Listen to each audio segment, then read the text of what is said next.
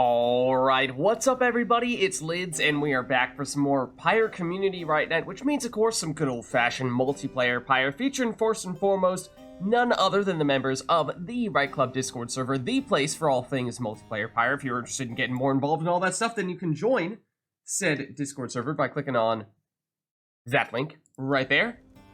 But for those of you in chat, you are not off the hook. No, because you see the red circle with the white L below chat, you click on that, you'll find all the various requests that you can make today, including things ranging from selecting players' exiles, masteries, talismans, songs, arenas, even Titan stars are all fair game. So, without further ado, let's hop into versus mode here and set ourselves up. And let me know, chat, if there is anyone who would like to get us started today, as I will also hop into said Discord server. Huzzah. Alright. I've got that up. Let me get Steam Friends going as well. That's up. Perfect. Perfect. Okay. How are we doing today, everybody? Happy Mother's Day. Those of you who are mothers or have hopefully gotten the chance to spend some time or send some messages to your loved ones.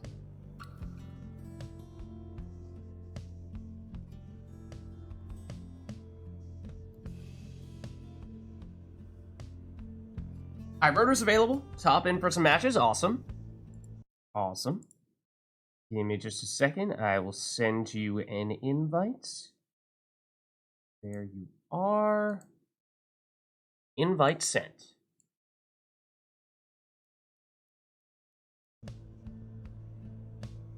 Alright, so we have iRotor on the way in.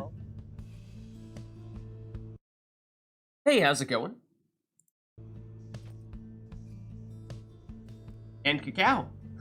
I can waste my time too. Waste your time. Don't be silly. Pyre is not a waste of time. That is silly. Okay. Invite sent to you as well, Cacao.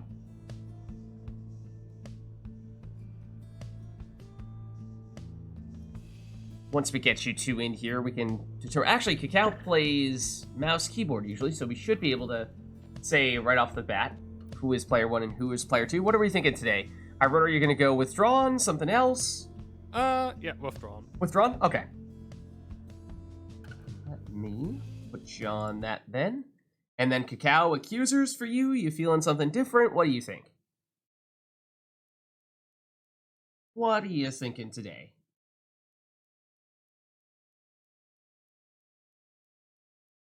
Yes, accusers? Alright. Nice. That means we will have iRotor here as player one, and Cacao here as player two. Awesome. Alright, we'll just set you up here as well, and let us know, chat, if there's anything that you would like to see for this first one, or of course we can give them a bit of a chance to warm up, although I see that I have changed their sigils, their triumvirates on screen, and it is not updating on stream. Give me just a second, give it a little boop, boop. There we go. That's more like it. And Cacao, yeah, exactly. Thank you for catching it, Honor, but I did see it.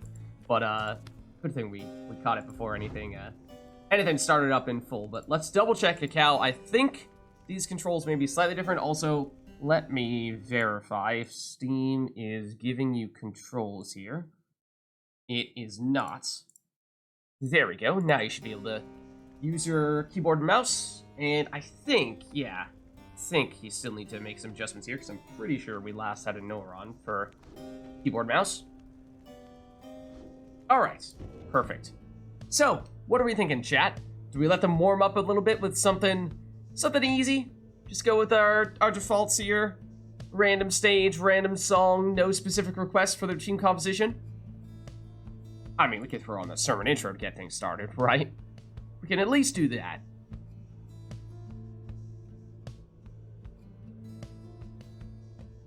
But it seems like chat is feeling merciful today.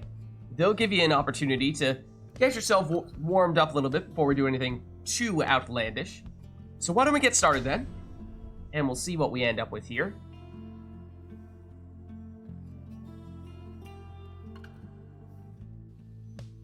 Looks like Glade of Liu. Exiles, you stand upon the Glade of Liu.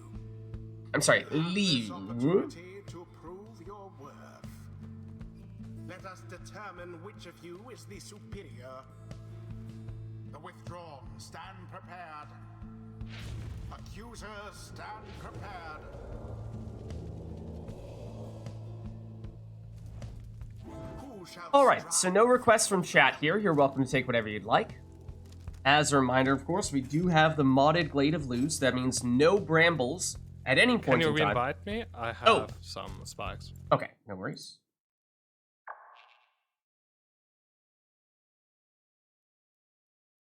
Let's see. Our invite on its way.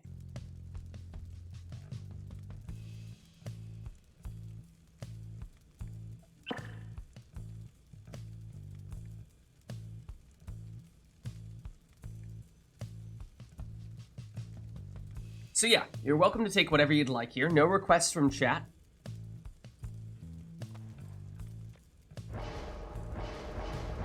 That means Irota's going for a speedy Udmilda and took the Crone Salutes. That means he will be able to transform all of Cacau's exiles into defenseless howlers once during this rite.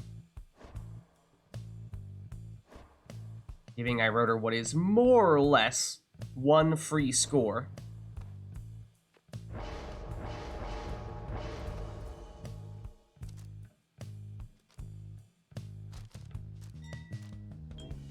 Cacao going Ninja Almer in the first spot with Banishing Throws.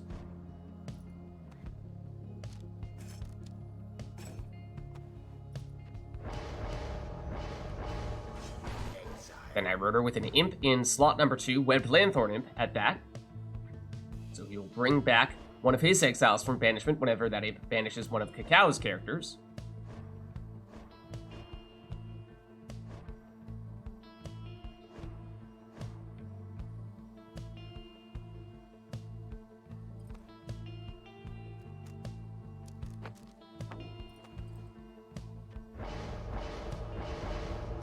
Cacao going double Ninja Savage. That time it's Gareth with the ranged throws.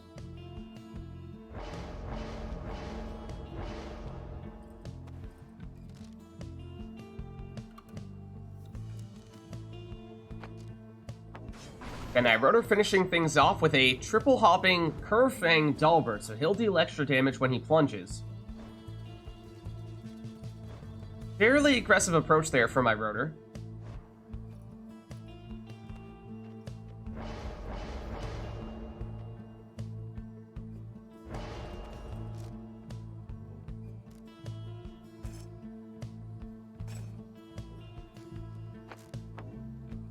And then Cacao goes Titan Tooth Messenger in, and here we go. We'll get things started for our first rite of the night. And, well, there is a quick score with a throw from Cacao, getting things started, using that teleport effectively. Remember, can banish with the throws, and that'll help carve out some space to clear up room for those throws to get through. But here is Irota with the counterattack, jumping in here with Udmilda for 30. No prayer beads on her, remember, took the Tailwind Crest for the extra speed, so that means Udmilda is gone for this round for Irota. At best, down to just 2 exiles. Here comes Dalbert. He's banished. Now, guarding the orb, perhaps waiting for some reinforcements to arrive, although, oh, look at this. Irota perhaps just trying to set up that portal. Poor exile. And then just barely avoided that cast and got blocked.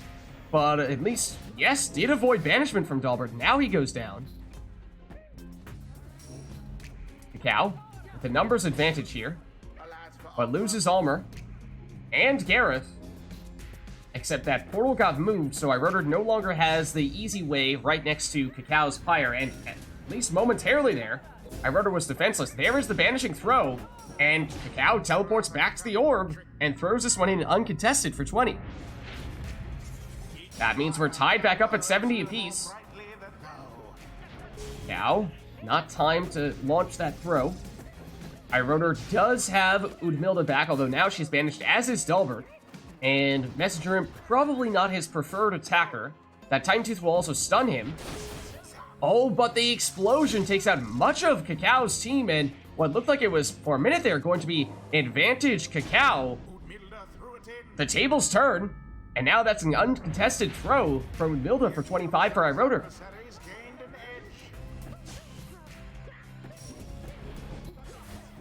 Cacao avoids banishment there. Throw is intercepted by iRotor, though. Through the portal he goes, and there's no one back to stop him. Oh, but his momentum took him into the Pyre, was trying to set up the throw. So that means he will lose Udmilda here. Only needs one more score to seal the win. However, with no Udmilda, that means no Crone Salute, at least not for this round. But iRotor has not yet used that.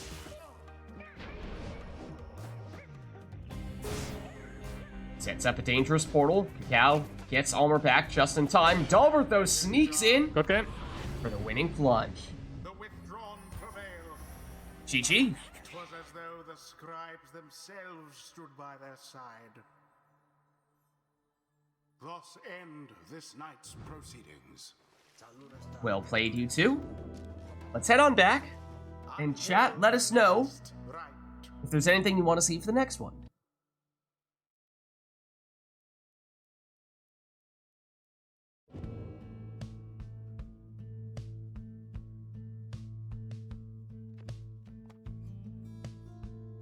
What do we think? Do we continue to give them a little bit of a warm-up here? Have them choose whatever they'd like to choose? Or do we start giving them some more specific requests of a certain nature? Oh, well, that certainly is a certain special kind of request. iRotor turns Customize off. So that means randomize Exiles, Masteries, and Talismans. Won't even get to see what they are in advance. We're just going to get thrown straight into the action. So that covers many things. We could still do a song. We could still do an arena, if that's of interest. And Potato says, it is time for some Falcon Run. Oh, just barely beats Core. Okay, so we'll have Will describe for the next one. No worries, Core. But Falcon Run it is for this one. Alright, so song is all locked in then. Anything we'd like arena-wise? Or are we good to go? One thing I actually should mention is that there has been a small adjustment mod that we have made to, I believe it was the boat and the Pit of Malith, to correct the order in which exiles are show up and whatnot. What with the boat for player 2, making it so that the character that you choose second actually is the one that you lead off with more often than not. Or am I characterizing that correctly?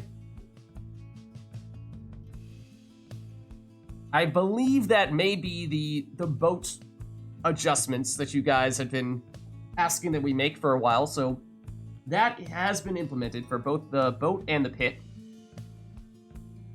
And I totally tested it. I absolutely did not just make those adjustments and never proceed to verify as to whether that worked. That's definitely not what I did. So it's not like as soon as we end up on the boat or on the pit, there's a 50-50 chance that Pyre might spontaneously combust. Definitely not going to happen. Basically, that's the gist of it. Okay. So just a heads up, if we do find ourselves in either of those arenas, that is something to bear in mind. But it looks like no song request for this one, so let's get it started again. Customize off. So who knows what we'll find ourselves getting into here.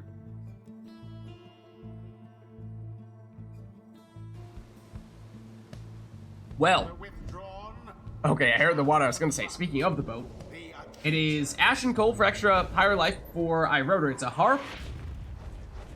It's Ulmer, the Savage, and it's Palmus, the Sap. Then for Cacao, it's Udmilda, the Crone, Pemitha, the Harp, and Bertrude, the Crone. So double Crone for Cacao. Exploding Saplings on Palmus for iRotor. So that does tell us a fair bit about Palmus. Means what? We can't have the full rekindling, I believe. So it is at least partially left side. Oh, and he's moving in! Lunges for 15. You saw the stubborn flame there. That means that if iRotor is in the lead, he will deal 10 less damage anytime that he scores. And because iRotor had that additional 30 starting Pyre life from one of his talismans, that means that it was active right off the bat there. And 18 damage on that plunge means is that he does have extra damage coming from something on Almer as well. Might be a Curve Fang, might be an Astral Eye, but we'll have to keep an eye on what the respawn time is for Almer. That will help us verify which source of additional damage it is. Here's Pamitha. Oh, has the Harp Salute, so iRotor able to switch in to an Allied Exile. Obviously, no Prayer Beads on Almer, as we were saying. He got that extra damage from some kind of talisman, but it also means that he's not in for this round. Cacao now on the move with Bertrude. And has a little bit of room here. Oh, going for the throw, and does have enough time to get it off here. Not the full damage, but that is 24. And it does, of course, mean that everyone will be sticking in here. Anor thinks it's Astral Eye on iRotor's Almer. That is definitely possible. Oh, look at that. The Harp switch into the Blink from Palmas. Setting up the Palmas plunge. No Prayer Beads on him. He's out for this round. And I think it was iRotor's Pamitha that had the additional starting Pyre Life talismans. That means the only one that we don't know about is I don't think we know of Palmas' talisman for iRotor.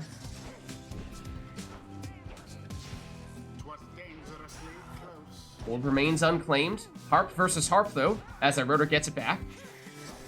And finds a way around that Crone Defender, plunging for 10 here. The Palmas plunge. Oh, look at that! Beautifully played from Cacao. Ring around the Rosie, finds a way into the fire, avoiding the defender. Pamitha, for iRotor, gets cornered and banished. Ooh, well played with the exploding sapling from iRotor. Trying to give an opportunity here. Carve one out for Palmas. Oh, but well played. Good cast from Udmilda to take him out. Pamitha back on the move, but she switches into Almer. We know he has the extra damage. It's 18. Oh, it does say Astral Eye. Yes, it is definitely Astral Eye. Okay. So that means less hope for Almer. So if he does get banished, he's going to be out for longer.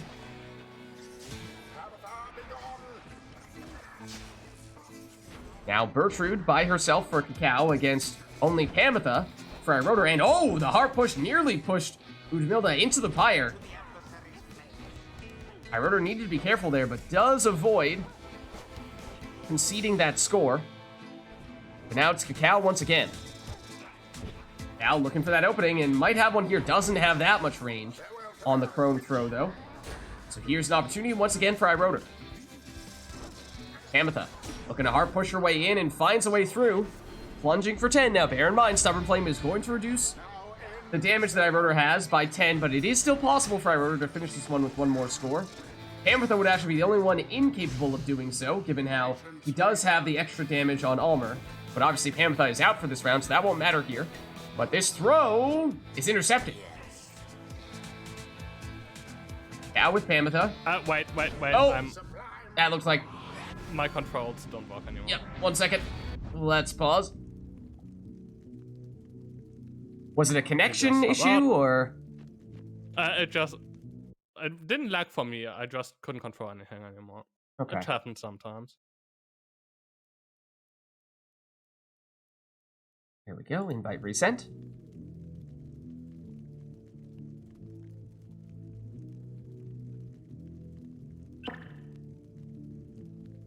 All right. So I'll give you guys a countdown. I'll go. Seems to be fine. Okay, great. I'll go 3, 2, 1, go, and on go we'll hit resume. 3, 2, 1, go. Pamitha blocked and banished. As we were saying, Cal is vulnerable here. Pamitha actually the only one who is not as dangerous. She's the only one incapable of finishing this one score, but Cacao defenseless here. Palmas does have enough damage. That throw is just enough, except... What? RITE Nite, one of Cacao's talismans for the unexpected 20 rekindling. Where did that come from? Cacao holds on and blocks as iRotor. Oh, goes in for 18 damage. Cacao still hanging on with 2 Pyre life. I wrote her, anything will do. But Cacao has it back. With Pamitha, finds a way through.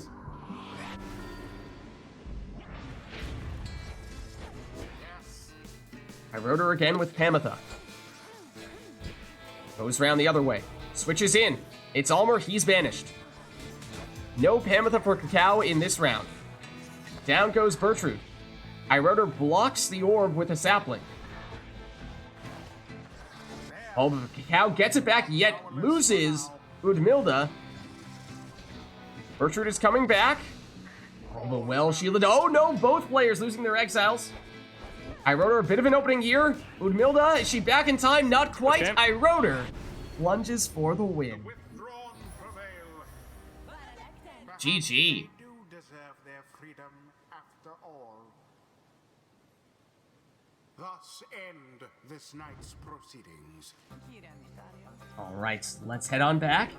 Well played, you two. Until the next rite. Why isn't the Savage stunning when you... At what point?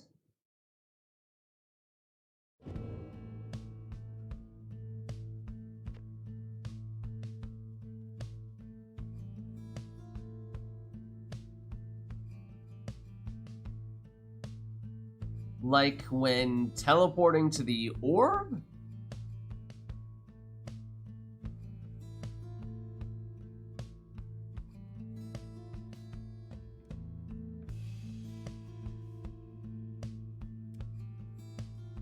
One jump, and he didn't stun.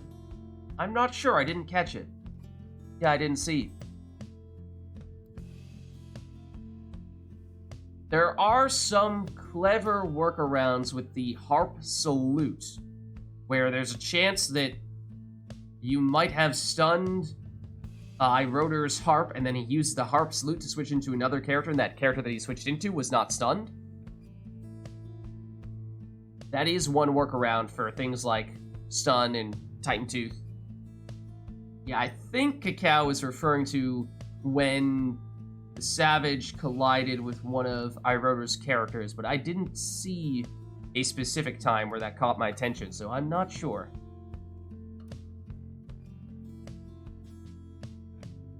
But either way, let us know, chat, if there's anything you'd like to see for the next one. We do have Will of the Scribes, courtesy of Core, for this next one. So we're all locked in for a song. We'll turn Customize back on unless you guys want to turn Customize back off, in which case, let us know.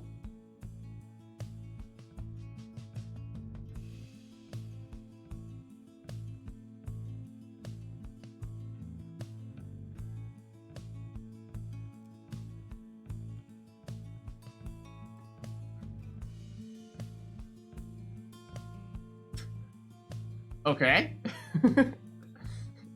This is not a customize off one. And then Ignore turns customize off. This is a Lids pick one. Okay, I see. I see. Alright, I'm gonna need to start planning then. Chat, what do we think? If you guys give us an arena here, I think that'd help me a lot. I pick everything. Okay. So I'm not very opinionated at the moment. It's so early in the Rite Night. It's not like, oh, well, we've done a whole lot of this type of class or this type of class, and so we should have people play this one so we get the chance to see more stuff. So if you guys do an arena, that might give me a little spark of inspiration.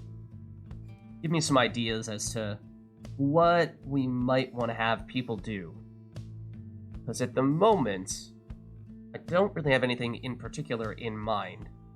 Of course, we could play it by ear and see where we end up, and we could adapt accordingly, but if there's a specific location you'd like us to go, that'd help give me a little more of a foundation to build upon. Specific combos that I want to see people play.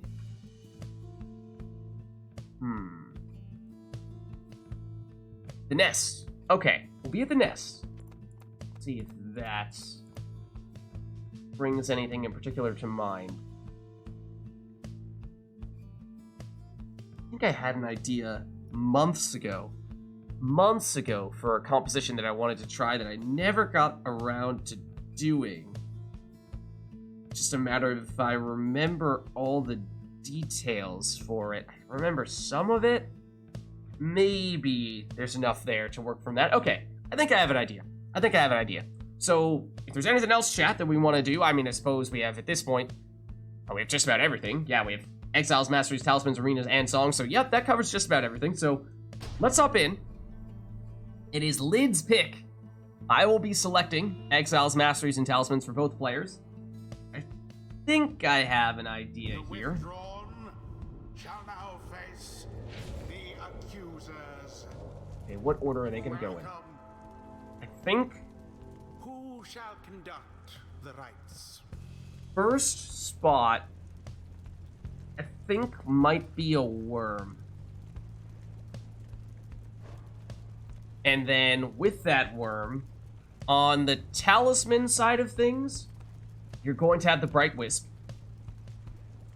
Wait, is that the right name for it? One above that? The auto-passing one in the top left-ish corner. One below the top left corner. Yeah, Bright Wisp. So you're going to automatically pass the orb to a neighboring exile if this worm gets banished.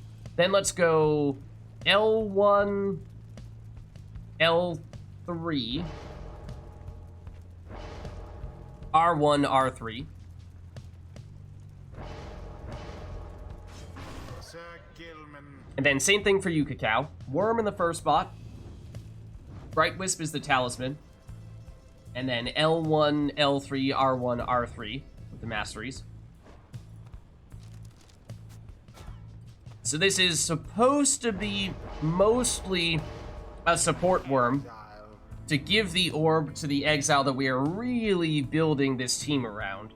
And I think we might put that exile here in the second spot. Do you guys prefer having your centerpiece of your team be on the top side or the bottom side? Does it matter to you? If it's the main scorer, it's Yeah. the bottom side. Bottom you prefer? Okay. So then I'm not totally sure what this third exile is going to be in that case. I guess we can just make this a Web Lanthorn Imp? Yeah, let's do that. Let's go with an Imp of any variety you'd like and then put Web Lanthorn on it. And then for Masteries... Thinking about portals. Do we want portals or is that going to distract from what we're trying to do here? Yeah, actually, let's go for super portals. Let's go down for, so on the right side, let's do R1. We'll do, star sign, and then, yeah, last laugh as well. So yeah, R1, R2, R4. Exactly. Exile. Okay, but then for the bottom one, for you, we'll put the centerpiece on the bottom for both of you, I suppose. So... For you, Cacao, rather than... We'll put your imp at the top. But for your bottom character, let's go with a demon.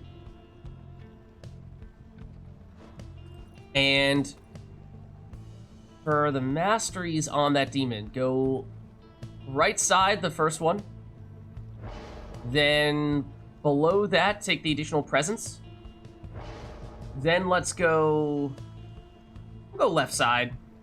First one on the left side, and then we'll take... Are we gonna go Brazen Manor? Nah, we should probably... actually, Crushing Heal is maybe a little bit distracting from what we're... The actual purpose of this one. Yeah, actually, I think what we want is... Let's go Brazen Manor on it, if you don't mind switching up your demon here.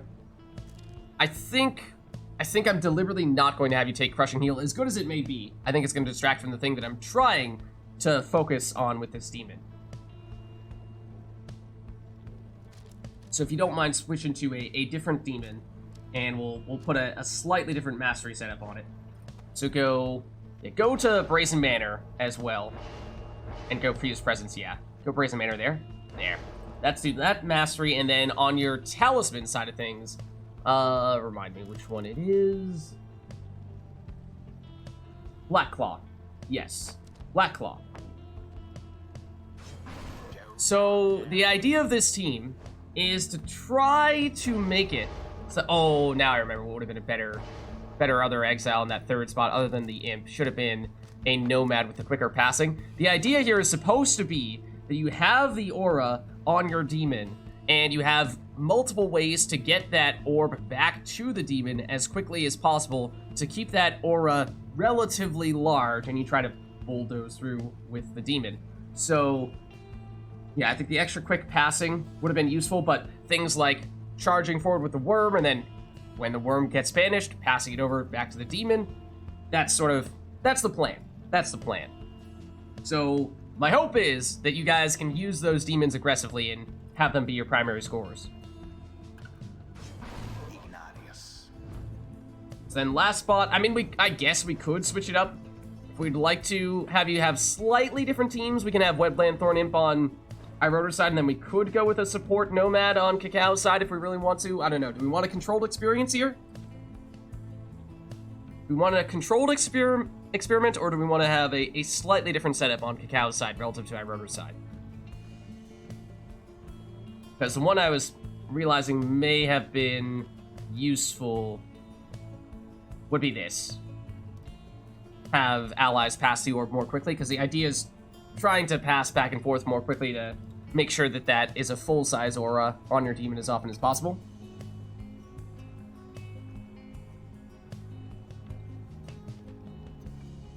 Let's try this, I suppose. Let's go with the Nomad on Cacao's side. So yeah, just as long as you take the right first one, and then the left side in the middle, the moon formation. Yeah, as long as you take those two, and then whatever you'd like on the other masteries for Lendl, because those are the two that I really wanted to make sure you took. And then in terms of talismans, is there anything else that would help support the demons? If we had 2 rings, we could have theoretically put the other ring on the demon, but no, well, no, but he needs the cursed talisman, so I don't know if there's any specific talisman that is all that useful for support purposes. You know what? Take Fairy Spirit. Over 1 down for run 1 down from the heart. On the first page here, I can. This one here. It's the one that gives the moon drops, because that way we're talking about maybe getting the infinite stamina on the demons to have them be super powered, and that's potentially one way to make it happen. So here we go. The hope is to set these two up for some crazy demon plays. Oh, did I give them the wrong cursed talisman? I give them the wrong cursed talisman. Did I do that?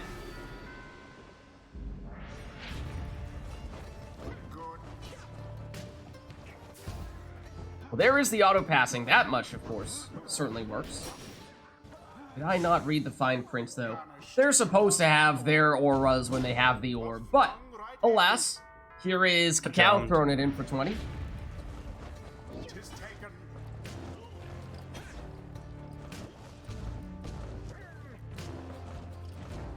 Yeah, there we go. Okay, it is the correct one. Yeah, you had just jumped earlier. That's why I wasn't there. Okay.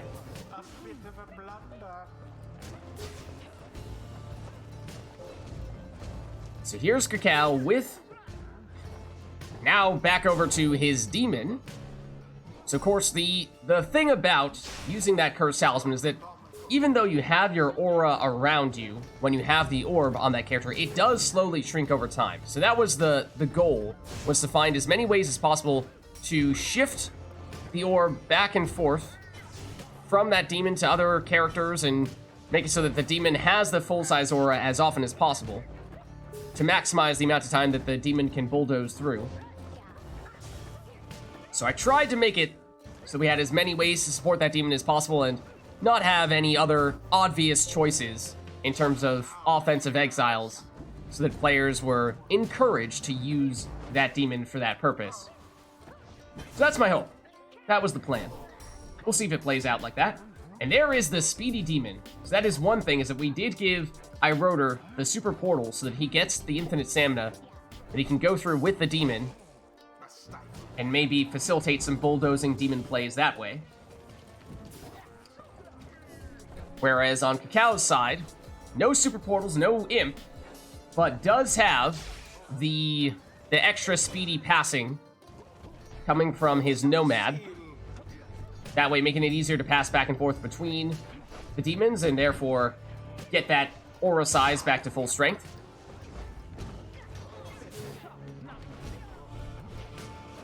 And there is an opportunity for Cacao to plunge in for 30 with the demon. How very fortunate for the accusers. And again, the worms are there so that they can charge in to get the orb as quickly as possible, and assuming they get banished, they'll pass it to their closest ally, and hopefully in doing so, give the orb back to their demon. But of course, Jody is gone for this round for Cacao as she plunged. So that means Cacao will need to find some other source of offense. Otherwise, I wrote her here with an opportunity to throw in an unblockable throw with the worm for 15. The withdrawn are now favored to prevail. Cacao going around the other way, sneaking in for another worm throw here, returning the favor. A show of strength. There's the Bright Wisp triggering and passing over to the demon, as intended. Brazen Manor is active on Ignarius for Iroder, but instead moves in with the worm, and Gilman plunges for 15. Into flame. The withdrawn gained the upper hand. Throw from Cacao is slightly short, it's intercepted. Ignarius goes down, that does trigger Fairy Spirit, which is another way of getting infinite stamina on the demons. And Cacao does use it, but can't quite sneak through with Jody, and the aura wasn't quite big enough to bulldoze through all the way. But it works there for Iroder. But Ignarius does go down here. Now trying to get Lendl back. But he comes back the usual way. Respawns Jody. Jody goes down. Lendl vanished. That leaves just Lady River. But Jody has returned now as well. Iroder in position defensively, although Lendl hops over Ignarius and in for 20. Dropping Iroder down to just 15, which means Cacao may be able to finish this one with one more score. Any exile is theoretically capable of doing so.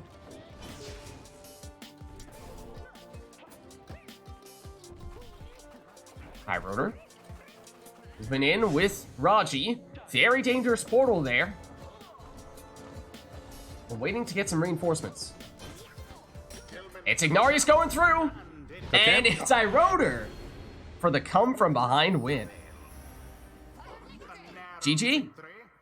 Yet nonetheless commendable. The rite is ended. So, a bit of a work in progress in terms of the team composition there, but I think that was at least the general idea that I had a while back that I wanted to try out, but never quite had the chance to do so. So, you know, maybe it's something that some people can try for themselves every now and again and see what they think of it. But now let's set ourselves back to our defaults, unless, of course, you guys have anything in particular that you'd like to see for this next one, in which case, let us know.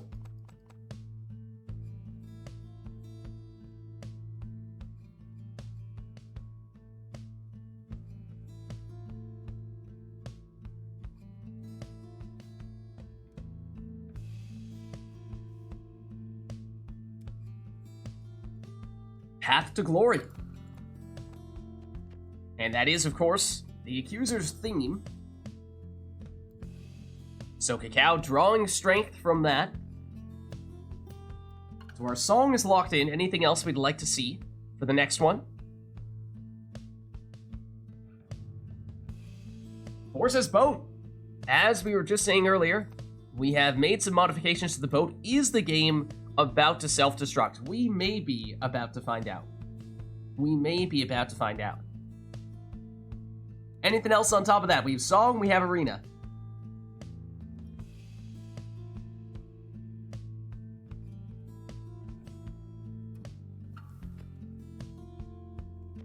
Looks like that'll be all here. So let's get things started.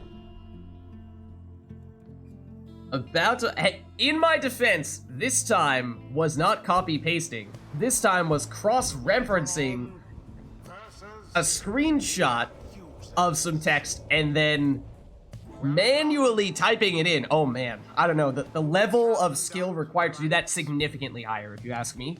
So I don't know, chat. I don't know. It's risky. It's risky. I'm just saying. There's a chance. There is a chance.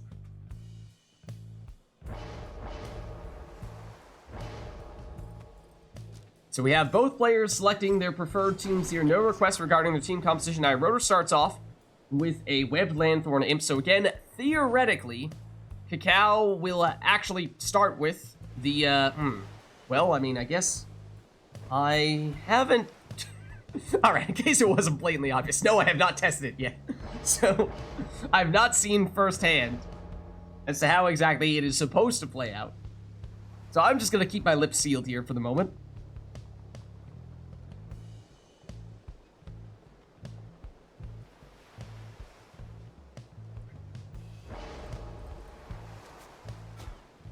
Oh, and Cacao sticking with the Right Wisp. Of course, it was part of the team composition that I gave them last time, but this time voluntarily choosing to stick with it. Oh, hold on just a second. Rotor took an Imp in the first spot and is going with a Bottled Void Imp in the second spot. Rotor embracing the chaos here. I don't know if we're ready, chat. I don't know if we're ready for that right now.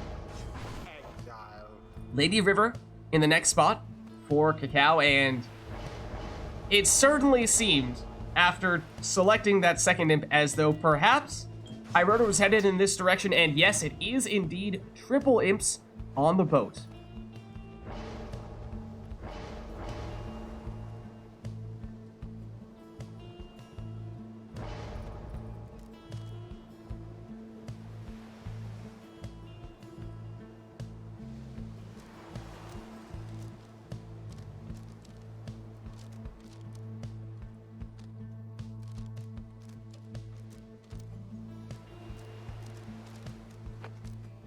Then for Cacao, it is 1 Savage, 2 Worms. Is the game about to self-destruct? We're about to find out.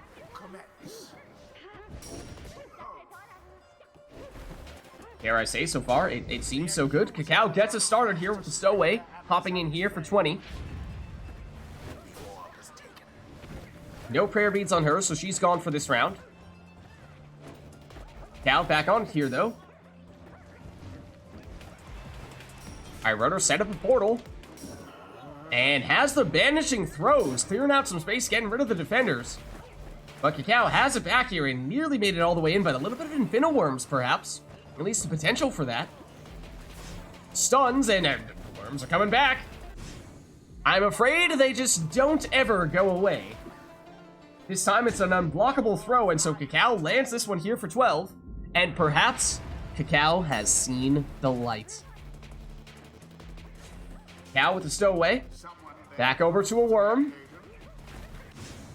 Back over to another Worm. Oh, that time there's a silly Savage in there, preventing the Infiniworms from happening. Lady River. Back to Infiniworms we go. Well, once again, the Savage ruining what would otherwise have been the perfect team composition. Oh, Cacao right next to the Pyre. Might have been able to plunge there, but hesitated a bit. As a Rotor, a bit of a time to breathe a sigh of relief, as it was a bit of non-stop pressure from Cacao, but Cacao has it back here. Though the throw is intercepted, and advanced portal play for my Rotor is stopped short, but there is still a portal there for Rotor if he is to get the orb back, but it's Cacao on the attack here once again. And it is Cacao who plunges for 15. Yeah, I noticed that. Failure, does that mean it worked? I think that means it worked.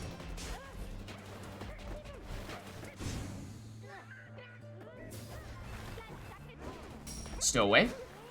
Blocked. But has it back. Blocked again.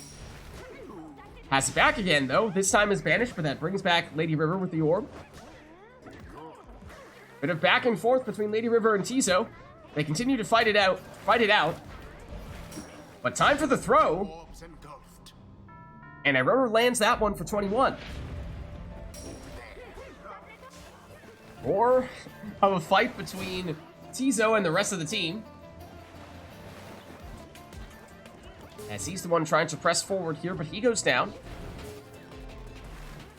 Stowaway, banished. Now Rotor was looking to go through the portal, but I believe the position of that portal, the location of it, got moved right as he was going through. A deftly thwarted drive. Lady River and Gilman both in attacking positions here. Gilman down, though. How fortuitous. Infiniworms, or at least Infiniworms Light, as once again the Stowaway ruins the truly infinite worm respawns. I wrote her again. Big throw. Oh, is slightly wide, though. Counterattack. Oh, the Bottled Void throws off Cacao there. Dispossessing of the orb. Cacao. Back at it with the Stowaway. Retreats. Looking for the right angle. Buying some time. Little ring around Rosie, perhaps waiting to bait Irona out of defensive position. Orb is taken. Now attempting with the worms, and an opening here. But the throw is wide. Now Irona's turn.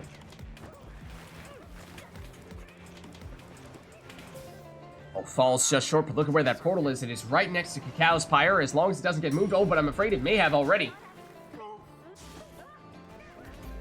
No, it's still over there. It's still over there. Now it's been moved. And now it comes back. So if Irona is to get it back, then that would be very dangerous, although Irona looks like voluntarily moved it next to his own Pyre. Does give him the infinite stamina, which is certainly useful to help traverse the arena. Oh, and look at that snipe for 24 damage.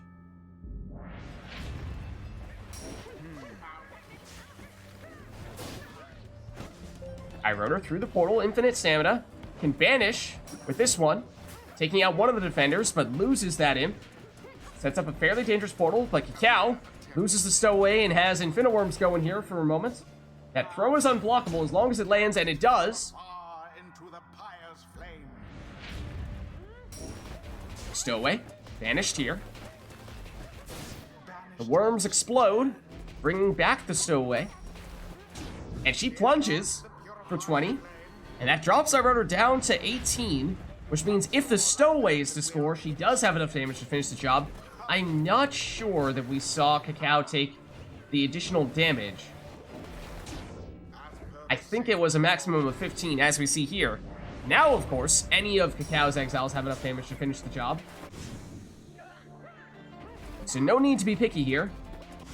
It does mean pressure mounting for Irona. As here comes Cacao. Irona thwarts that attack. But here comes the Stowaway. Okay. Jumping in for the winning plunge. And you need something like some specific composition to defend that. Have taken note. I'm not just good with any composition. The right Well, is GG. complete. All right, let's head on back. Until the next right.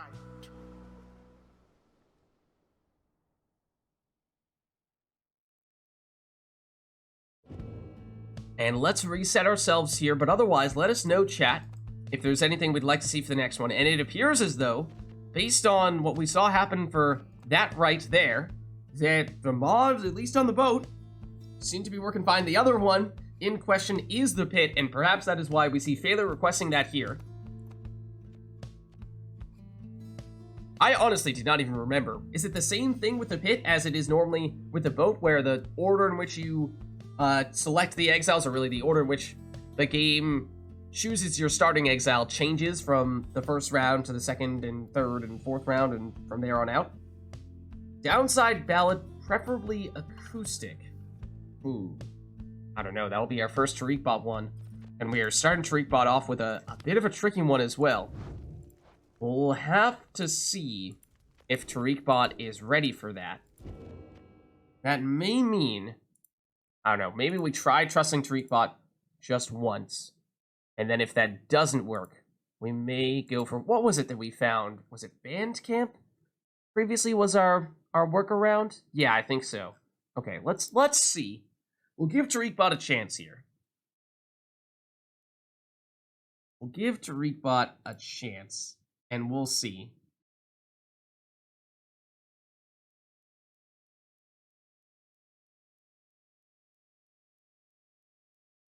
Or we could just, yeah, we could just take the Bandcamp approach. We know that works. We know that works.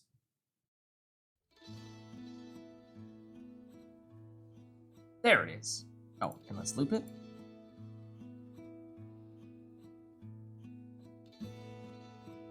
There it is. Alright, so we have the song. We have the arena. Is there anything else we'd like to add for this next one?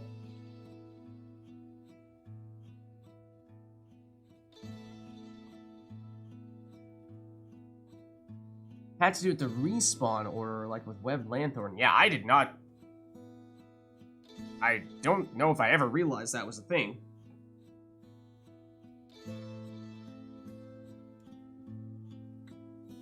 So that's news to me, but apparently we fixed that, or at least may have fixed that. Not get too far ahead of ourselves here, but it's possible. So I admittedly don't really know exactly what I'm looking for here, but I'm hoping that perhaps somebody in chat who is more knowledgeable than I am will be able to determine more definitively, does it look like the changes that we've made are working as intended? Or is it just the same issue that we would normally see, where, at least according to Core, it has something to do with the order in which exiles respawn. Something about that. Anything else? Arena, song.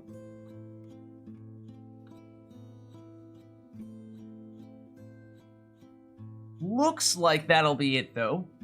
So why don't we get this one started, then?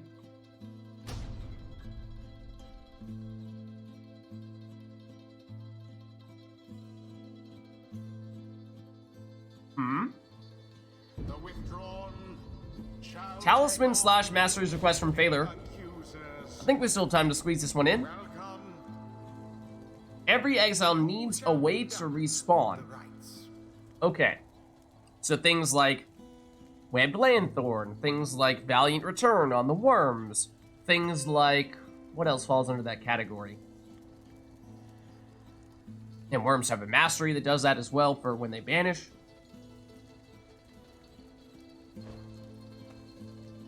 Oh, Sacred Bond. Will that serve the same purpose? Obviously, it is a way to get exiles back, but the nature of the respawning is certainly quite different. Avenging Aid, Sacred Bond. Yeah, Spaler says Sacred Bond is fine. Edwin, So that's what Iroda will start with here.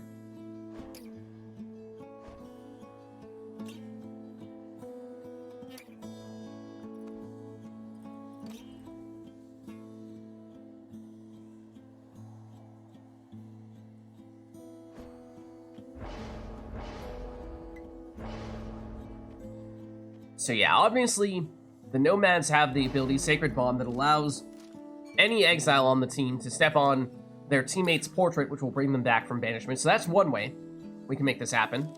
The Worms have a similar mastery when they banish. It's basically a Webbed Lanthorn mastery.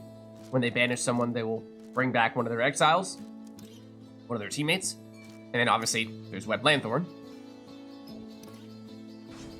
Oh, Cacao. I think we've seen Cacao do this on several prior occasions. Webbed Lanthorn on Lendl.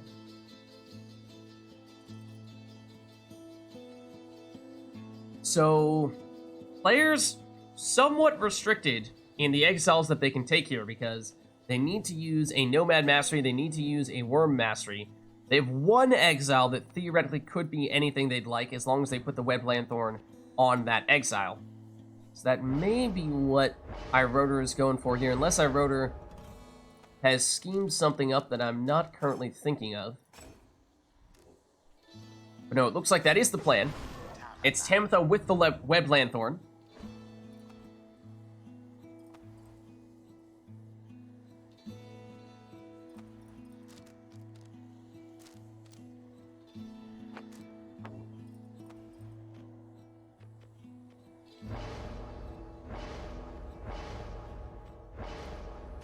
Then Cacao, back to the Black Claw. Oh, on the... Does that demon have a way to respawn people?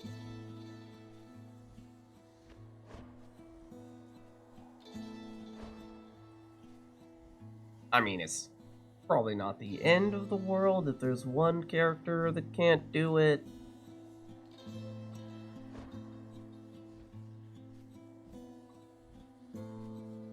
I think it's Fadas. Or 7. Yeah. Failures that still work for you? Cacao accidentally took one demon who is not able to bring anyone back from banishment. If the idea here, I think the idea from Failure was mostly to test, using as many ways possible to bring people back from banishment, is this mod working as intended? And I think we've done enough of it, yeah, that we should hopefully still be able to see. Failure says it's fine. I think we have enough respawning exiles that, at least for someone with a keener eye, or at least a better understanding of what we're looking for here than I do, we'll be able to determine whether or not it is working as intended. So we do still have a whole lot of ways to bring people back from banishment.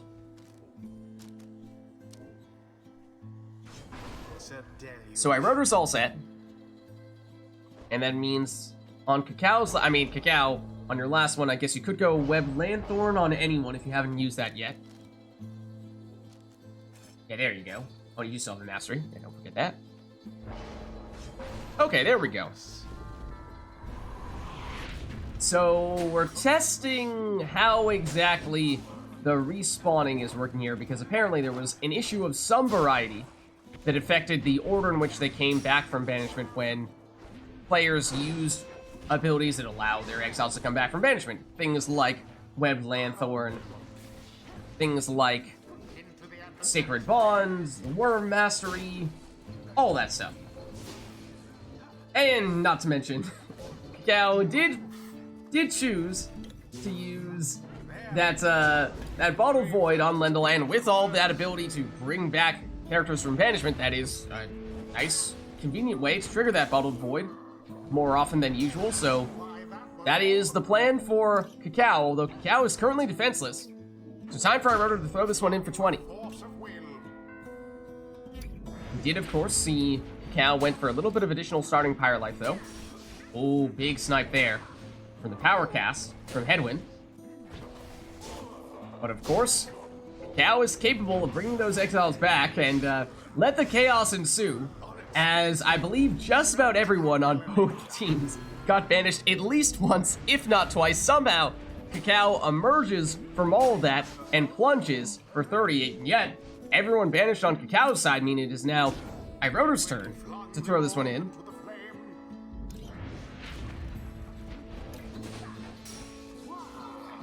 Wow! Iroder back on the orb here. Or rather, Cacao, that is. But Iroder banishing both of those demons. Of course, as we said, no banishment is permanent here, as both players with tons of way to bring their exiles back. Cacao blocked and banished. Cacao defenseless for a moment here. Although the Bottled Void banishes Headwind. Lendl goes down. His Paleth blocked. Has it back, but gets banished by that big Headwind power cast. Headwind trying to clear out some space, but he's blocked by Lendl. Then gets rid of Lendl, and now has a little bit of a window here to throw it in, and does so for 20.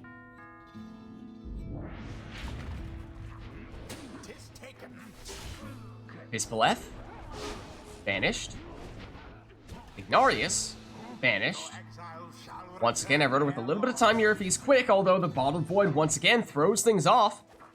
And likely saved his score there. The orb is on.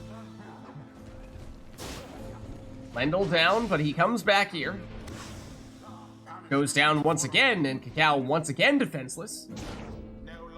And so Iroder continues to whittle away at Cacao's Pyre. Huge power cast there from Headwind, though. Banishing 2. Trying to get rid of Ignarius as well, and does. And is Iroder going to be quick enough? No, it's the Bottled Void once again, spoiling the fun for Iroder. Last minute saves. Cacao has had several of them coming from that Bottled Void. And with all the respawning and all the banishments, the chaos continues. But it's Iroder this time emerging from all of that ruckus. And retaking the lead here as well. Cow blocked and banished. Ignarius sidesteps that cast. Has the orb back here, but his toe is in that cast, and so he goes down. Opening here, oh, unless Cacao is in position to intercept, but no. The throw lands for 20, and that drops Cacao down to 15, which means next score for Iroda, regardless of which exile it is, could be enough to finish the job here. Even that worm can make it happen. GG. Withdrawn prevail. The rite conducted with aplomb. Well played. The rite is done. Alright, chat, so I readily admit that I have no idea if we have proved or disproved as to whether that was working as intended. Changes we made to this arena. But maybe someone else in chat, more knowledgeable than I, more observant than I, can make that determination where I can't. Don't think the change was relevant much in this match because of Sacred Bond. That's what I was wondering. I know Sacred Bond is a way to bring exiles back, but I feel like that might have, because the nature of how you're bringing exiles back is so much different, it might have made it harder to tell. So Phaler says, hold on, we need to try this one again. We're back at the pit, but this time it's triple worm. Let's go indeed. All right side worms. All right side triple worm. Knights of the Sea, it had to be done. It just had to be done. That is correct. That is right. We do already have the arena, though, because I think the intention is to determine as to whether this mod that we made to Pit 'em Elite, is that working as intended? And so Phaler did request that we double down on the pit here. Happy to go boat again. I know that would complete the total worm theme. But alas, that will have to wait, I'm afraid. So I think that covers just about everything for this one. Sunken Shadow, Vengeful Vow, no Mooncrest on the talismans as well. Sunken Shadow, Vengeful Vow, and no Mooncrest. The withdrawn shall take on the accusers. Wait, are these for two different rides, or do we divide them among, like, Shall for each conduct team? the rites. Wait, where was Cores? Oh! I did not see Cores. Aura Scale, Thorn Knot, Scribe Rock. Oh. What requests do we have? Talisman requests? And... We have two conflicting talisman requests. I did not see that Core also had one in there as well. And Core's was actually first. I know Phaler was intending to set this stuff up for the... Oh, and the... Oh! I forgot to... Hold on. We also, at the very least, need to turn the in-game music back on and turn off Tariqbot here. That we can do. That's easy. That we can do. That's no problem. Okay, but the question of how to resolve the talisman dispute of 2022. Let's see, so... Yeah, Core said Aura Scale, Thorn Knot, Scribe Rock. Phaler said Sunken Shadow, Vengeful Vow, no Mooncrest. Core was first. Let's see. Yeah, I know the thing is, Phaler was trying to set all this stuff up together to be a specific test. How about mine? Core is saying maybe we have one person do Core's talismans, one person do Phaler's talismans, or we could just go for it next time so we get a mirror. No Mooncrest equals Thorned Knot. Okay, maybe that's our compromise. So, Sunken Shadow, Vengeful Vow, and Thorned Knot are our three talismans in that case. Again, that is Sunken Shadow, Vengeful Vow, and Thorned Knot. All worms, all right side masteries. I think that accounts for everything. Does that make sense?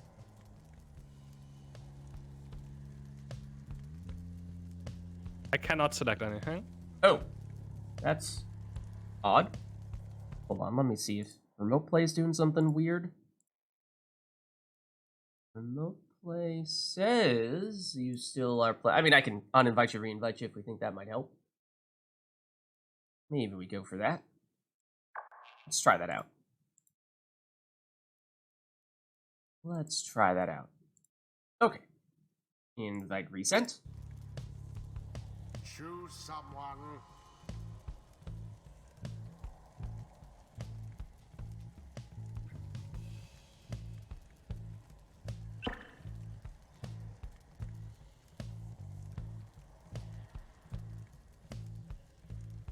I still cannot select anything. You can is- if you give me keyboard control for a bit, I can just select that, but it's probably going to work in the right. Okay, that is a little odd, but sure. Okay, you should be able to go mouse keyboard now.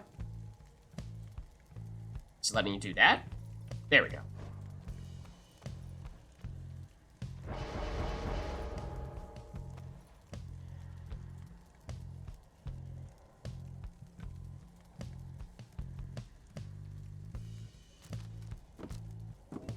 See, I was Thorned, not Sunken Shadow, and Sir Gilman. I'm forgetting what the third.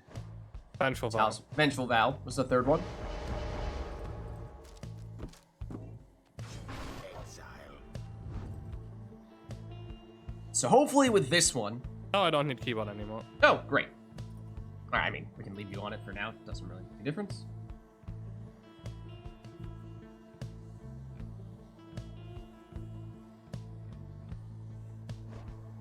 So hopefully with this one we'll find it is clearer as to whether our intended mods are working as intended.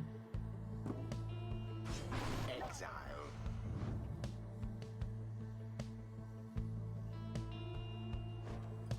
So again, keep a close eye on the respawns is the thing that we are trying to pay particularly close attention to. Sir Deluge.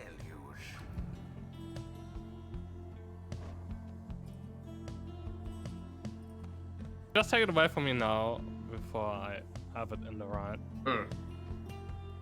1 second.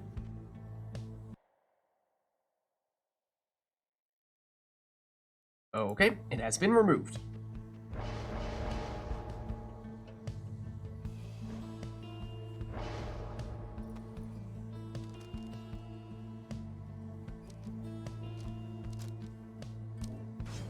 Sir Deluge. Alright, so our rotor's all set and ready to go. The idea behind these teams is to maximize the extent to which players are bringing back their exiles from banishment. Yes, however, this time specifically going all in on the worms with that, because the Sacred Bond stuff with the nomads was distracting us a little bit, kind of circumventing the method of respawning that we were looking to test. So here we go. Good. Begin. We'll see how it works out this time. Here's our rotor. Blocked. It actually gets rid of the defenders there, and so has time and space to get off a 15 damage throw. Somehow, Cacao avoids banishment there. It does go down this time. Galuge, blocked on his way to the Pyre. Banishes one of the defenders. Free orb here. Into the adversary's Lady River, for Cacao, the throw looks short. It is, so Iroder has it back here. And is blocked before you can get the throw off. Cacao on the counterattack. Banished here. Iroder's throw looks a little short, so now it's Cacao. Cacao sneaking around the other side, and that throw just barely lands for 15. fire on each side burns just as true. Iroder back at it A devious maneuver. for another 15 damage throw. And the worms collide. But it's Iroder who emerges. Does go down, though.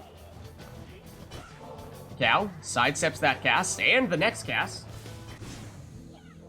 But is now wormless, which is hard to do. And Iroder's persistence pays off here with 15 damage throw once again. Cacao retreats, waiting for the right moment. Oh, look at that. Huge cast. Still takes out Cacao. Cacao. Sneak around the other way this time, but does get banished. iRotor gets rid of one would-be attacker. Though Cacao clears out a whole bunch of space here and plunges for 15. Of course, no prayer beads on any of these worms. That means Cacao is now delugeless in this round. Cacao going the northern route. Throw is unblockable. Does it have enough on it? It does not. iRotor now. Just one defender back. But Cacao trying to build a wall, but iRotor's unfazed. Plunges in here for 15. And now that means iRotor is down Gilman in this round. It's a numbers advantage to Cacao and throws this one in for 15.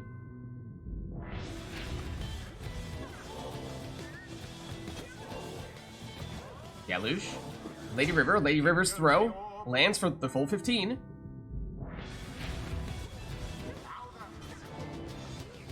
Lady River again. Blocks this time. iRotor. Decides to go in for it, but gets banished. They now counterattack, always blocked at the last second by iRotor. He's banished too. Gilman. Blocked. Banishes one defender. But iRotor gets it back here. Blocked on the way to the Pyre. And then banished. Now Cacao. Trying to speed through the throw. iRotor's still able to get it before it lands in the Pyre. So it looked like it must have been going slightly short, but on the second attempt, Cacao does get it in here for 15.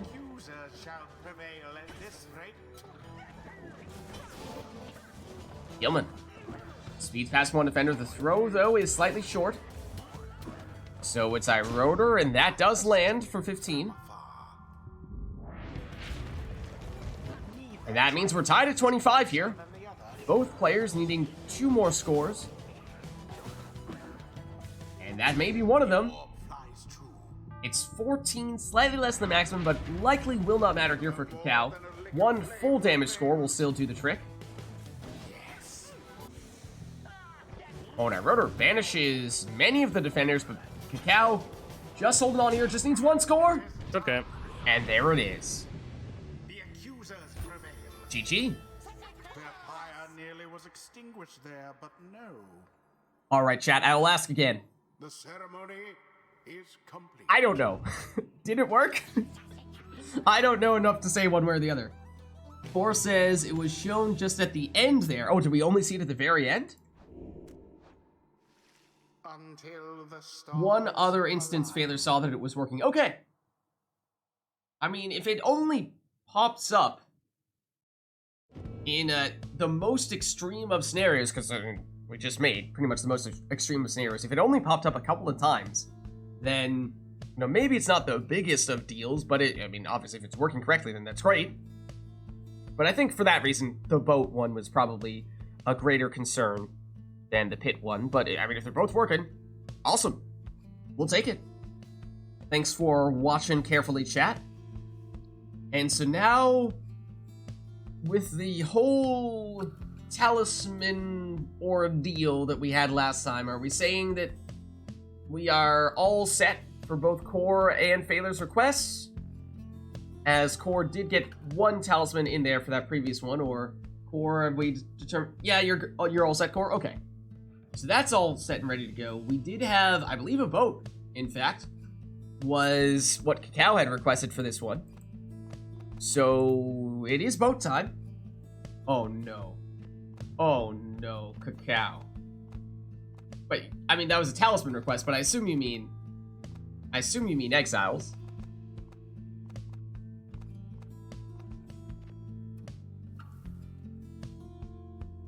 Three saps, says Cacao. 3 saps on the boat. This is bringing back some painful memories. Failure, avert your gaze. Shield your eyes. Once upon a time, grand ceremony. It had to be done. Once upon a time, we had a match here. on the boat with all saps on both sides. And is that, to this day, our longest rite ever? Or has that one since been eclipsed? Oh man. Oh man. It has not been eclipsed. It is still the longest one. Because we've had a few sap-heavy matches. Like, there's the original Speedy Bullfred versus Quarterback Manly, the origin of the original Civil War. That one, I think, was on the order of about 40 minutes. That was the longest rite ever for a very long time. Then, a year or so after that, it got eclipsed by I think was all sap showdown. And then that one only stood for a relatively short amount of time. And then it got beaten out by another all sap one. I just don't remember if the all saps on the boat between Failure and Lag Machine, if that was the second longest or if that was the longest. I don't remember if that one currently holds the record. So do you want with without or with exploding saplings? Failure versus Lag, 47 minutes is still the longest? Okay, so that is the one I'm thinking of. I think we need to have one of the saps needs to have the Cursed Talisman that prevents them from casting. Otherwise, the game will break. That is the one thing that we absolutely must do. Otherwise, the match just won't work at all. So there is that. In terms of the exploding saplings, I'm not... Take a call. Does that affect it at all? Oh yeah, well, there's the all right side. Maximum rekindling is in large part the reason why those matches went as long as they did. Of course, says take whatever you want. Please don't take the right side.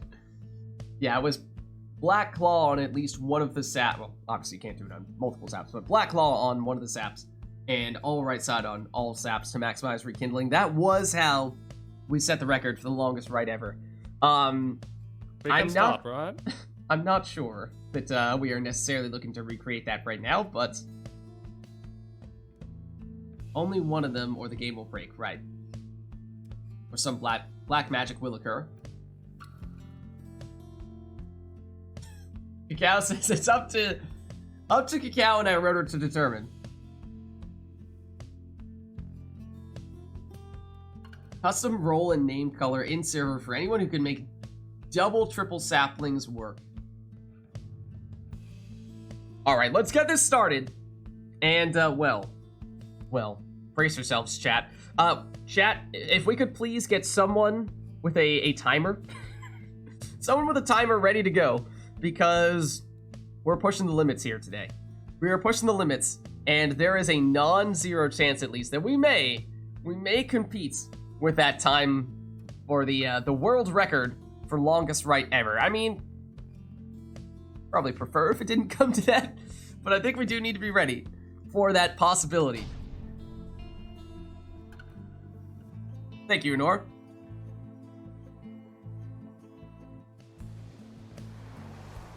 The withdrawn versus the accusers. Well, Okay, so it's all sap, and you absolutely must have one sap on each side with the Black Claw so that you can't cast. Otherwise, the game will just instantly break, and this rite will basically not exist.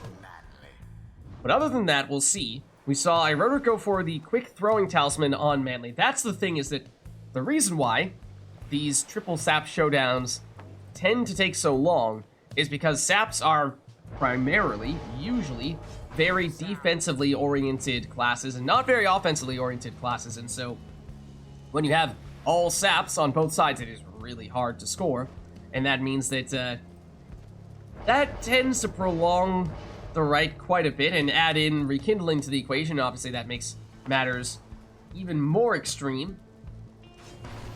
So there's the Black Claw. So Iroder has taken one of those. It's needed because it prevents one of the saps from creating a sapling, and the game just is not stable when you have 6 saplings on the arena simultaneously. We've tested it out. Yeah, if you have 6, I think we've tried 5 as well. If you have 5, the game will crash as well. So that's why you must have Black Claw on one of the saps on both sides. That is the most extreme you can possibly go. Amir, please. Exactly. It's almost like they didn't expect for people to be going triple sap versus triple sap. Modding the game so that they could do triple sap versus triple sap. Imagine that. How dare they? If you have 5, it either crashes or have some weird aura shenanigans. Alright, chat. Get your timers ready, because here we go! Triple sap versus triple sap. Break out your popcorn, because we're gonna be here for quite a while. Cacao. With Manly. So as we were saying, as we were setting up this right, the key factor here is likely to be who can carve out some offense with their saps, because otherwise it's going to turn into primarily just a territory war, setting down those saplings to make some safe spaces for the saps to make advances, and hopefully getting them close enough to the opposing Pyre to throw it in. Otherwise, it's going to take so long to get to that Pyre that the opposing team is going to have all the time in the world to set up a wall and prevent you from getting there. So we saw iRotor took the quick throwing talisman. I think we saw Cacao go for the throwing distance, as Cacao gets us started here with 25 damage on that throw.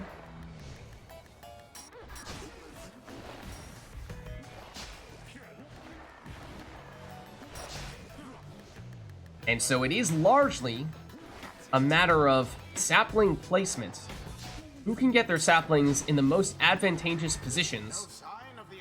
Because that is really the best way to carve out some space, to open up an opportunity for launching an attack, because not exactly going to have any quick counterattacks with all these saps.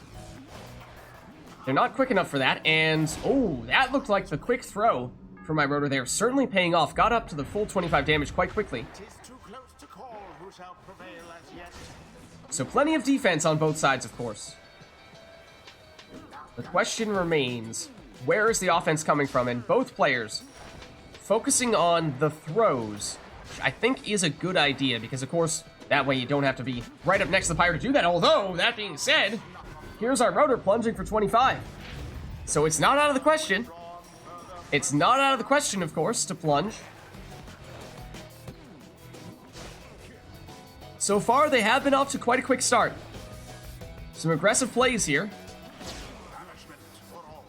As iRotor is banished, but does have Numbing Gust, or Typhoon Bottle, was it? Preventing Cacao from sprinting, jumping, throwing, or using any other special abilities when everyone is banished on his side, and so that will slow Cacao down on occasion. Then again, not sure that the saps were going to be sprinting in the orb when everyone was banished on the opposing side anyway. As we were saying, it's not as if they are speed demons. But once again, everyone banished on iRotor's side, so that is the situation that iRotor was prepared for. Might have been an unnecessary level of precaution, but it is a precaution nonetheless that iRotor has taken, and maybe on this occasion, with no Numbing Gust / Typhoon Bottle, Cacao may have been able to make it in there. But even then, at least with that ability, it did prevent Cacao from getting it in. Cacao back with it now. Oh, the well-placed sapling. Takes out Manly. I think both players may have put their most offensive talismans on Manly, so we will likely see Manly as the primary scorer for both players. Here's Palmas. And actually, for a while there, went unbanished, and he wondered if that might have been just enough to carve out a space to throw the orb safely. Although, same situation here for iRotor now. Unable to sprint, jump, throw, or use any of the special abilities. Then again, as we were saying with Cacao, iRotor probably still would have found it hard to make it all the way to the Pyre in that limited amount of time, given the limited sap mobility. But you never know.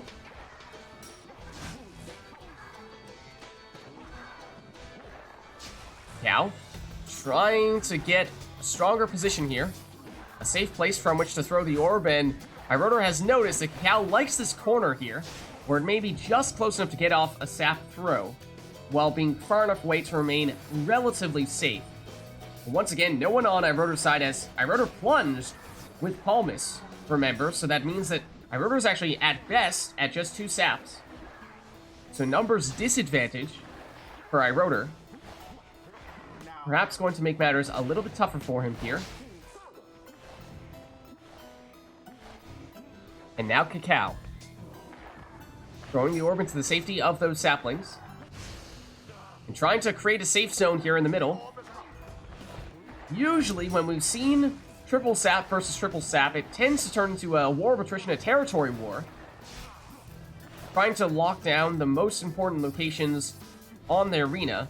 Control the middle, and then from there expand and push to the opponent's Pyre and lay siege to their Pyre, preventing them from getting out and eventually carve out just enough time and space to get a throw or blink in. But as we were saying before, both players playing this fairly aggressively from an offensive standpoint. So perhaps now they've started to figure each other out. They've gotten a better feel for what approach they'd like to take in this match. And not as straightforward, as both players fighting things out more defensively. Now controlling the middle here with the saplings. Although iRotor, those exploding saplings, retaking control. Of course, remember, one of those saps on each team cannot create a sapling. That is to avoid the game crashing, as it will crash if you have 3 saps, all of whom place a sapling. Cacao back with control over the middle, and that is the spot that we've seen Cacao targeting in the past. Right on the edge, in front of that puddle, where that northernmost sapling remains. But after losing one of the saps, lost that sapling, and iRotor trying to claim that spot for himself. Oh, but well-placed exploding sapling from iRotor.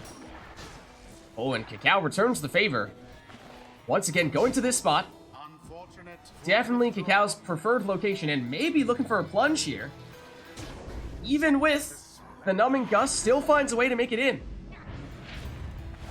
Now remember, we saw that iRotor plunged in the previous round, losing in exile, and now it is Cacao doing that same thing, and that means numbers advantage to iRotor.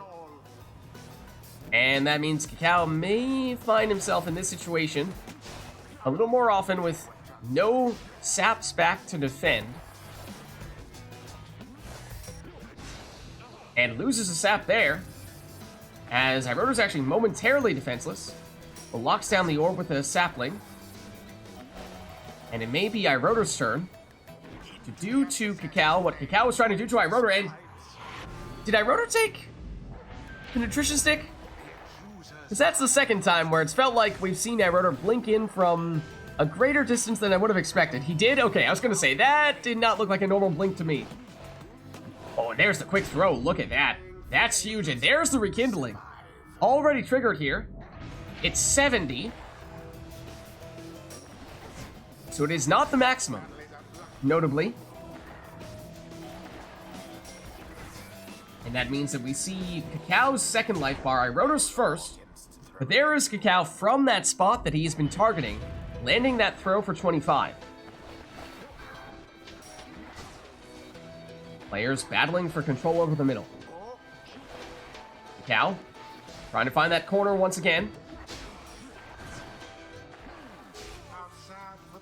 Now iRotor with some time,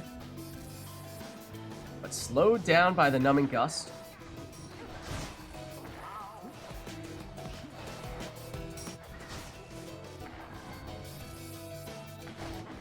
Now Cacao moving in, setting up the saplings, trying to find that safe spot from which to throw the orb. And that may be the spot, but iRotor has it back now. Does he have a way through? As Cacao has built a bit of a wall in the middle. And there is the spot. But iRotor was ready and yet lost the last sap. Cacao, the throw is too short. So now iRotor trying to find a way out from right up next to his Pyre. Oh, and look at this. This is exactly what I was talking about. This is the siege I was referring to. Putting the saplings right next to the opposing pyre, preventing your opponent from getting out from right on top of their fire, choking them, and eventually finding an opportunity to get that orb in with so little distance to travel. Much easier time finding a way into the pyre. Though once again, it does mean that we saw Cacao plunge, not throw. So Cacao is down 1 exile, although that was what was the case last time for Cacao, I believe. And so still found a way to score while 1 sap down, so it is still possible to see Cacao take this next score, though advantage to iRotor, as he does have all 3 saps, or at least can have all 3 saps, and it is Cacao defenseless now. iRotor with Manly, vanished. And of course, we saw iRotor's rekindling as well. That has now triggered, so both players onto their second life bars as the orb inadvertently hits Cacao's pyre and bounces back out. But actually, Cacao with ever so slightly more rekindling than iRotor had. Now, may not be all that significant because, of course, the saps tend to score in increments of 25. And here is iRotor with a 13 damage throw. Okay, well, that's not the maximum amount. But wait, there's more. So it does still mean iRotor needs to, actually 3 scores here, as he can at most score 25 per score. So that one didn't make much of a difference. And it does mean that Cacao is now back to full strength after having plunged with Palmas in the previous round. Fighting for control over the middle of the saplings. And it's iRotor holding on here. Trying to find a way through, but cannot. Both players continuing to put their saplings right on top of each other. iRotor with a well-placed sapling here to help gain possession of the orb. Moving into a dangerous position, but not enough time to charge up the throw. Definitely not his quick throwing exile that time. Cacao trying to prevent iRotor from trapping him next to his pyre. Yet, the orb remains unclaimed here. And iRotor has it relatively close to Cacao's pyre. And there is the nutrition stick blink. Look at that. It's another 25 damage, means iRotor now needs 2 scores. Cacao needs 3. There's the quick throw. Oh, but it's wide. iRotor is down 1 exile after having done that plunge. So advantage Cacao in this round, at least, for that reason. And it is iRotor defenseless now. But the orb and the saps likely too far away from iRotor's pyre to capitalize on that opportunity. Once again, players fighting over control of the middle with the saplings. But it is iRotor who ends up with the orb, but well-placed sapling takes him out. Now trying to find that top corner there. It's had some success throwing from here before. Oh, but it's intercepted. iRotor. Oh, Cacao has it back here. Time to throw, perhaps. And that throw lands for 18. Now that is significant, because now that means if Cacao gets 2 full power scores, that is enough to finish it with 2 scores. So both players, 2 full power throws or plunges away. iRotor technically with slightly larger margin for error there, as he can still get in a quite quick throw and may be able to finish it with just a full damage score after that, whereas Cacao needs more or less 2 full damage scores. Not quite as much margin for error. There is a throw, and it is full damage from iRotor. That means just about anything will do here. Cacao still needs 2. Of course, this is both players on their second life bars now. So if iRotor is to score, it would be final. This would be enough. And there it is. GG. 14 minutes. That's nothing. That's nothing. These throw angles were not easy. Some of them were quite odd. Rookie numbers. Even if you reverse the digits, 41 minutes still wouldn't win. Still wouldn't be the longest right. Until the next rite. So there you have it. It's been a while since our last triple sap versus triple sap showdown, but that was it right there. Let me do one more, and then someone else can play it. Okay. Yeah, I think exploding saplings may have made a pretty big difference, I think. Because it definitely cleared out a lot of space. I think in the past, what tended to make those rites last a very long time was that we didn't have the exploding saplings. People just put their saplings right in the middle of the arena, and between both players having walls of saplings in the middle, it meant that neither player could advance beyond that line, and made things go very, very slowly. Alright, so Iroder's saying he's good for one more, and then we can have a Nor swap in for him. Sounds good. We have never to return withdrawn in that case. Oh, look at that. Cal is giving Iroder the team theme. So wholesome. So we have a song. Oh, let's reset our arena. Did we have any other requests for that last one that we had to postpone, or did we manage to get everything in?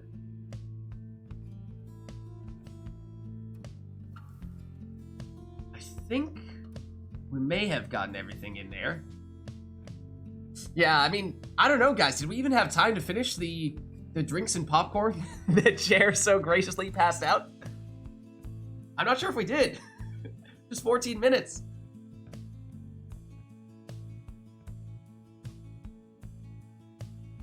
But I think it looks like we'll just have the song for this one. So let's hop back in.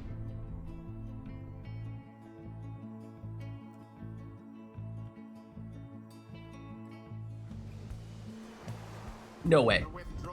We reset the arena. We did reset the arena. It's a random boat.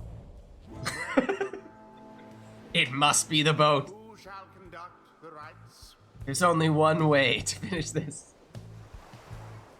So this will be our last one between Iroder and Cacao, game Y. It just had to be. It just had to be. No team-oriented requests here. So you're free to take whatever you'd like. So Iroder goes with the Prayer Beads Almer. So he'll come back from banishment when he plunges.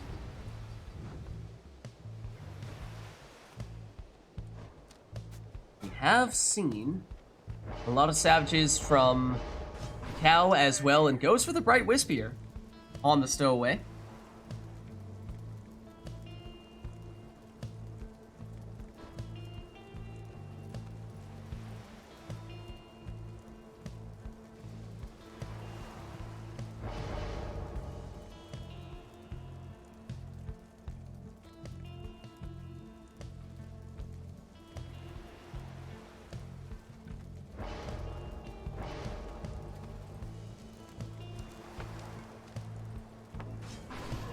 Then it's a Titan Tooth Tizo in the second spot for Iroder, so that means he will stun anyone that he flies into.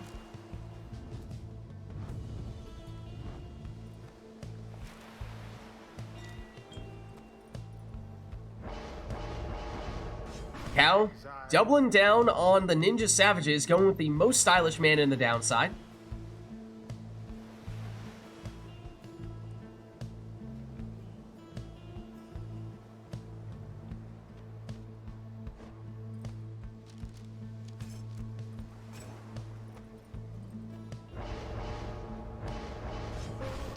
And Iroder goes for a speedy Viz Paleth.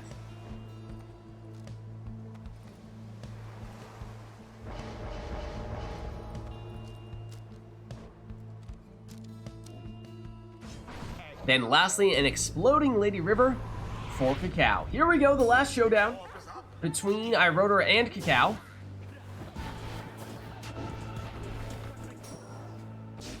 Oh, and the throw is just short, except then Cacao teleports to the orb, and that actually is enough to get the plunge there.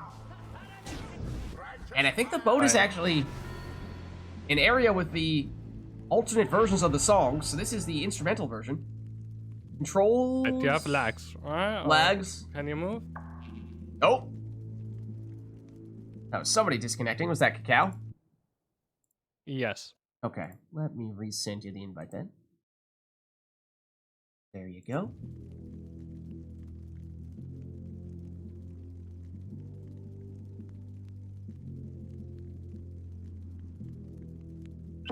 Sounds maybe even more intense here on the pause menu. Just hearing that low bass. But okay, I'll give you guys a countdown. I'll do 3, 2, 1, go. And on go, we'll hit resume. 3, 2, 1, go. There we are. Cal teleports to the orb, but loses the stowaway. Lady River.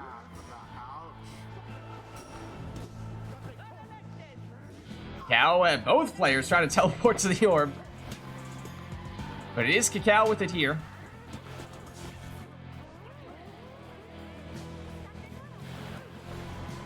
Now Vispaleth, big boat jump. Whoa! Big air time. You just wish it was straight into the Pyre because it would have been quite the slam dunk if it was. Gareth vanishes with the throw and once again teleports onto the Pyre to get the score there. Indeed. Will Rotor have it again here? Oh, very close to another huge jump. Nearly got a second boost after going over that other puddle, but does still find a way in with Vispaleth for 30 damage on that plunge. Cow teleports once again. Loses the stowaway. Loses Gareth. Oh, and is stunned by the Titan Tooth. It's time for Rotor to move in for the winning plunge. Thanks for the games, was fun. GG.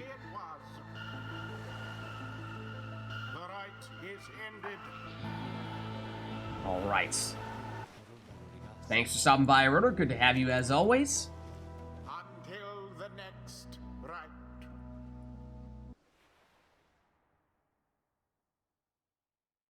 When you connect, you can only run. What? At the very beginning? Or for like that entire rite, you could only run? Because that doesn't sound good. The entire rite? No, just at the very beginning.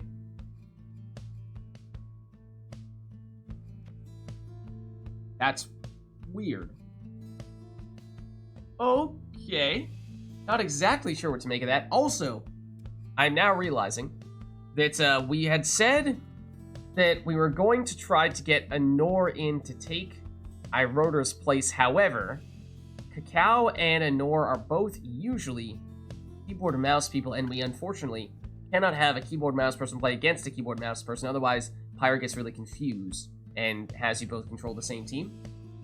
If that works for you, Anor, then that would be great. Otherwise, we might need to find a more creative solution. But if that works, then that is certainly the easy answer. Unfortunately, yeah, one of the shortcomings, usually it's not much of a problem because we do have, fortunately, many of our players who are comfortable to play on controller. But on the rare occasion that we are lined up to have a keyboard mouse person against a keyboard mouse person, that is an issue. So thank you, Nor, though. I'm here by... Exactly. Exactly. Well, let's get a Nor in here. And let's swap this around. And Anor, ooh, you have an A at the beginning of your name. I assume, would you like to be Nightwings today, or are you looking to mix it up a little bit? What are you thinking? Nightwings? Okay. That. Get rid of the withdrawn behind it, technically. And, okay. Should be all set then. There we go. Alright, so that means this will be our first one between Anor and Cacao. So, you know, maybe we give Anor a chance to warm up a little bit here. It's ultimately up to you, chat. If you'd like to throw Anor straight into the fire, you can. But perhaps we give her a chance to just take whatever she wants to take for this first one, and then we start breaking out the crazy stuff. Preset theme will be the song. Twice, okay, so we'll get the Nightwings theme and we'll get the Accuser's theme. Actually, what does it give for the Nightwings? What does it give us for preset theme on them? I don't remember. Ah, does Will Describes. Okay. Okay.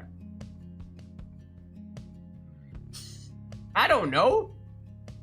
It's not very often that people do preset. iRotor is the only person who ever does preset theme, and even then, it's pretty rare, okay? It's a pretty niche scenario.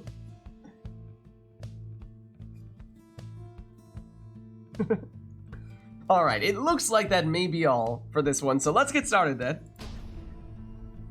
What even is preset theme? It makes it so that you are going to have the team theme, the triumvirate theme, of one of the two teams that is playing. So we're either going to get the Nightwings theme, or we're going to get the Accuser's theme for this one. And then, if you do it again for the next match, it gives you whatever the other team's theme is. So if we get, say, the Accuser's theme for this one, the reason why I wrote it twice is because that means for the next one, we'll get the Nightwings theme. That way you guarantee you get both, because the order is actually, that is uncertain. Why don't you just pick that song? You could just pick that song. Indeed. You could just pick that song. And that, you have just explained why it is quite unusual for people to select the preset theme. So thank you for highlighting that.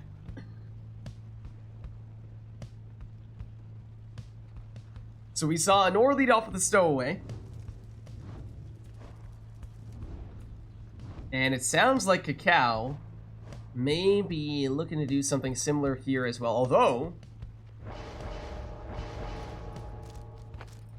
not in the first spot. It's Rookie. Not sure we've seen any. Oh, we saw occur, I think, on at least one of the customized off matches. Got the trolls again, however. Remember how to salute.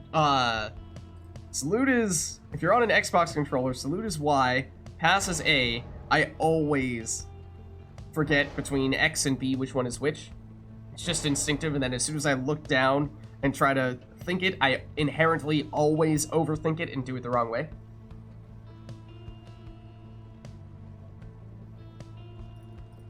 Yeah, X is jump, and where's the jump? Oh, X is jump. Okay.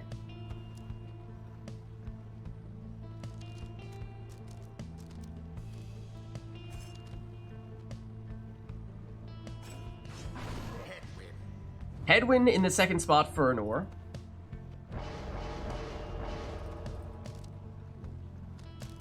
Then it's an Exploding Deluge in the second spot for Cacao.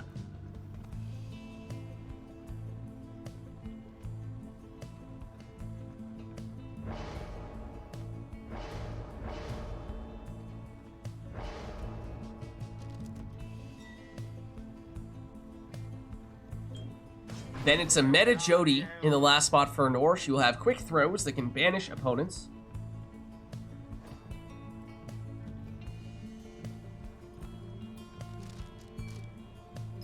And we've seen Cacao go this route before. It's Bottled Void on Lendl. So here we go, the first showdown of the day between Cacao and Anor off to a quick start here after teleporting to the orb with the stowaway, snakes her way in there for a 20 damage plunge, and she had prayer beads, so she's back already. Here's Cacao on the attack, looking to loop around, and does somehow find a way through. However, Rookie, I believe, had Titan Tooth, not prayer beads, so that means he is gone for this round, so Cacao down one exile here. And down goes Deluge as well. Jody trying to clear out some space, and right next to the Pyre, could have just waltzed on in, but instead had to jump in, practically in place to assert dominance. No, probably to knock out the defenders, yes. Except here is Cacao answering with a 20 damage plunge from Lendl. He had Bottled Void, though, not Prayer Beat, so he's gone for this round. And, of course, if we're talking about trading scores, Jody has 30 damage, whereas Lendl has just 20, so Anor will take that trade. As long-term, she would win out. Oh, and goes for the... Oh, the salute? Not sure that was intended, as it gave Cacao some time to sneak in there. But here's Anor getting back in with the stowaway. And she has prayer beats, so she's back. Except this throw is unblockable for Cacao, so that lands for 25. And that means we're fairly close here, technically, especially after this score. Anor now, from any character, has enough damage to finish the job. For Cacao, I think C's chance. Cacao may have C's chance on Deluge is the one potential way to make that happen. Otherwise, it would need to be 2 scores. Anor doesn't need to be picky. Any score would do. There's Rookie plunging for 20, though, and that means Anor now is down low enough that 1 score is all that Cacao needs, but Cacao, after plunging with Rookie, has lost him for this round. So Cacao at a numbers disadvantage, but has the orb, explodes on Jody. Anor with the stowaway, now Headwind. Headwind down. Stowaway. Over to Headwind, finds the opening for the winning plunge. The Nightwings prevail. GG. I thought for certain they would not. The ceremony is complete. Well played. All right, let's head on back. Until the stars align.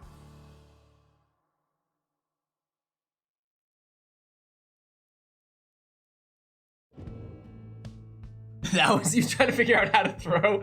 Okay, I thought it was just you weren't 100% sure if the defender was going to be back in position quickly enough to stop you, so you figured you might as well jump and knock them back with Jody, so that way you would definitely have enough time and space to make it in. But also just kind of looked ridiculous because you were right next to the Pyre when you did it, so it was just, I liked it a lot.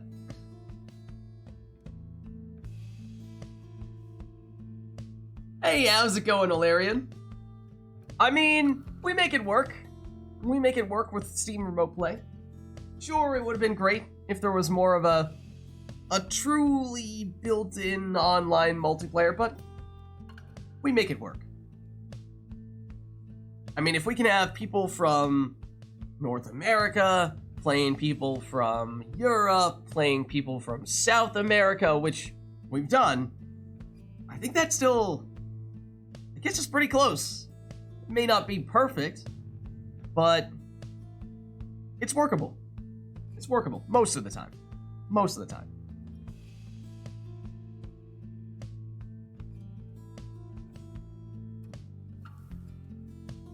Jarrah's turn, customize off. Randomized exiles, masteries, and talismans. Won't even get to see what they are in advance. Let the chaos begin. We could still do a song. Oh, actually, we still have the second preset theme. So that one is locked in. So the only thing we have left then would be the stage, if there's a specific arena that we'd like to see. Let us know if that is the case. Otherwise, we'll get this one started up.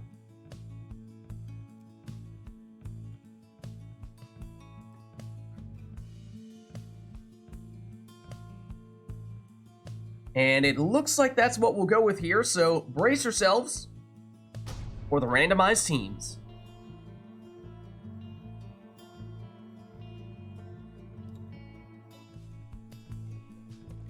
Alright, where are we and what we're going to end up with? It's the Spring of Jomir. For Nor, it looks like a Savage, a Harp, and a Crone. For Cacao, it is Lendl, one of Cacao's preferred exiles.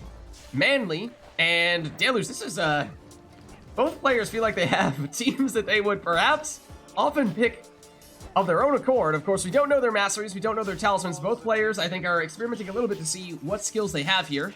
Anor was checking for the Harp Salute. Doesn't appear as though she has that. So the guessing game will begin, trying to figure out what exactly their setups are. Cacao, that is a very fast deluge. In honor of the He scribe. throws that one in for 15, and I feel like he may very well have Tailwind Crest. Here comes Lendl. He gets banished. Okay, Winged Fury. That's what, the first one on the right side of the tree for Hamatha? So at least somewhat right side for her. Deluge, he's too far away for that throw. There's the Winged Fury.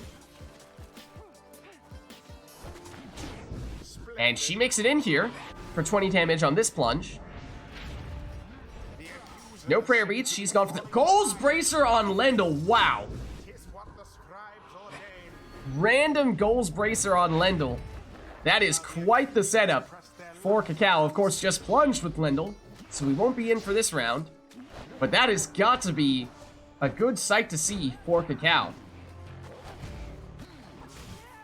Here comes Manly, charging up a throw from the safety of that sapling. Stricken. Cuts it a little bit short there for 22 rather than the full 25. Does mean that Lendl is back with those power casts, and he has Shoulder Smash as well. He may very well have Critical Strike. Right Wisp.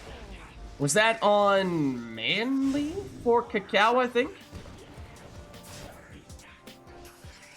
So we're learning some things about both teams.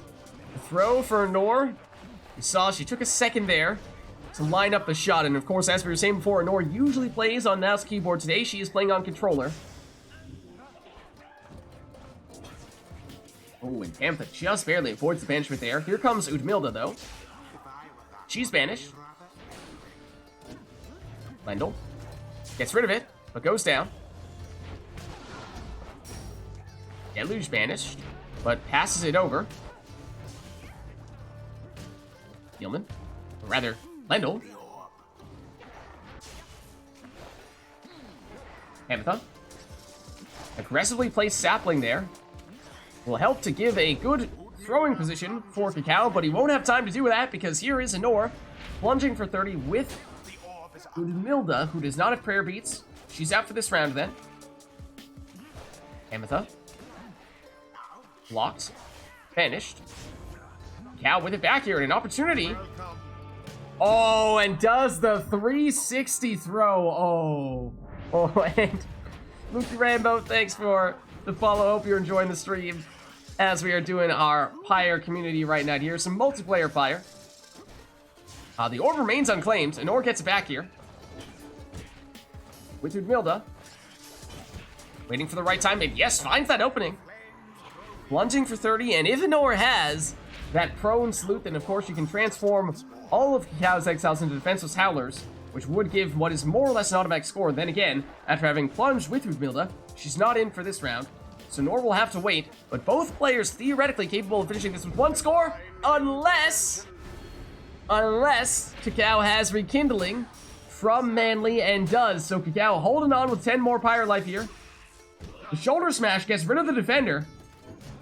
Lendl does get the throw off. It's not enough to finish the job, but it does drop Anor down to 11, which means any of Cacao's Exiles are capable of dealing enough damage to finish the job. It is a sudden death match here.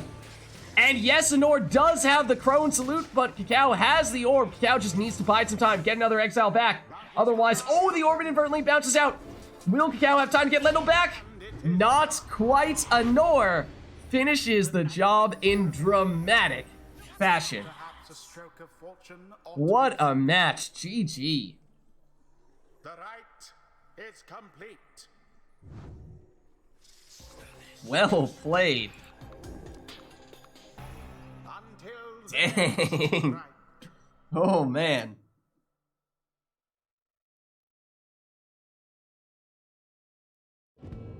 All right, well, let's reset ourselves here. We'll turn Customize back on, unless, of course, you guys want to turn it off for this next one. We'll also go back to a random theme, unless there's a specific song that you guys would like to have. So what do we think? How do we follow that one up? That's a tough act to follow, for sure. Where do we go from there, chat? Lament of Orpheus. Okay, hold on. That's a TariqBot request.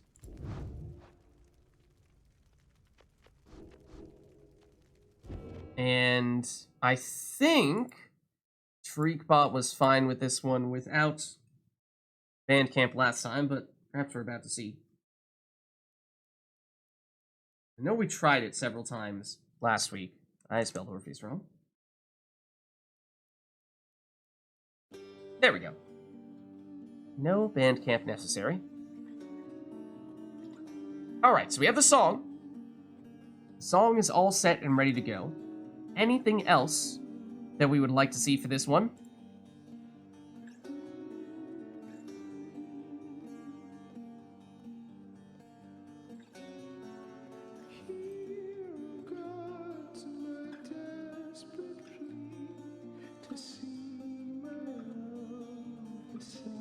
If not, of course, we'll just have these two take whatever teams they'd like to take.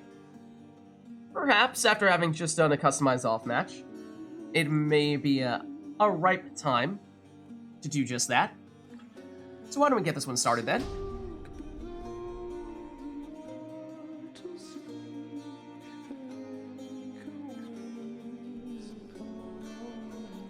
The Night Wings Thor says he wants to see a Nor's worm. accusers. Nor, no? Who shall conduct the rites? We'll see if Honor does take that suggestion. Not an official request, so she can say no.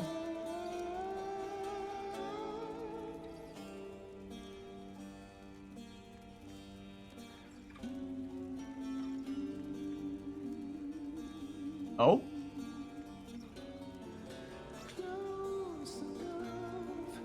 Now Cacao may troll Honor with worms.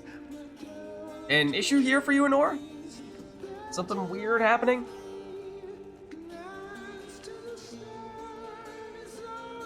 Cursor is kind of bugging out.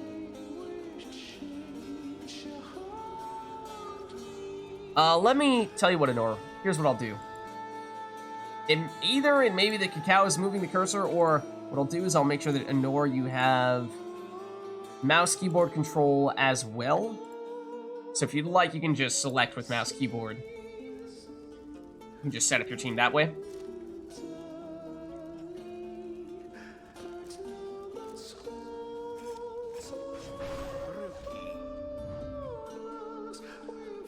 Alright, so Honor starts out with Rookie.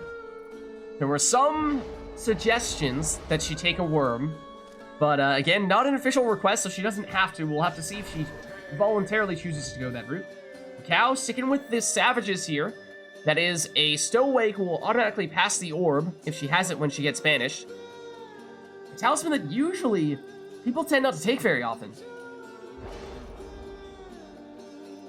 It is something that I think I am just about the only person who ever voluntarily takes, but after I gave these two, or rather gave Cacao, and I think it was Iroder at the time, that talisman to try out for a previous match, ever since, Cacao has been using it a fair bit today.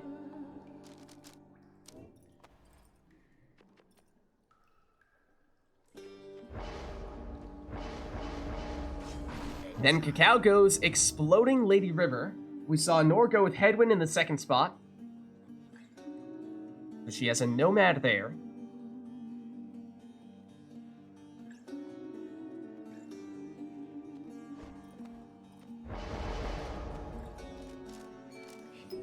Doubling down on the curse and takes Bottled Void. Oh, of course that means when Delbert comes back from banishment, he will suck in neighboring exiles like a vacuum cleaner, and if they fall within the range of his aura, they'll get banished.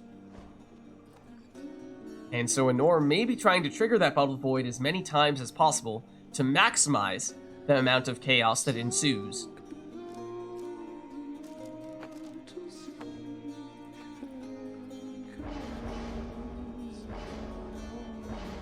And here is Gilman with Titan Tooth, so he'll stun anyone that he jumps into.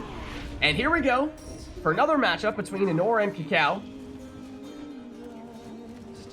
Cacao has an opening and speeds on in to take it for 15 damage plunge.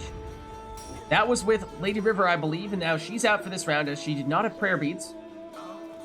Stowaway blocks, teleports back to the orb, and somehow finds a way around the defender there and makes it in for another 20 damage plunge. Now that means the Stowaway is gone for this round. Honor, she's the one plunging this time with Rookie. And Rookie did have prayer beads, so he is back. Right Wisp automatically passes the orb when the Stowaway gets banished with it, so that is how Cal had it back so quickly. And continues to push here offensively. Huge explosion from that exploding worm, and got rid of all of Anora's exiles. But back comes Ruki. Now Anora's turn. With Dalbert. But he's blocked. And banished. Cow. The throw will be short. Not that much range on the worm throws, but the Stowaway teleports to the orb. And with no one back to defend against her, that's an uncontested 20 damage throw. Gilman. Banished. Lady River. Going around the other way. The throw is short, but she has it back. That throw is wide. Does explode on many of Anora's exiles, but she does still have Dalbert here. Waits for some reinforcements. Now it's Ruki, and he speeds on in. And that is her preferred scorer, as he is the one with prayer beads. He is the one prepared to come back from banishment. Stowaway, poor Cacao, just running around in circles, waiting for Anora to commit. Now starts pressing a little bit closer, tempting Anora to make a move.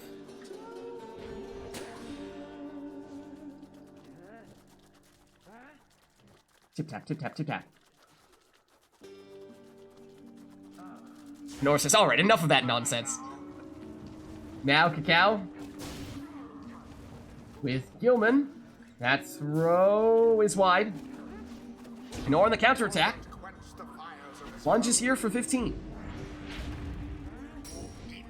Stop running, Naruto, run. Well, she plunges here for 20.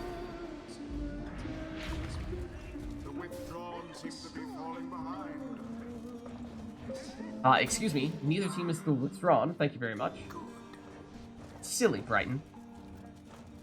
Ruki. Sidesteps that cast.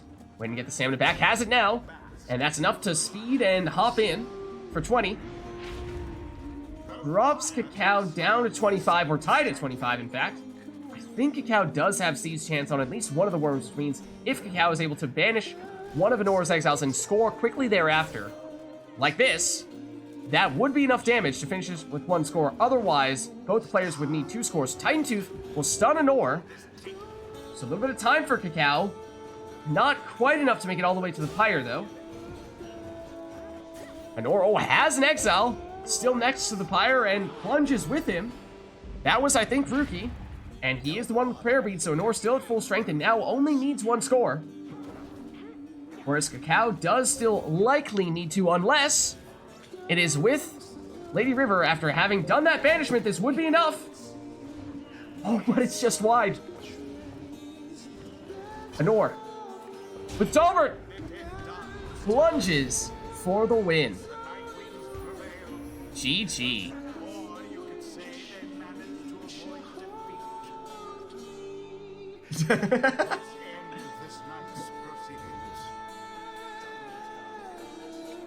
Cacao was a fan of running around on this map. I think this one has the coolest sound effects for the pitter-patter of the footsteps as well. So if there was an arena in which to do it, I think this was probably it. Alright, well, chat, let us know what we'd like to hear for the... see or hear for the next one. Of course, naturally, now our time for this song is over, right as it's about to hit the most epic part of it. Sorry, Darren. Sorry, Darren. Alright, so iRotor is choosing exiles twice. Did you mean to do something else for that second one? Let's turn back on the in-game music unless you're about to turn that other one into a song request.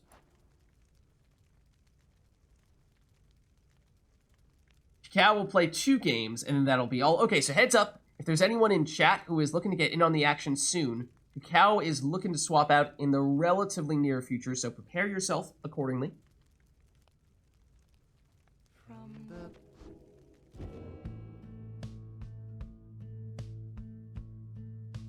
But we'll see what iRotor is scheming up here.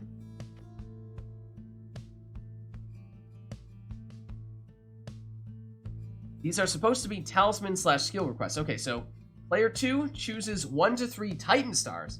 For each Titan Star, you lose 4 masteries and 1 talisman. Whoa. So you're basically trading a Titan Star, or you're trading all of your masteries and talismans on one character to get a Titan Star. And this would be for player 2. So that would mean for Cacao, up to you. Let's turn on the Titan Stars, but you need to think about how many masteries, how many talismans are you willing to sacrifice in order to get a Titan Star activated? And Nor says Dread Design. I think that is a fitting choice if we're messing with the Titan Stars here. You can spread those lost masteries over multiple exiles, so you don't need to just put 0 masteries and no talisman on one of your exiles. You can take 2 and 2, or however you would best see fit to allocate those masteries, as long as you lose 4 masteries and lose 1 talisman per Titan Star.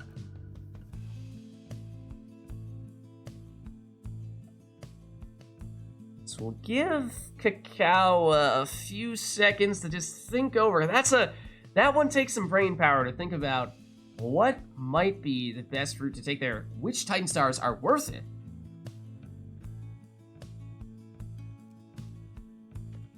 But why don't we get it started, and then we can at the very least look at the Titan Stars and consider which ones may be worth that kind of sacrifice.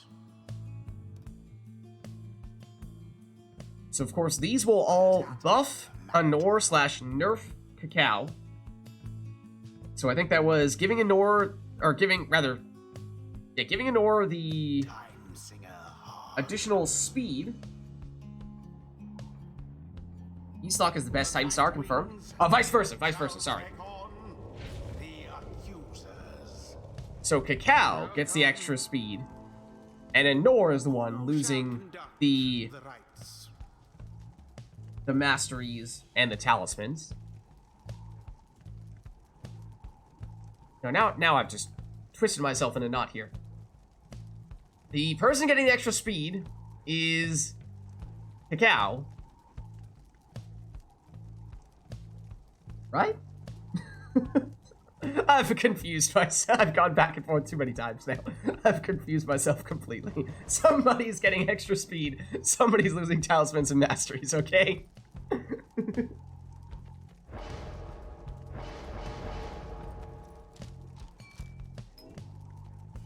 Oh, and look at this. We are, of course, at the Cairn of Aoub, the place for the Bottled Void shenanigans, and Anor opts to go that route with Tizo here. Yeah, right. Player 2 gets the Titan Stars bonus and loses the talismans and masteries. So, Cacao took 2 Titan Stars. So that means there's just 4 masteries that Cacao can use in total and just 1 talisman. And having used 4 on Orlek here,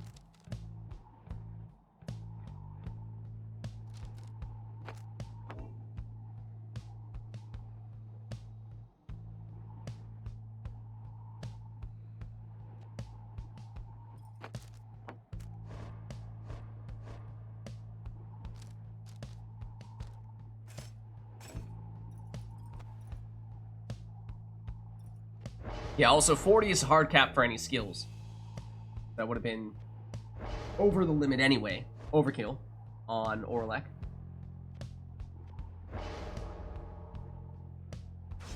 But Cacao invests everything in Bertrude there. The extra speed and the Crone Salute, which means can transform everyone on Anor's team into the defenseless Howler once during this rite, giving Cacao what is more or less a free score.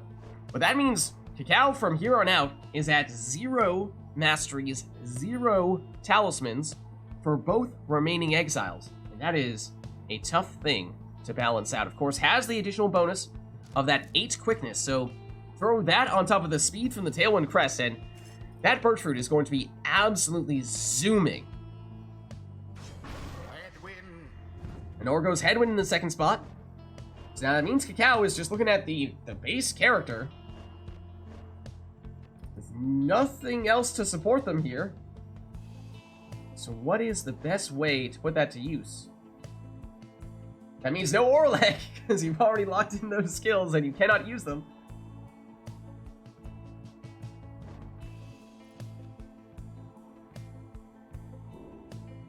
So Cacao opts to go the Palmas route there.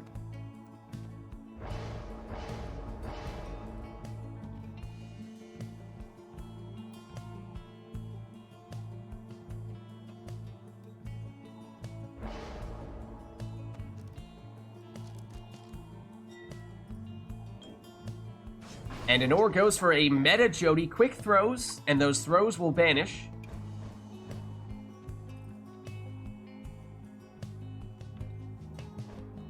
Once again, Cacao cannot select any masteries or talismans here. So just all up to the based exile's abilities. And it's Pamitha. So here we go. Cacao with 2 Titan Stars, but just 1 exile with masteries and talismans, and that exile is this one right here. It's Bertrude. She plunges for 25, but she's now gone for this round. So that means, at this point, Cacao, yes, does still have that extra quickness, which will help, but otherwise, going to find matters perhaps a little bit difficult, as this is an uncontested 30 damage throw from Jody. Now Bertrude is back, but she immediately goes down, and that is the risk for Cacao after investing everything in that Bertrude. What happens when she gets banished? As Jody comes through once again and throws us in for another 30 damage. Here is Bertrude. And the throw does land for 30. Bertrude banishes 1 defender, has it back. The Bottled Void, though, throws her off and gets her banished. That is, of course, what we saw Nor take on her Tizo. Nor perhaps eyeing that portal, and Cacao says, I absolutely will not let you through it. Bertrude, the Bottled Void again. But Cacao has it back with Bertrude. Quick throw that time. Just 9 damage. Banishes Tizo. And Anor triggers the Bottled Void, but Cacao, momentarily, for a second there, it looked like there was a chance to get a quick throw off, but not quite, as everyone is banished on Cacao's side. So once again, Anor able to speed in there with Jody for the 30 damage throw. That means Cacao is very quickly running out of time here. Anor back through that portal, triggering the Bottled Void once again.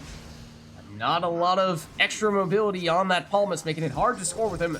Anor through the portal, and Jody plunges for the win. The Night Wings prevail. And such a well-conducted victory it was. GG. The rite is done. Alright. So we'll head on back, and what do we think? The trade-off between a Titan Star on one hand, but also losing 4 masteries and a talisman. How did that balance out? Do we feel like maybe it's worth it to keep the Titan Stars? Or rather maybe it's worth it to keep the talisman and the masteries? Or is it worth it to make that investment in the Titan Stars? Okay, and this, I think Cacao was saying, will be Titan Stars trash. Let's turn the Titan Stars off. Oh, actually, tell you what, we should do a quick rite that will immediately reset here, because otherwise, Cacao is going to have the Titan Stars hangover effect, and is going to have likely negative quickness. So let's just reset that real quick. We just need to go back here, and then we should be fine. So, this, I think Cacao was saying, will be the final rite of the night for him. So that means we'll go Never to Return Accusers.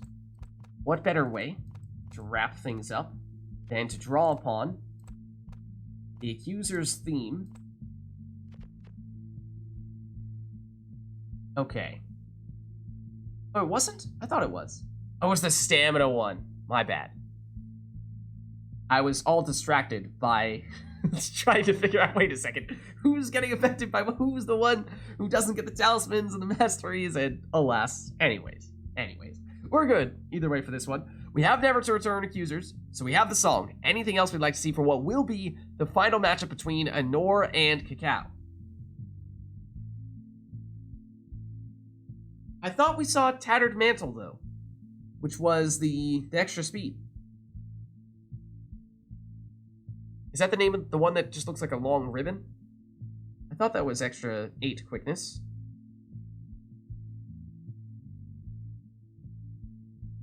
Mantle is keep aura? Ah, okay.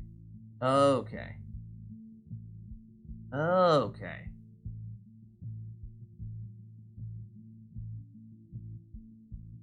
Alright, so is it just the song? We just looking for the song here? And nothing else? No parting wishes for our last one between Anor and Cacao?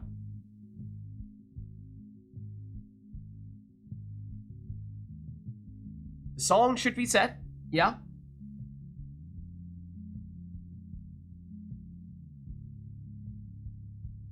But it looks like that will be all.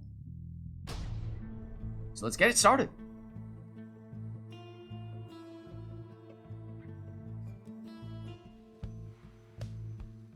The Night Wings. Okay, it's the Glade of Lu. The accusers. As a reminder, this is a modded Glade of Lu with no brambles in it, Who shall conduct the rites? which means it will remain open for the entirety of this match.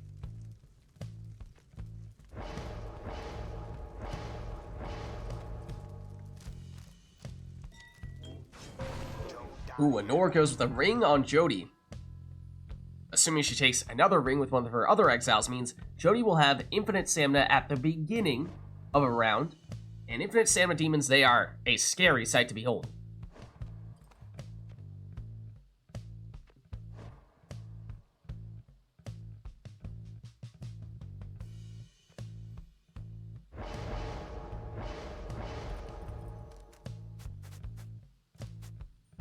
And we've seen Cacao go with Bright Wisp on the stowaway many times before, sticking with it here.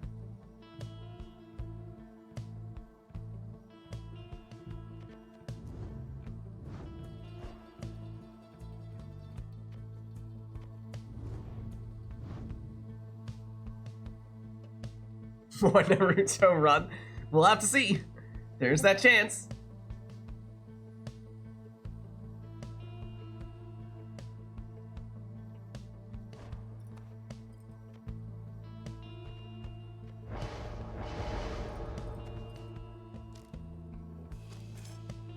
Anor goes Webbed Lanthorn Tiza with the super portals, which means anyone that goes through them will get infinite stamina for a short period, and that, of course, includes Jody, as we were just saying. Jody may have another means through which to get the infinite stamina, so that does seem to be very much the focus of Anor's team composition here.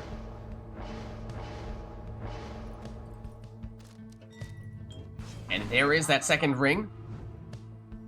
Saw a worm in the second spot for Cacao, and perhaps a worm in the third spot as well. With Titan Tooth, so anyone who jumps into Lady River will get stunned. And here we go, the final one between Anor and Cacao, as Steam decides to pop up with that for some reason. Oh, and Glade of Lu also gives us an alternate version of the song with just to read.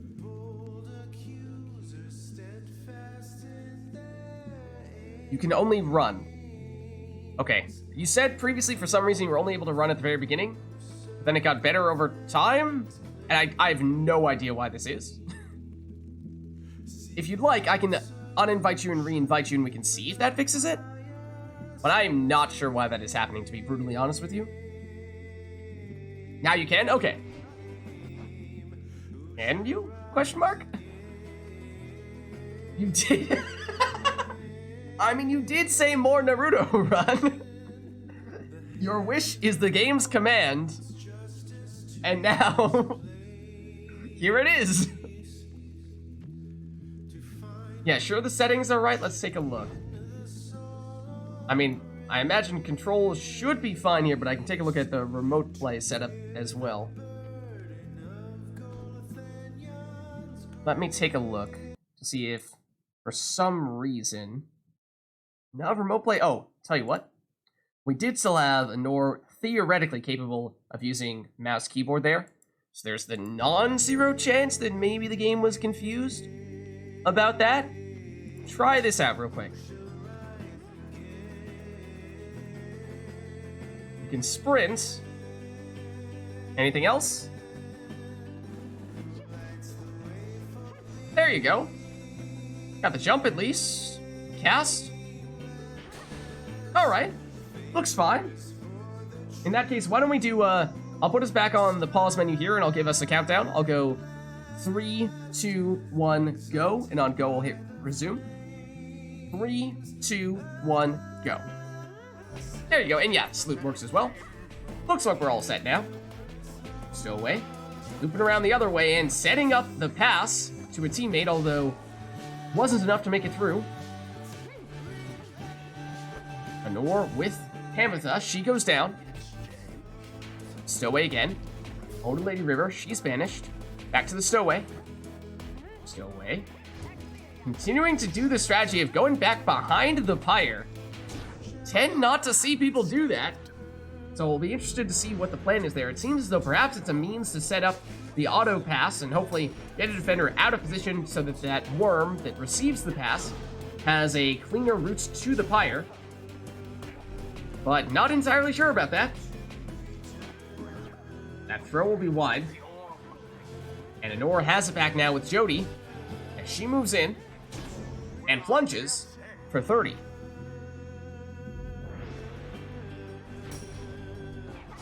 Tau teleports but goes down to Pamatha's cast, and Pamatha speeds on in here for 20 damage on that plunge.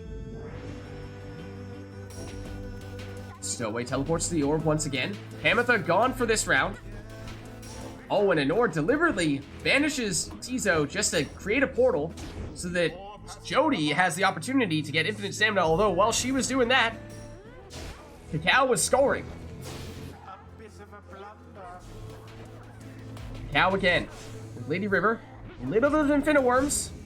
Huge explosion, and the worms just keep on coming. But now the Stowaway ruins the infinite worms. How dare you, Stowaway. Quick throw from the Stowaway for 7 damage. Stowaway teleports again, but Jody rushes her down. That leaves just Gilman here, and he explodes on 2 out of the 3 defenders. Jody, the only one remaining here for Honor, uses her jump very well to knock back the would-be attacker. Lady River, that throw looks short. Honor with the opportunity to get it back. Looking to send Jody through that portal for infinite stamina. Here she goes, and full speed ahead. Makes it in for 30 damage.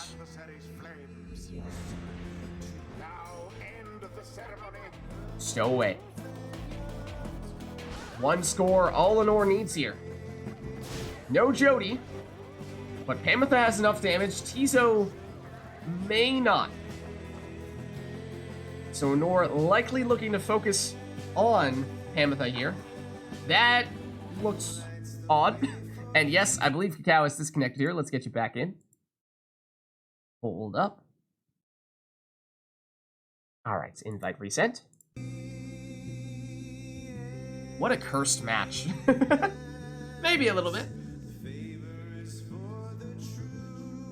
Wait, Honor, you can control player 2 without keyboard mouse control. What? What? Hold on. Excuse me? Are you sure? Okay.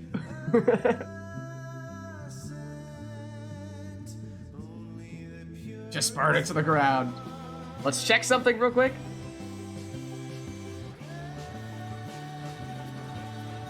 Is this Cacao or is this Honor somehow controlling Cacao's team? Honor says it should be fine. All good for, oh, just making sure you were able to do things other than sprint. Okay, so let's do our countdown here. We'll do 3, 2, 1, go, and on go we'll hit resume. 3, 2, 1, go.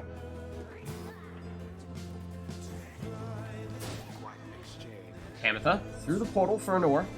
Infinite stamina when she does so, which means she gets a head start here. Oh, and does find a way in for the winning plunge. GG. The rite is complete. All right. Well played, you two, and thanks for stopping by, Cacao. Pleasure to have you, as always. Until the stars align. Have a good night. We'll catch you next time.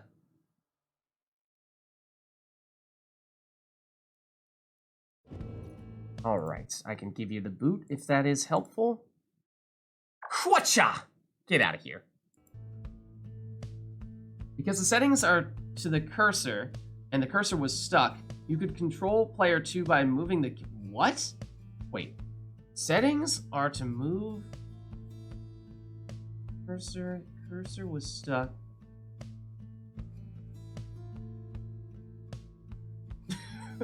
Maybe that was far more cursed than I realized then.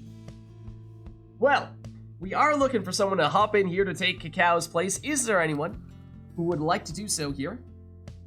Face off against Nora. Nora, are you good to stick around? Do you want to swap out as well? How are you feeling? Potato can.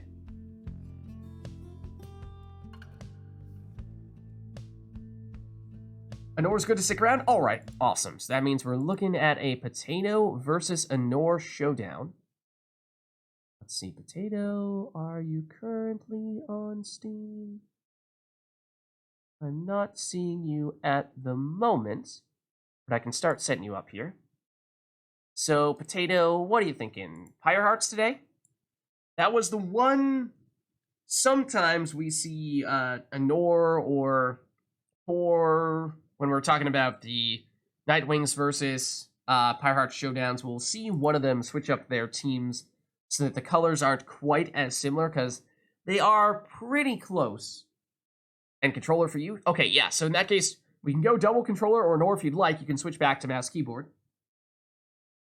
Yeah, definitely, if that is your preference, no worries. Yeah, but would anyone... We can still go Nightwings versus Pyre Hearts, just raising that point that it may be... That, yeah, we may prefer to have teams that are a little bit more different color scheme-wise. So Cacao, or rather Potato, taking Cacao's spot, will go for the true Nightwings. Okay, that should definitely be fine. Let me, in that case, turn off the accusers and give you true Nightwings there. Okay, great.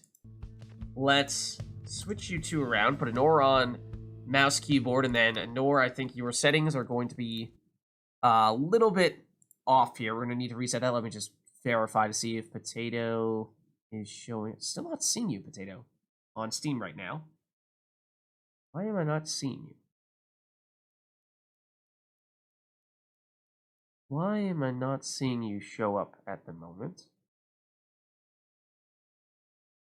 Is Steam insisting that you're offline even though you aren't actually offline? Hold on. Is that what Steam is doing right now?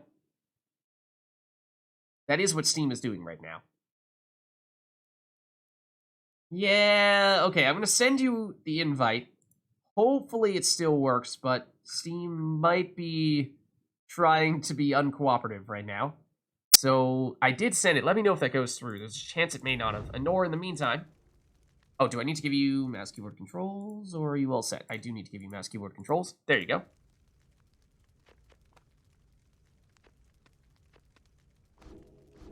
There we go. Yeah, did that go through, Potato? Did you receive that invite? If not, you may need to restart Steam. You may need to do that.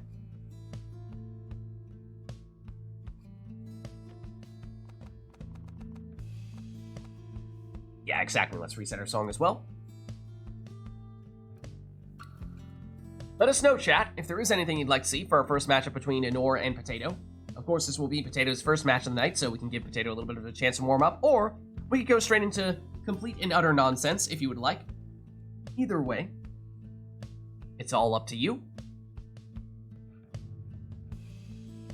Yeah, okay, if it didn't go through, I think unfortunately restarting Steam may be what you need to go for there. And usually, I think it does happen occasionally. We'll see that weird stuff where for some reason Steam says that people aren't online even though they are really online. And I think restarting Steam usually does the trick, and then once they've done so, we're able to send the invite. If you actually show up as online, so the invite actually goes through, and we're back to normal. So hopefully we'll find that that's still the case here, and we'll be all set and ready to go. That's the hope.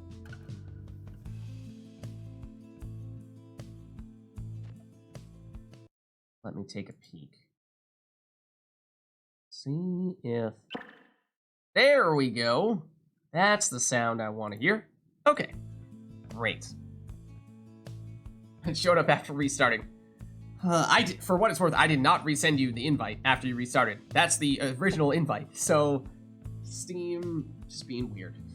Just being weird. Thanks, Steam. Alright, so chat, is there anything we want to see between these two for the first one? Or do we want to give Potato a chance to warm up first? What are we thinking?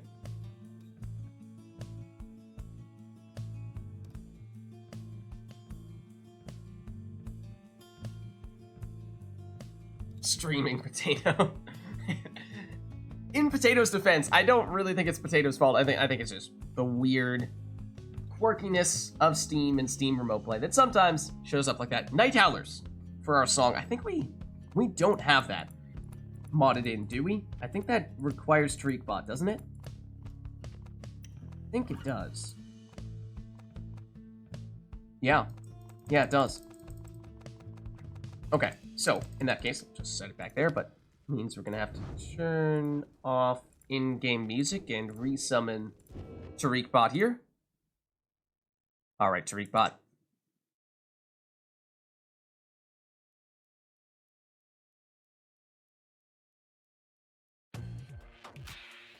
There we go. Okay, so song's all set here, but it looks like that may be all. We'll give Potato a little bit of time to ease into things here. So let's get started.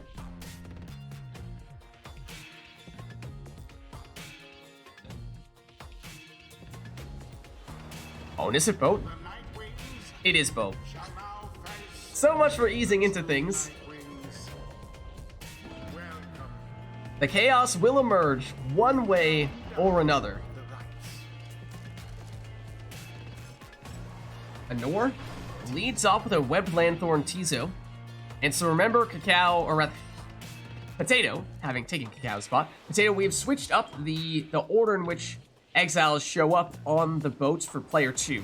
So normally what would happen is that after the first round, your exile that you choose second would actually be the one that shows up at the start of the round, but that is no longer the case here. We've modded that, so that Jody that you just chose, she's gonna be the one that goes first every time.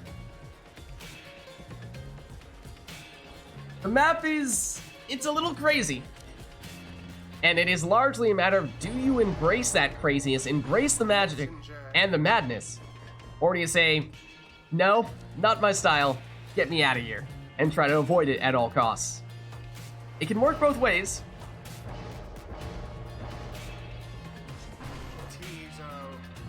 Tizo in the second spot for Potato. And Anor, hold on. Triple Worms. I suppose, I don't know if this was the intention, but what with Night Howlers being the song, it is perhaps a bit of a theme. Or triple, did I say worms? Triple imps. I mean, it is on the boat, so obviously the team that everyone should be taking would be triple worms. But, Anor goes all imps, and Potato goes double demon. Demons are perhaps the class that benefits the most from being on the boat, and we will see if Potato is looking to capitalize on that here. Hops over the puddle, giving some additional airtime to Ignarius. But he's blocked and banished. Anor has a fairly dangerous portal set up there, but Potato is trying to keep that blocked. Now, both portals directly on top of each other. And, Anor with the attack here. Bear in mind, even though this demon looks a whole lot like Orlek, given the True Nightwing's colors, that is Jody, not Orlek. And no one back to defend at the moment, so time for Anor to go through that portal and throw this one in for 15. However, as you just saw there, Potato took the starting Pyre life on both demons, so even after that score is still at 155. Tizo. Oh, it looks like a trap. Perhaps Potato was just waiting for Anor to banish that imp to set up the portal play. Waiting for Anor to commit, and then goes through the portal with the demon, except Anor still had someone back to block the portal. So Potato had a plan. Follows up with one here, though, and this time it does work.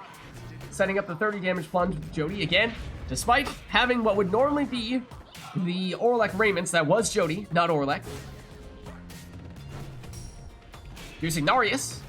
Infinite stamina after going through the portal. As we've said previously today, infinite stamina demons, they are scary. But it's Anor here with Raji. Vanished. No portal on Raji. Ignarius through the portal. Infinite stamina, trying to perhaps just knock back the defenders, but he gets blocked instead. And Cacao with just Ignarius back defensively. Potato. For some reason, I have convinced myself that Cacao is still playing on as player 2. Potato was thinking about that portal, but Anor had it covered. Anor moving in, but vanished. Big imp explosions, though. Potato now may not have been looking for the big jump that time, as the orb remains unclaimed, and there's an opportunity here for Anor to pick it up and an uncontested throw for 25. But that is still a lot of Pyre life. Jody looking to knock back those defenders, does knock back one of them, but not all of them, and so Anor's still able to take her out. And Anor trying to set up that portal. Does have a dangerous portal now, trying to get rid of the defenders that are guarding that portal. But Potato does still have, or did have, someone over there. Anor maybe trying to move it slightly closer. But waiting for the right opportunity, and this may be it. Through the portal she goes, and plunges for 25. But even with that plunge, Potato's still over 100 Pyre life, given how much additional Pyre life we saw Potato take. Jody. Vanished.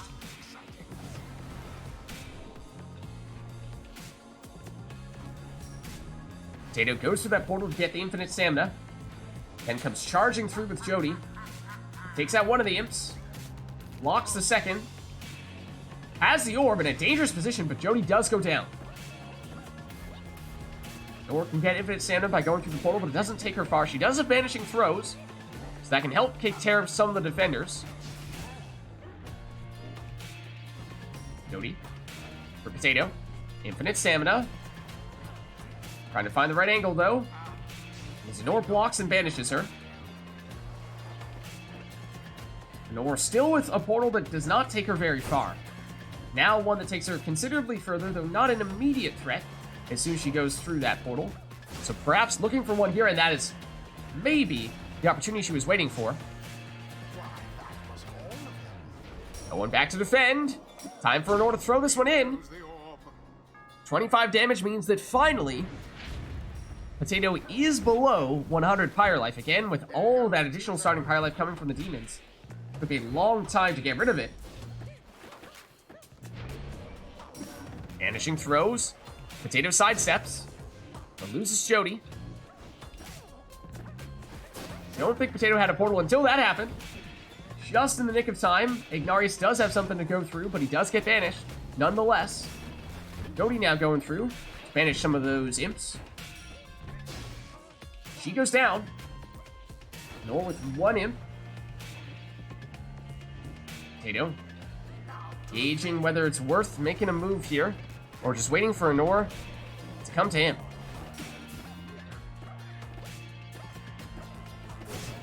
Oh, big banishment there from Tizo for Potato. But Anor recovers just in time to cover that portal back up. Anor loses one imp. Potato through the portal. Oh, it's right next to Anor's Pyre. Look at that. Huge plunge there, dropping Anor down to 40. Means Potato just needs 2 plunges. Oh, hold on. I just heard a disconnecting sound. I think that was Anor we just lost. 1 second. Let's get her back here. Okay. Invite reset.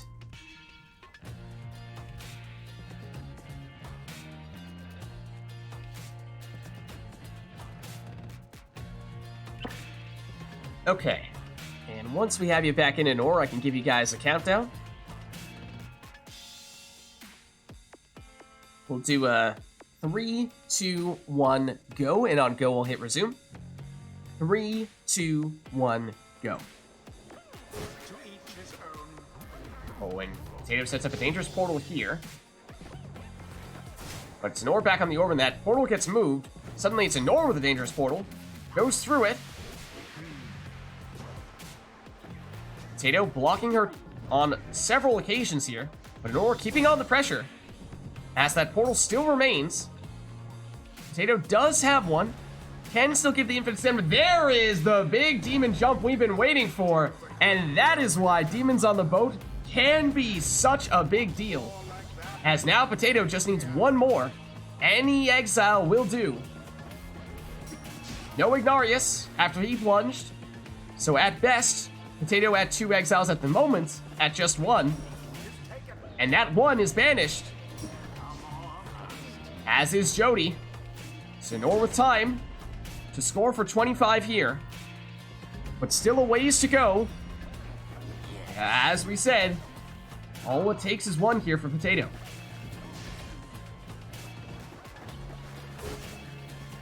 Potato sets up that portal. Eyeing it, goes through it, banishes the defender. Perhaps this is the opportunity to take the win. The true Nightwings prevail. GG. Their pyre burns, whilst that of their adversaries is but ash. The rite is ended. Well played, you two. Let's head on back.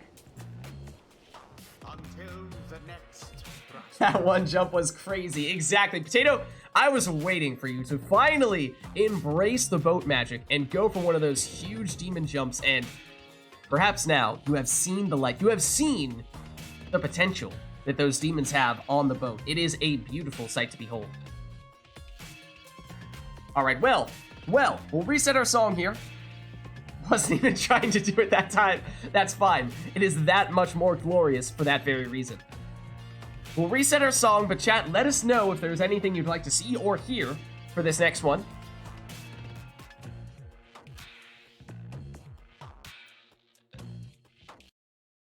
Okay. Right, and fortunately you had the orb when you did it. I think there was one occasion where it wasn't quite as extreme of a jump, but we might have seen you jump, maybe, again, perhaps unintentionally, to the other side of the arena with one of the demons, except you didn't have the orb at the time, and it looked like you had, for that reason, it was an inconvenience more than anything. Oh, and look at this. Look at this. A Nor is turning Customize off here. So randomized exiles, masteries, and talismans won't get to see what they are in advance. We're just going to get thrown straight into the action.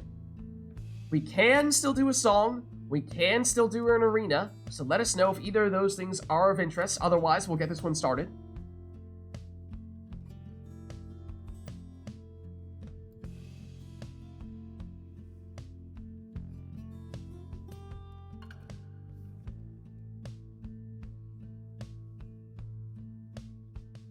But barring that, we will keep it all truly random.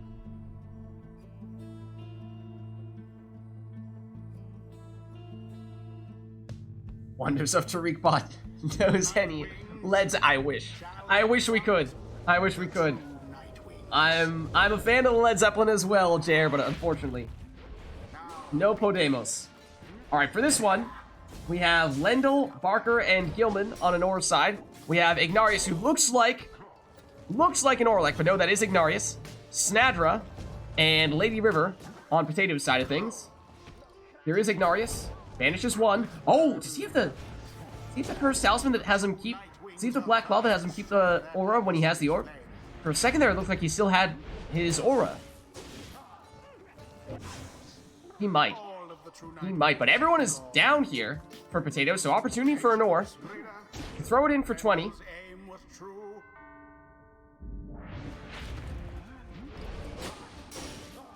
And the Nomads trying to challenge each other to a casting duel. A Nor trying to block Snadra's portrait to make it more difficult for Potato to get Snadra back. Trying to determine if Ignarius has the Black Claw, but I've yet to be able to say definitively one way or the other. I think it may be the case. It is. It totally is. Okay, so that means Here is Ignarius, still has the aura. Still can banish people, even with the orb. And I mean, that is the right kind of exile. A demon, to have that talisman on, but an orb with the counterattack had a Cur hanging out next to the opposing Pyre for a quick score here. Once again, it is Snadra versus Lendl. Potato's like, I dare you. Take it. Both players have Sacred Bonds, so both players can bring back their allies by stepping on their portraits. But Anora's defenseless here. And Potato was thinking about trying to get Ignarius over there for the big score, but realized probably wasn't going to have time for that, so settled for the 15 damage score with Lady River instead. Here is Ignarius, and there's your confirmation. Still has the aura, even with the orb. It does shrink over time. And so for that reason, if Ignarius is not quick about it, that aura will get small enough that it becomes more or less useless. But at least initially, it is a big aura. It is capable of taking people out, but here's an aura. Plunging with Lendl for 20. And Infernal Bloom, we've seen a few times on Snadra, is, I suppose, it's not a very popular talisman, but of all the characters that you could have one on, Snadra's maybe not the worst choice. Unblockable throw there from Anora's Worm for 13, slightly less than the maximum of 15. We'll see if that makes a difference here. As Lendl stopped just shy of the Pyre. Here comes Ignarius. Has that aura. It was perhaps still big enough to rush down Barker there. But it has now been long enough that the aura has dissipated. As Ignarius goes down. And now comes back just in time. And here's Potato plunging for 15. With Lady River, who is now gone for this round. Ignarius bringing back Snadra. And the orb remains unclaimed, so Ignarius takes it. And that may have been the cursed talisman there that enabled that one. May have allowed Ignarius to banish the defender, because now Potato needs just one more score. Anora still needs 2. Those big demon plunges paying off for Potato. Doesn't matter who it is, it could be Lady River. And there it is. GG. Although their adversaries put up quite an effort, Well played. the ceremony is complete. And yes, that is true, iRunner. One of the best workarounds for the dissipating aura is to pass it back and forth. Till the stars align. Or are you satisfied? Says Anora. See, I had a worm there.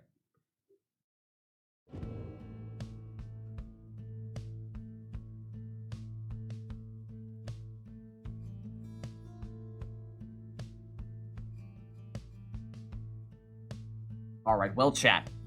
We'll turn Customize back on. Unless you'd like to see us turn it back off. So let us know what you would like to see for the next one.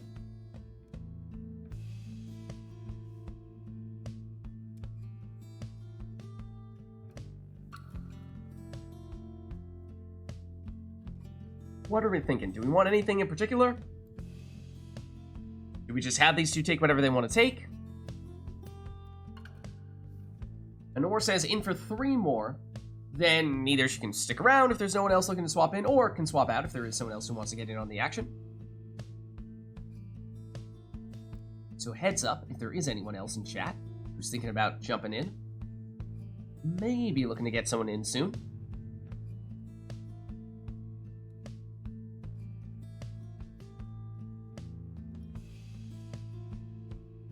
But not seeing any requests at the moment, so why don't we get this one started? And we'll just have these two take whatever they would like to take for their teams. No specific requests. Oh, hold on. Hold on, though. There's still enough time. Jer is selecting Exiles. What would you like, Jer? Did we just have this arena? Did we just randomly get this arena 2 times in a row? Welcome.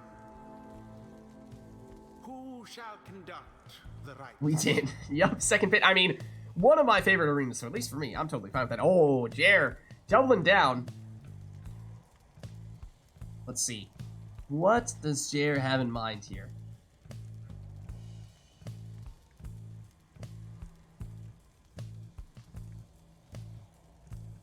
What would you like to see? What are we going for? What do you think?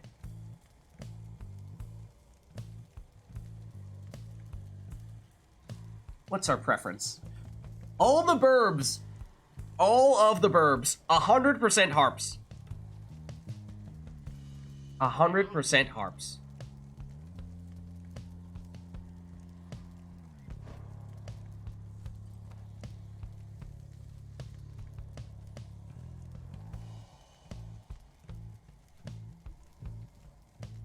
We'll see how they choose to comprise this team in terms of masteries and talismans. But of course, that means their exiles are all locked in.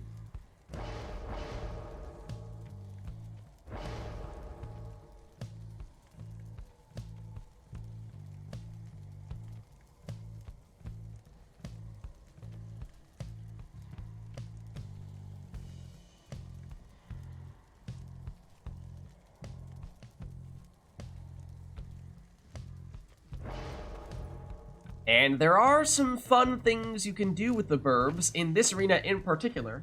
We'll see if either player opts to go that route, but Anor, thinking about the talisman selection, goes for Triesta's Plume.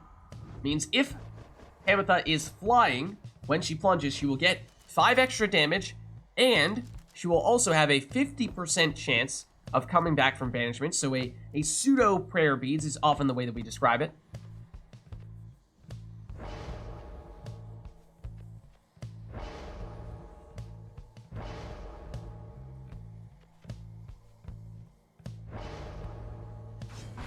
Then Titan Tooth on Pamatha in the first spot for Potato. That means that anyone who that Pamatha flies into will get stunned, and given now there's going to be a whole lot of flying in this match, that could be a very big factor.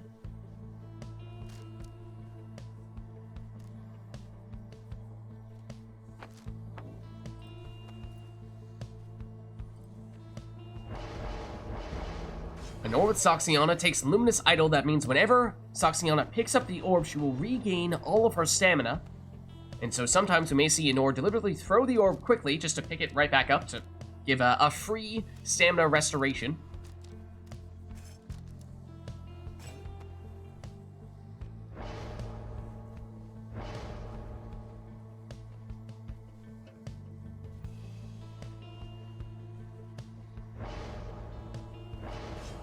Now Potato goes Prayer Beads, so that is a guaranteed exile coming back when banishing, or rather when plunging. Then Anor does also go for the Titan Tooth for the stuns on Tamatha. Last one for Potato.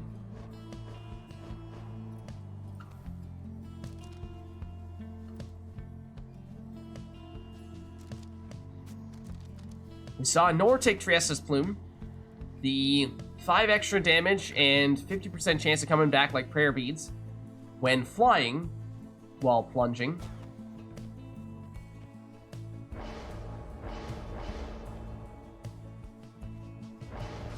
And so Potato does that as well. Here we go. Triple Harp versus Triple Harp. Let the flappy war begin. Anor blocked and now banished. Here's Potato with Tamatha. No Zoxiana now. Banished as well. Luminous Idol will give Anor all the stamina back, and there's the speed.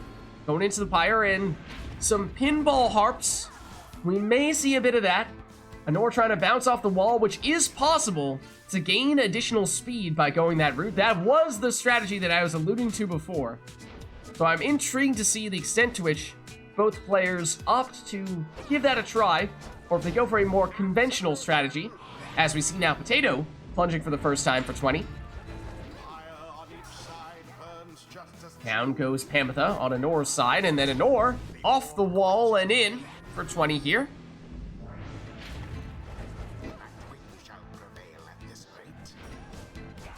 Anor with Zoxiana. That won't do, and everyone banished on Anor's side. Opportunity here, potentially for Potato. And plunges for 20. Now, was that Potato's prayer beads exile? It was not. Ooh, Potato may have had time to select the preferred exile on that occasion. May have been able, for that reason, to have chosen the one with prayer beads. Perhaps didn't matter though, because even with one fewer harp, still able to score here, and that was the prayer beads exile, so that was the one that Potato would prefer to be plunging with. Tamatha back on it here. But Titan Tooth will stun Potato.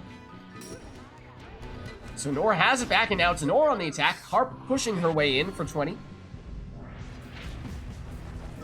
And that ties us up at 40 apiece, meaning 2 scores will be what either player will need to take the win here.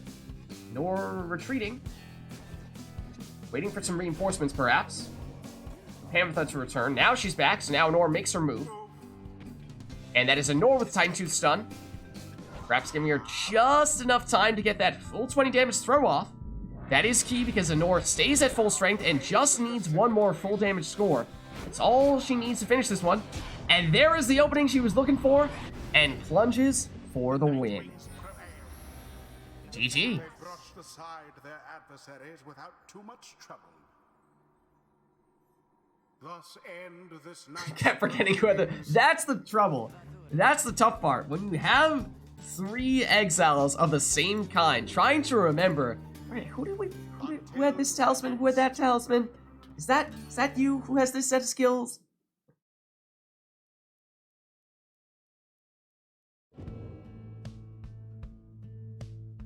Alright, well, let us know, chat, if there's anything you'd like to see for the next one. That was Triple Harps versus Triple Harps.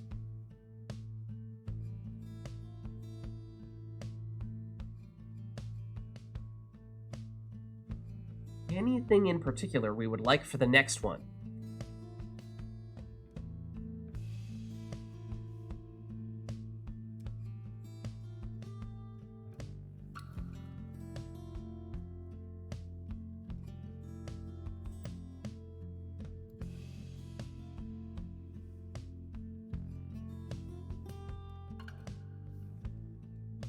Of course, if we don't have any requests for this one, we'll just have these two take whatever they'd like to take for this one.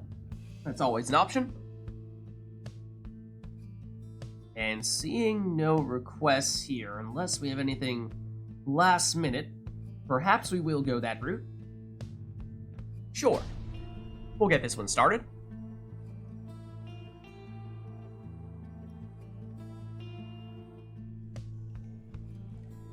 The night wings shall confront. Okay, so this time, it'll be the spring.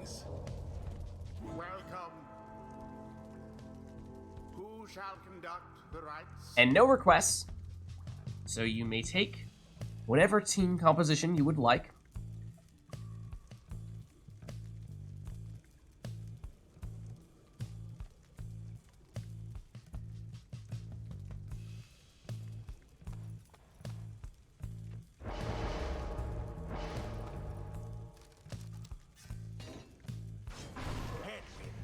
I know where it goes. Power casting Headwind.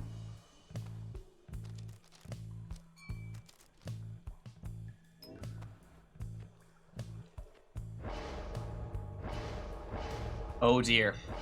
Oh dear. Potato goes Bottled Void, False Step, Stowaway. Bold strategy, Cotton. Jody in the second spot for Nor. We'll see if Potato continues to build that team around that Stowaway, trying to trigger Bottled Void as many times as possible. Remember, it is the Vacuum Cleaner Talisman.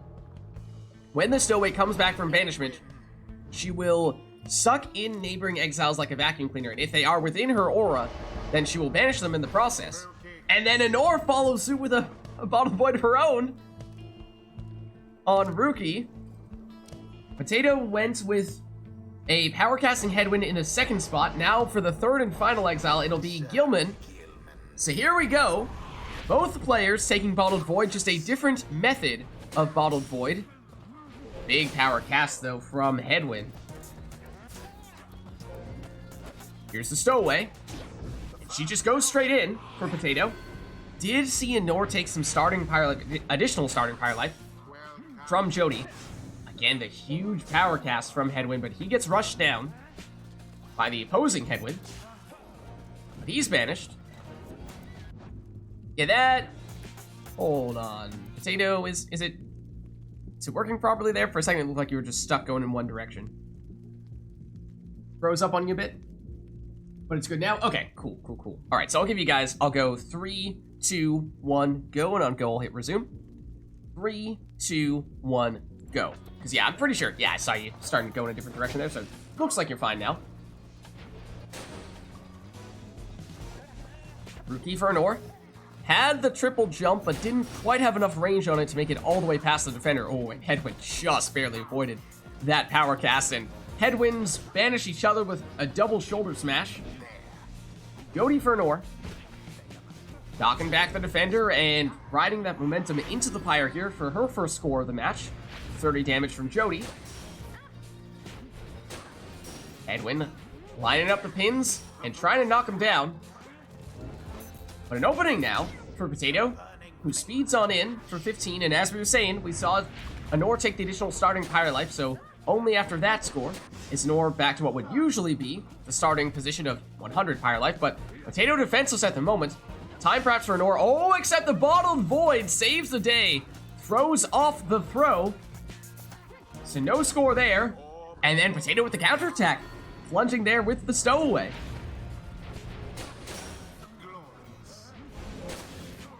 Once again, the big power cast. It's Headwind for Potato. Out of stamina though and gets rushed down by Rookie. Over to Jody. Two-pronged attack. Is it Rookie? Is it Jody? It's Jody. Plunging for 30. Once again, the huge Headwind power casts. Doing work here, although with that Sacred Bond, Potato can get those exiles back from banishment fairly easily. Counteracting a bit of that effectiveness of the power cast, and here is Headwind back to defend and shoulder smashes to stop the stowaway. Except that does trigger the false step. Oh, was that a stunning claim as well? Oh, Potato nearly pulled it off, but was just a step too slow. Double shoulder smash once again. Banishes both of the Headwinds. What Potato was going for there was trying to stun everyone on the field except for the false step stowaway, because there's going to be a little bit of a delay before she came back from banishment. Could have made her the only exile capable of moving, giving her what would have been more or less a free score, but just a little bit too slow to pull it off. Headwind for Anor. Back over to Rookie. Rookie on one side, Headwind the other. Potato caught between those two characters, but Headwind intercepts Headwind's throw after having banished Rookie. Gilman went for the throw. It would have been unblockable, but Anor was able to block it, or at least prevent Gilman from getting close enough to actually successfully complete that throw. And then counters with a throw from Headwind for 20. Huge cast there from Headwind. The orb inadvertently hits Potato's Pyre, bouncing it back out, but Anor still with time to follow it in for the winning plunge. And such a well-conducted victory it was. GG. The ceremony is complete. All right, well played, you two. Let's head on back. Until the stars align.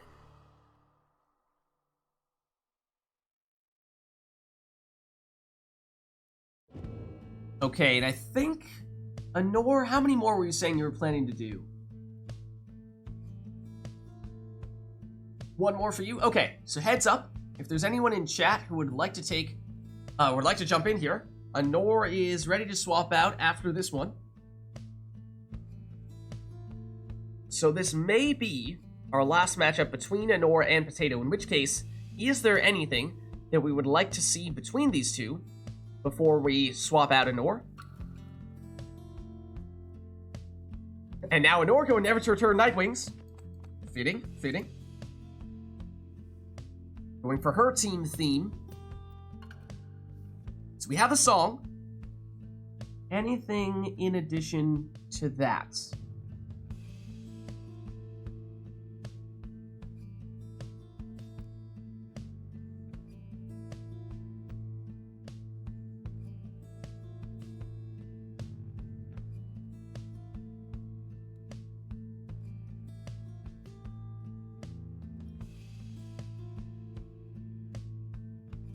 Looks like that will be all, unless we have any last second requests here. So in that case, we'll get this one started in what may very well be our last one between Anor and Potato.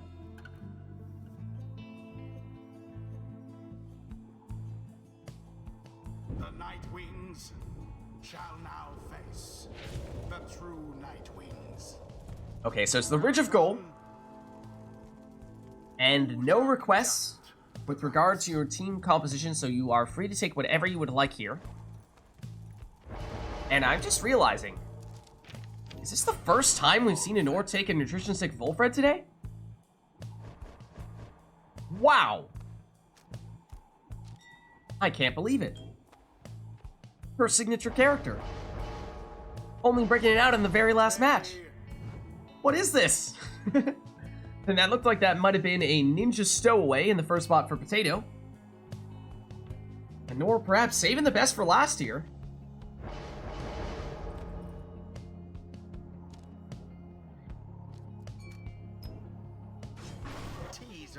Then a Typhoon bottle on a Super Portal Tizo, so we saw that Anor did not go down to take Numbing Gust on Volfred.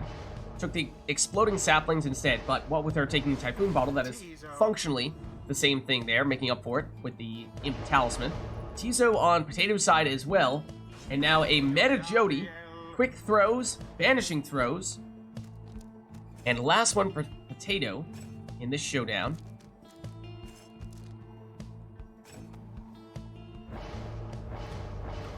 Looks like it'll be a saluting Prayer Beads Bertrude, so she can use that salute to transform all of Anor's Ice House into defenseless Howlers once during this rite, giving Potato what is more or less a free score. And here we go!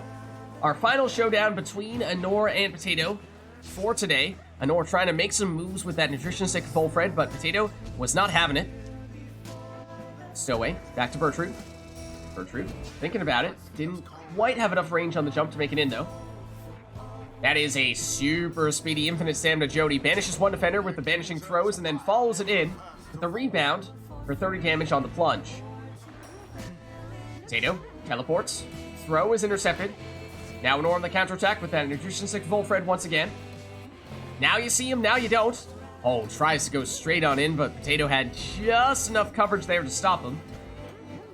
Throw is intercepted. Anor with just Tizo at the moment. Probably not her preferred attacker. But now has it back with Volfred. Back to Tizo and Volfred. Which one will it be? Volfred to set up the throw. Lands for 13. Potato teleports. But gets blocked. And it's just one defender, though. Now here's Anor with Volfred. Over to the other side and straight on in. With the extra Nutrition Stick distance. Potato hesitates but does teleport. Anor just camping out next to the Pyre. Creates a portal for Jody to get infinite stamina. She intercepts the throw and now can speed ahead with all that infinite stamina. Vanishes with the throw, gets rid of two of the defenders. And that means Potato is holding on here with 2 Pyre life. Stowaway. Throw is intercepted. Anor on the counter with Volfred. He's banished. Tizo for Potato.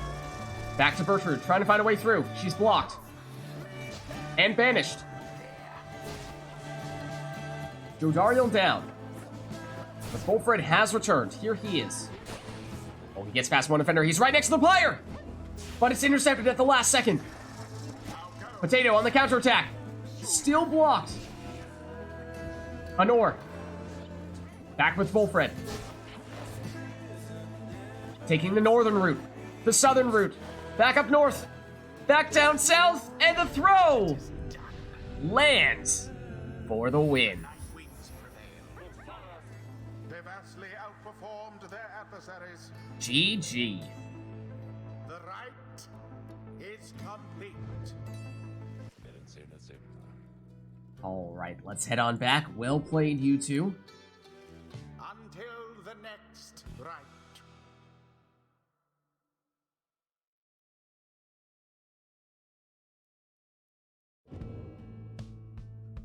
Okay, and yeah, so Anor is saying she's happy to swap out if there is anyone who'd like to get in. Otherwise, she can stick around if there is no one who's looking to get in, but let us know, chat. Is there anyone who's been hanging around looking to get in on the action? Anyone who's not yet gotten the chance to play today? Baylor! Baylor will jump in. Alright, sounds good. Awesome. Thanks for stopping by, Anor. Have a good night. And in that case, we will get Failure in here. Oh no, is Steam... There you are. Okay, for a second I thought Steam was doing that same thing we were seeing earlier, insisting that you were not actually online. But there we go. Invite sent. Presumably it's going to make you player 1, but maybe we wait just a second to verify. Let's see. No, it has decided that Potato is now player 1. Thanks, Steam Remote Play. Potato, would you like to stick with the, And Failure, did you just confirm that you are in fact player 2? Is that right? Yeah, that's right. Okay, gotcha. Yeah, exactly. Potato, you want to go over to the Pyre Hearts now? Now it should make much more sense, colors-wise. Should be easily distinguishable. Okay, let me just swap around names and sigils. So Potato is now player 1. And we have Failure in as player. That is not an F. And then get rid of these Nightwings. Enough of these Nightwings. Nobody ordered Nightwings. Thank you very much. Fate and Pyre Hearts. What we're going for. There we go. Alright. So this will be our first showdown between Potato and Failure. So let us know, chat, if there's anything you'd like to see between these two. Of course, this will be Failure's first match of the night, so we could potentially give him the chance to warm up a little bit first, or we could just do something totally crazy right off the bat. It's all up to you. Whatever you prefer.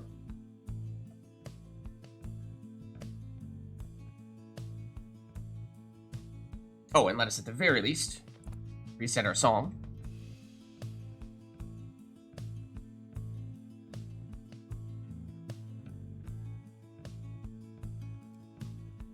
But maybe we do give Failure the chance to warm up a bit here before we do anything too ridiculous. Oh, I hear the water. Okay, it's Fall of Solium, not the boat. Welcome. So no requests. You are free to take whatever you would like. Potato going for a quick throwing ninja stowaway.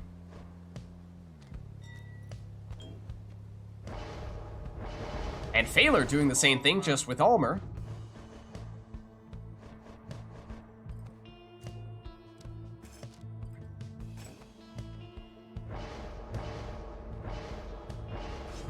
Now it's Web Lanthorn Tizo in the second spot for Potato.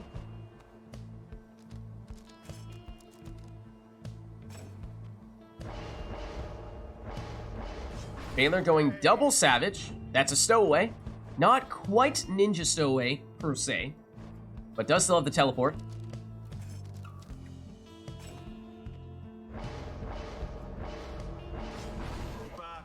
Then Potato with a Prayer Beads Bertrude with the Crone Salute, so can transform all of Failure's Exiles into defenseless Howlers at one point during this upcoming match. And then last one for Failure.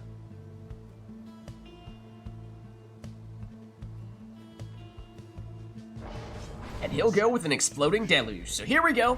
First one between Potato and Failure for tonight. And I think we'll see a lot of teleportation to the orb, as we have a lot of Savages in this one. Here's Almer. His throw is intercepted.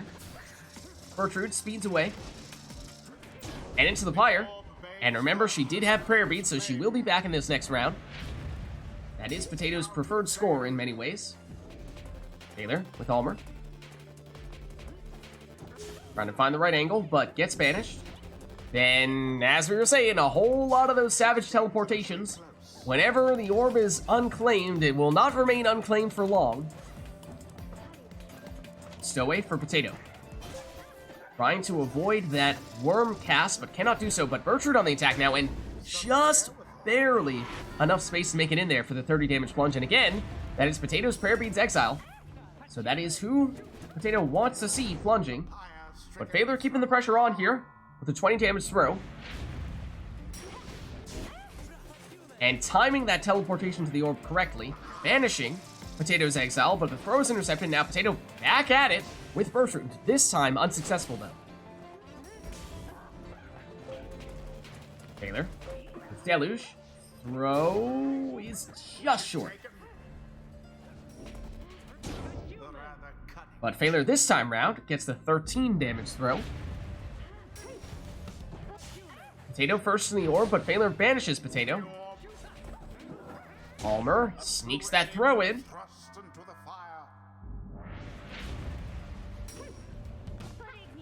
Potato on the orb, but once again banished by Almer. Almer gives it to the defender, was perhaps looking for the instant follow-up with the banishment on the snap cast, but no such luck. Does eventually take out Bertrude though, so has it back with Almer here. But Almer goes down. And once again, the double Savage teleport to the orb just banishes both of those Savages. But no one back on Phaler's side at the moment. Now has some defenders in time to stop Bertrude. But Bertrude is back on the orb now. Oh, big implosion there. Actually takes out the stowaway. Bertrude nearly leaps in. But it's back with Almer for Phaler. Phaler. Throw intercepted. And Potato through the portal. Waiting to get the stamina back. Throw is intercepted. Now Phaler still has Almer in an attacking position, but he does go down. He teleports to the orb, though, as he came back. Potato. Bertrude. Thinking about it. Doesn't like that angle, though. Perhaps trying to bait Phaler out a little bit here and open up this opportunity for another 30 damage plunge.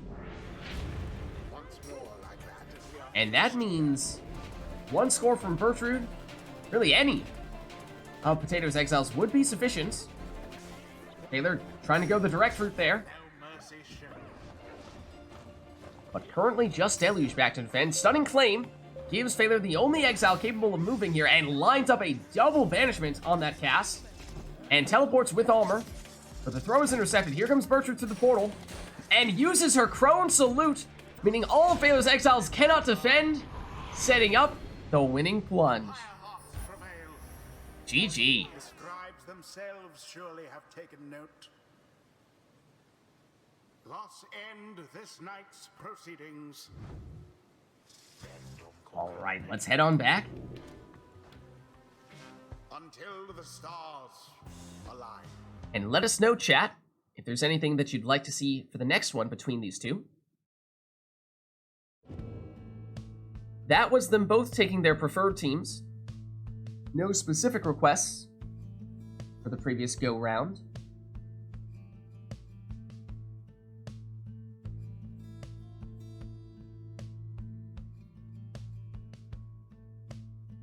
Anything in mind for this one? Or are we thinking we'll leave this up to the players as well?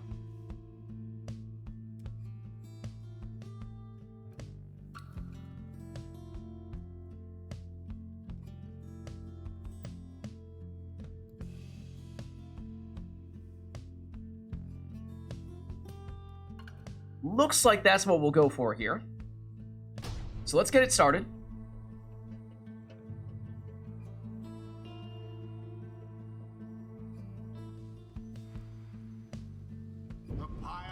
And this time, it's the Glade of Liu. The fate. Welcome. Who shall conduct the rites? Oh. And our attention has been captured as Potato comes out making a statement with a false step stowaway bottled void setup in the first spot. Phaler sticks to an Almer with prayer beads.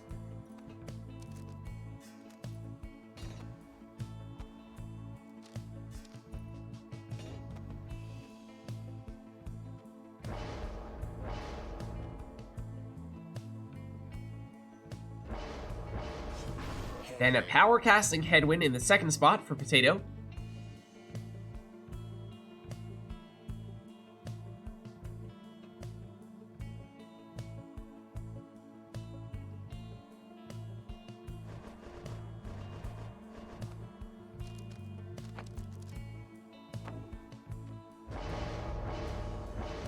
Now, Titan Tooth Dalbert for Failure, so he will stun anyone that he jumps into.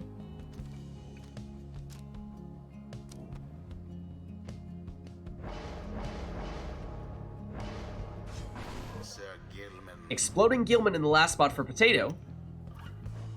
Failure. With Fate members number 1 and 2.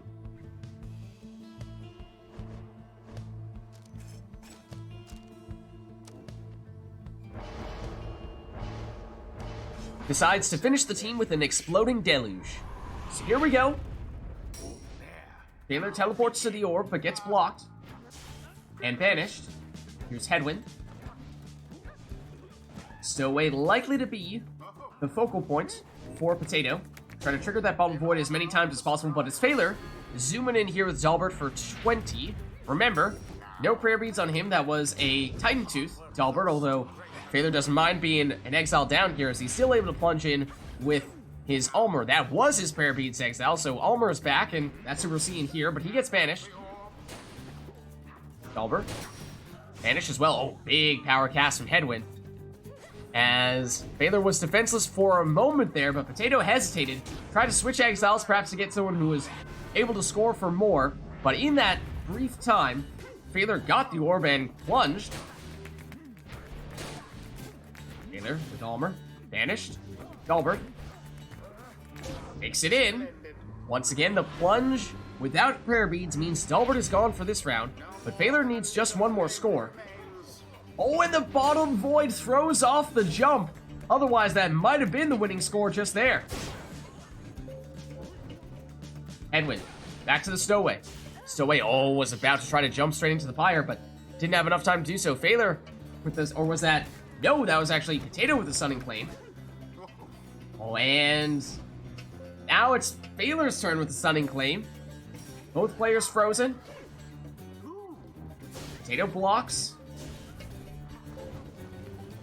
And has the orb back here. Looking to push with Gilman. And plunges for 15. But no prayer beads on him. Failure's still looking for anything to finish the job, and that will do. GG. Tears of shame. The rite is ended. Alright, well played. And we'll head on back. Until the next rite.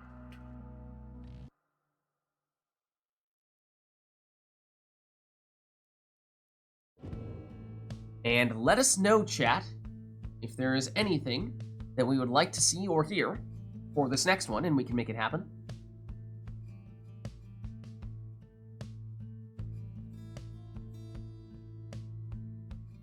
Don't think we've thrown anything at these two yet, at least not when Potato's been playing up against Failure. Okay, I wasn't gonna say it. I wasn't gonna say it explicitly, but it did seem like perhaps we were a little bit overdue. A little bit overdue for something like a customized off match. So of course, randomized Exiles, Masteries, and Talismans won't even see what they are in advance. We're just gonna get thrown straight into the action. We can still do a song, we can still do an arena, but otherwise, just about everything else is accounted for.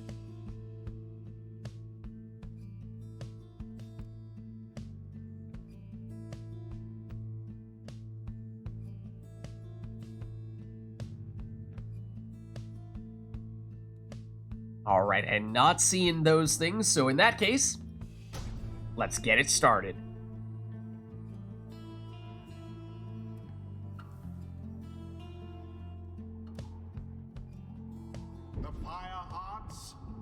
Okay, so it's the Ridge of Gold. For Potato, it looks like a Savage, a Demon, and a Worm. For Failure, it's double Cur, and then the most stylish man in the downside. Actually, both players have the most stylish man in the downside. Gareth. The other Gareth. Oh, Black Hoof. That's a crime. Gareth not able to pick up the orb.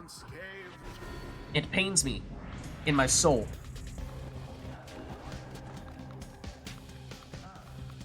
Taylor. That is Dalbert banished and Rookie plunged. And able to teleport to the orb as well, but can't pick it up. That is especially painful. Taylor plunging in here for 20.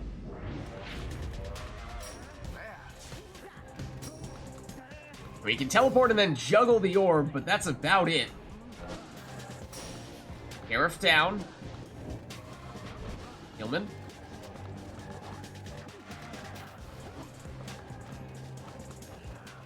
Making moves, but gets blocked and banished. Oh, Explosive Temper on Dalbert. That is a more defensive right side Dalbert, that means. As Phaler plunges with Rookie there. Hurrah! Dalbert may not even have double jump. Might be all right. No, we know he's not all right side, because otherwise he'd have... No, he does have built-in prayer beads, perhaps. I think that is all right side Dalbert. Not that it matters here, as Phaler plunges in for the win. Most excellently done this time, I must admit. GG. The rite is done. The teleport Black Hoof, that hurt me. That physically pained me. The stars align. My favorite savage. Oh dear. Oh dear. Well, I mean, that's customized off for you. Sometimes you luck out, sometimes you definitely do not. The laughing stock savage. Oh no. I mean, that's the thing is, and the savages tends to be more pure offensive characters. Sure, they have snapcasts oftentimes, but outside of that, if you can't pick up the orb with the savage, it's not gonna be doing all that much for you. So we'll turn Customize back on, unless, of course, we'd like to turn it back off for this next one, in which case, let us know. And let us know if there's anything else you'd like to see or hear as well.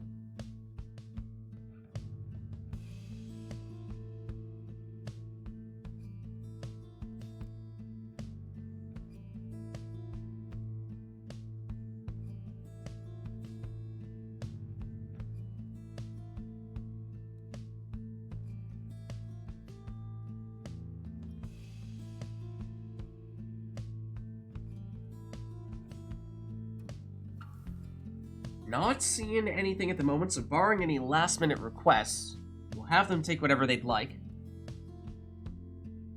Maybe Potato deserves that after having a teleporting Black Hoof Savage.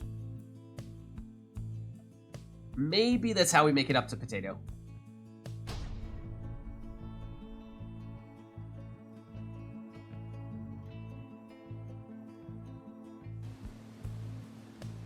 Oh. Or water. It's back at the Fall of Solium. The fate. Welcome. Who shall conduct the rites?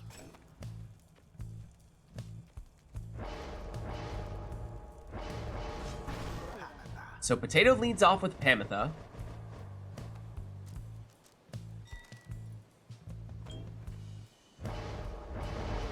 Phaler, more often than not, we've seen using Almor in that first spot. Goes Ninja with the Banishing Throws that time round.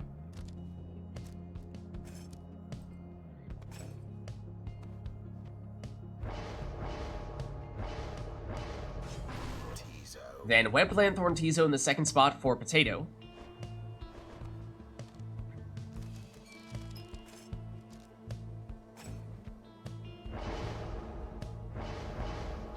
Rare Beads on a teleporting but technically not ninja stowaway.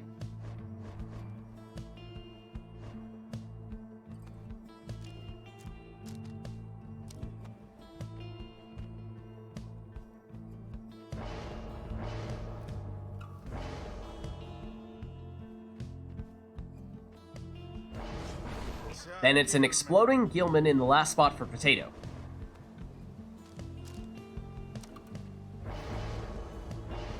And Phaler going a similar route here, just with the Deluge.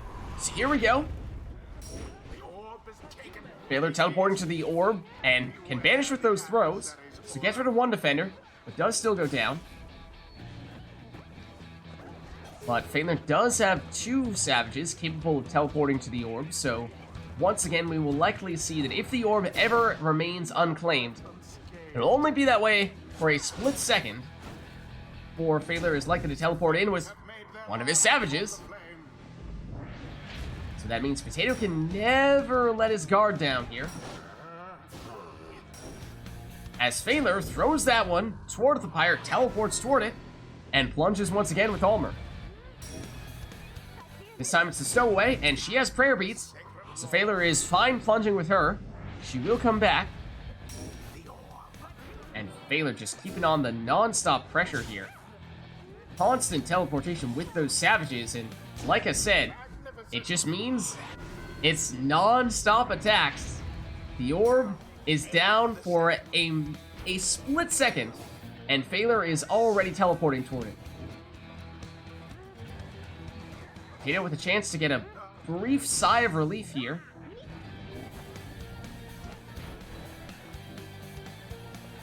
Phaler back with Ulmer. His throw gets rid of a defender, and he teleports to it, and follows up for the winning plunge. Their pyre yet burns with vigor and resolve. GG. The ceremony is complete. Alright, let's head on back. Until the next rite.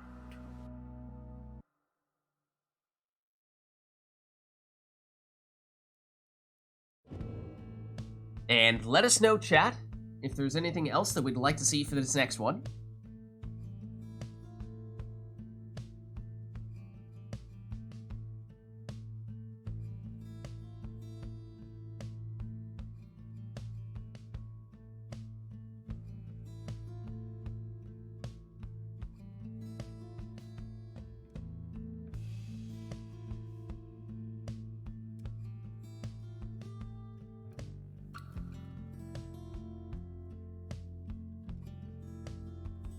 Phaler says Double Savage is still bad, by the way.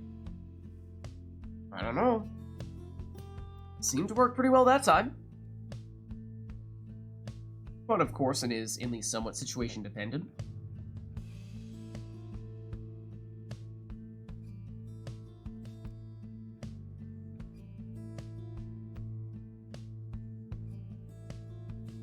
Alright, not seeing anything request-wise right now. So why don't we just get back into the action here.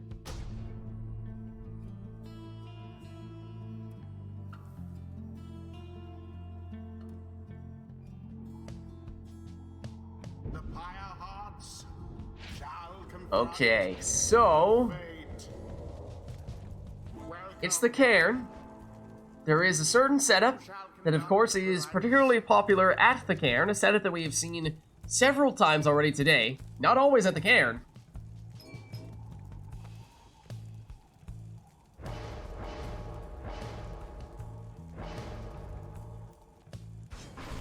But I think Potato knows what I'm referring to here, as that is a false step, bottled void stowaway. And this is Phaler going with bottled void on Tizo. 2 different approaches to take. Either going the imp portal route with Sacred Bond to trigger that bottled void, or false step and getting banished at the end of your jump and automatically respawning where you initiated that jump.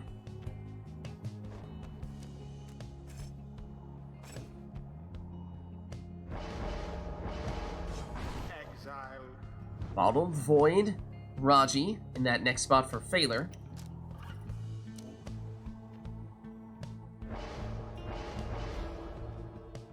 Potato took Headwind in the second spot and takes an Exploding Gilman in this one.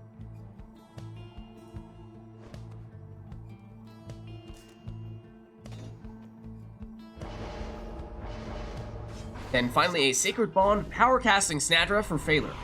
So here we go. Bottled Void on both sides, just different approaches. There is the Bottled Void triggering right there. Phaler will try to get his Tizo banished and then go through the portal that Tizo creates in order to trigger Sacred Bond and trigger the Bottled Void. And needless to say, all these Bottled Voids triggering is going to cause a lot of chaos, and somehow Phaler finds a way through all that madness and into the Pyre for 15 damage. But that was a Tizo plunge, which means that Phaler is now Bottled Voidless, as that is Potato plunging for 15 with the would-be exploding Gilman. Phaler once again plunging for 15 with his Imp. That one was Tizo once again, so that is the Bottled Void Imp. Gilman sidesteps the Snadra cast. There's Bottled Void on the Stowaway triggering. Snadra down, everyone down on Potato side, but that brings back Gilman with his Valiant Return. Gilman nearly sped past the defender, but not quite, as Phaler going through and trying to banish everyone on Potato's side. But Potato bringing friends back, and there is some Bottled Void action as well. And no one on Phaler's side at the moment, so time for Potato perhaps, has to cut it a little bit short there, but does still get 15 damage on that throw. Phaler first the orb. That is Tizo, that is the Bottled Void Imp. Phaler blocked. And that's Phaler getting rid of the last defender. Will Headwind return in time? Yes, he will. Back to the Stowaway. Headwind down. Stowaway goes in. Plunging for 20. That means no Bottled Void in this round for Potato as the Stowaway plunge, but that doesn't mean Phaler won't do it, as we saw a whole bunch of it right in front of Potato's Pyre there. That's Snadra making her way in, plunging for 20. Tying us up at 50 apiece. Headwind shoulder smashes Tizo. And a series of banishments after that. Here's the Stowaway. She's banished. That brings back Gilman with Valiant Return. He brings back Headwind and the Stowaway, triggering Bottled Void. And I think that must have been Potato with the Stunning Claim, freezing everyone momentarily. Phaler sneaks on in for 15. And that time, that was Raji, not Tizo, so Phaler does still have Bottled Void on this Imp right here. And there it is triggering, causing a little bit more chaos. Potato's still holding on to it, though. Almost trying to bring back the Stowaway for his own Bottled Void. But now that's the last of Potato's Exile, so time for Snadra to throw it in. Slightly short there, just 14 damage. And that is significant, because that means now Phaler may not be able to finish this with one score. He may still need two. And that is significant because, well, that might have been an opportunity right there, although the Stowaway's Bottled Void disrupts Phaler's plans. But Potato defenseless. Oh no. That brings back Gilman with Valiant Return, and he brings back the Stowaway with Bottled Void. Snadra blocks the Stowaway. Snadra has it back, but she's banished. Headwind banished. Headwind has it back. Looking for the Pyre, but it's intercepted on the throw. Orb is free. Phaler scoops it back up. Gets blocked. Phaler has the orb back, plunges for 15, and that means Potato is holding on with 6 Pyre life. Next score will do for Potato, or rather for Phaler. Doesn't matter what it is. But here is Potato. Plunging for 20, does still need 2 more scores though. Phaler, that is Tizo. That is his Bottled Void character. Oh, and Potato gets right up next to Tizo, and when he gets brought back, triggers that Bottled Void. Phaler through the portal. Vanished. Headwind vanished.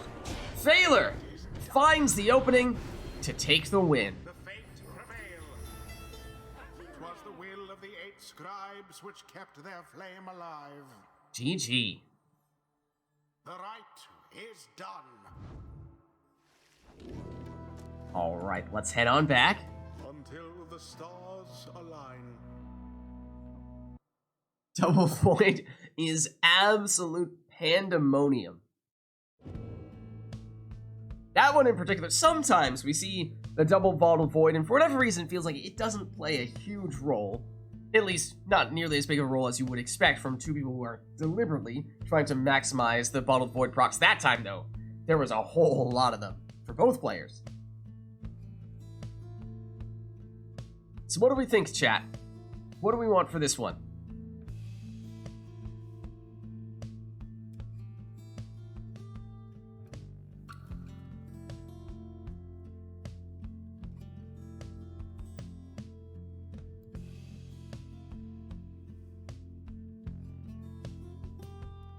Play the stowaway.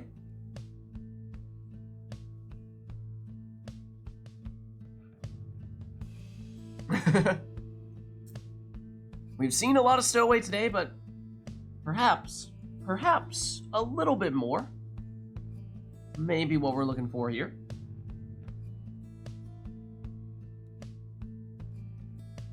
And if you're just theorizing potential things that you might want to see. Oh! I was going to say, if you're just theorizing, you're welcome to message in chat. If you'd like to lock anything in definitively, then you can click on that red circle with the white L below chat, and you'll find the various requests there. And that is what Failure does to do exactly the opposite of what chat was thinking. Says, no savages allowed. Core is wondering if we might do all left side nomads. Wants to see Failer's Nomad game. Again, just a suggestion. Not an official request, at least not as things currently stand. Failer says, don't worry. I can tell you, it's bad. Prove yourself wrong. Why would you not take Sacred Bond? Potato's fine with it. Potato's like, alright, works for me. Right now, though, it's just talk, as no one has officially locked it in, at least not yet. Is that of interest? Shoulder Smash and Critical Strike, also strong skills, that is true. Those are, of course, on the left side, Sacred Bond on the right side.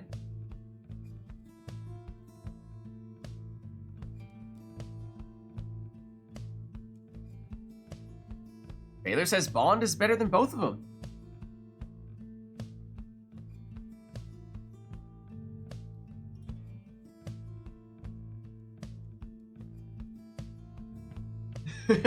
Potato. Thor is choosing Exiles. One Nomad, Core says. One Nomad. Will that be all? All left side Nomad. Core does lay down the lid coin to lock it in. One all left side Nomad.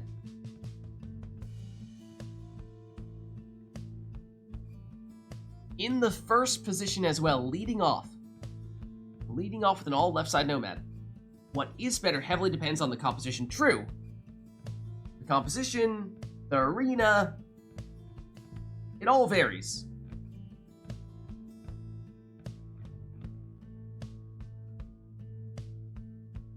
Alright, it looks like that may be it for this one, though. So let's get it started. It's a Nomad, all left side masteries in the first position. Oh. And you hear that. That means we're at the Isle of Kalamer. Have we been here yet today? Is this our first Isle of Kalamer right today? I feel like there's a chance it is. Boar says this is a great map for all left side Nomad.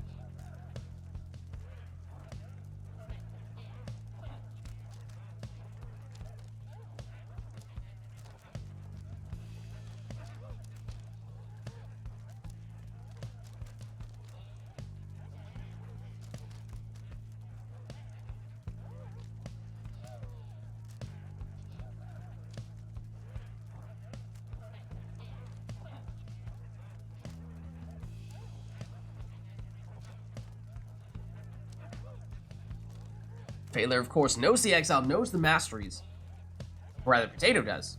It's just a matter of which talisman to select.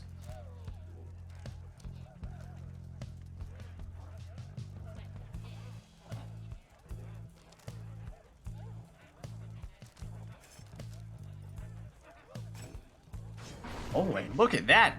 Perhaps a bit of an unconventional choice there. Opts for the prayer beads on Headwind.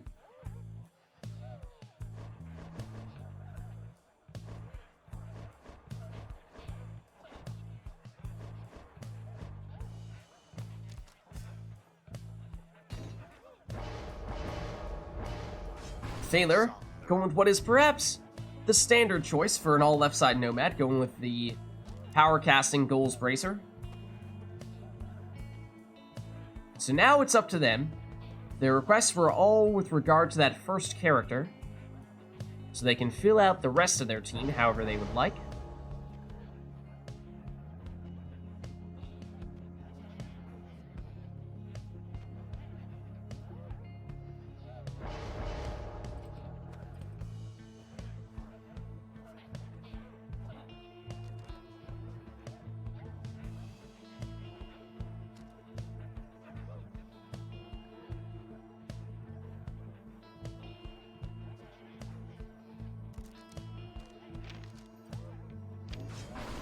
And Potato goes Nutrisistic Volfred.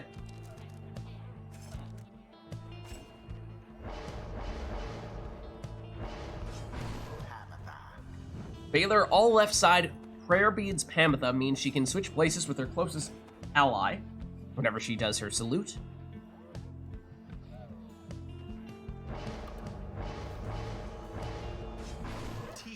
And Potato finishes with a Webbed Lanthorn Tizo.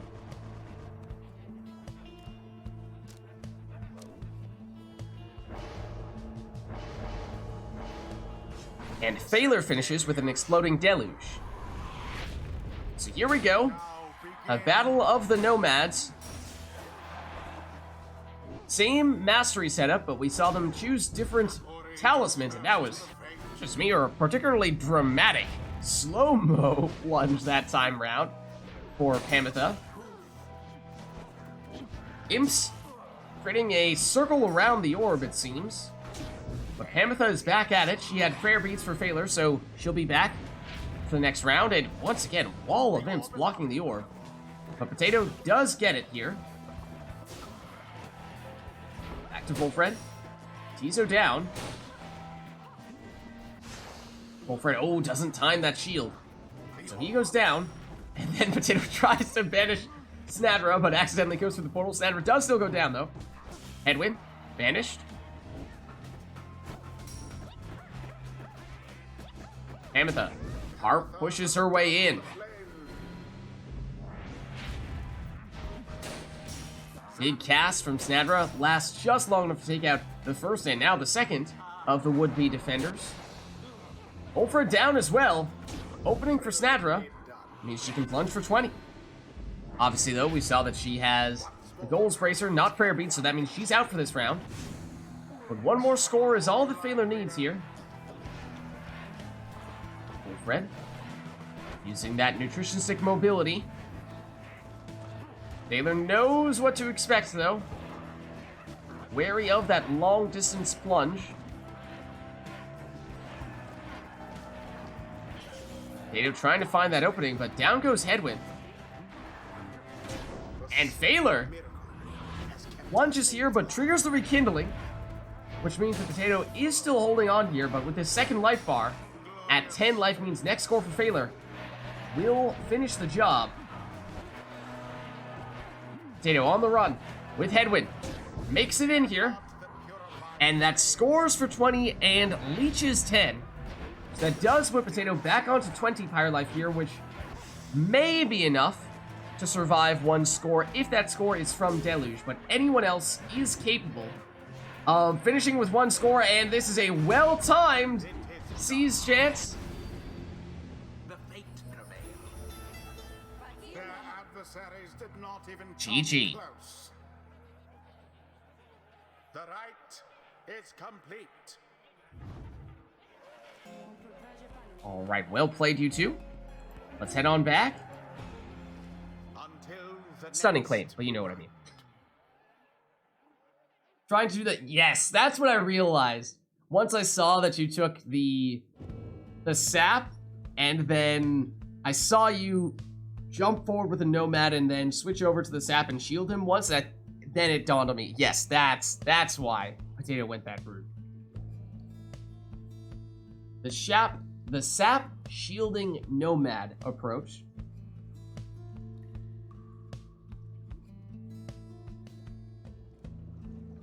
So let us know, chat, if there's anything that you would like to see for the next one. That was a specific nomad setup, as we wanted to see the all left side nomad.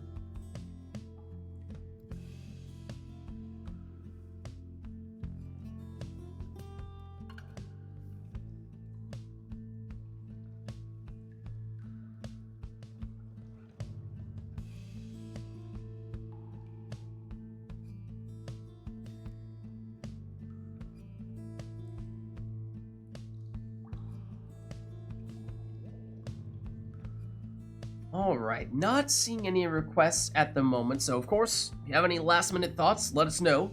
Otherwise, we can get this one started and have these two take whatever they'd like to take.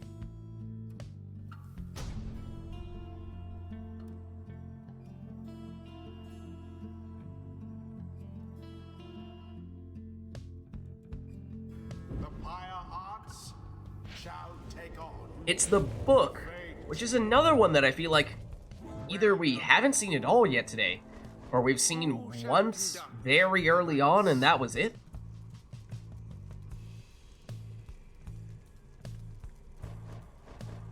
Potato says we haven't.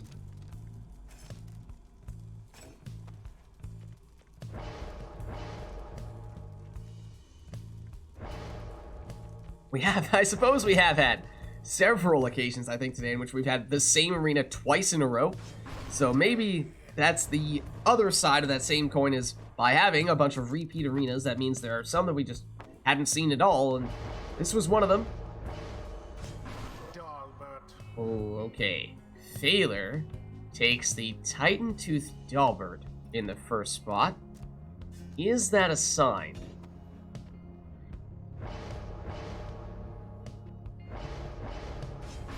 Potato.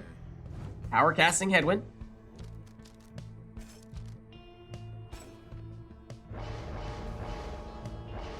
Phaler. Cur number 2. That's a Prayer Beads rookie.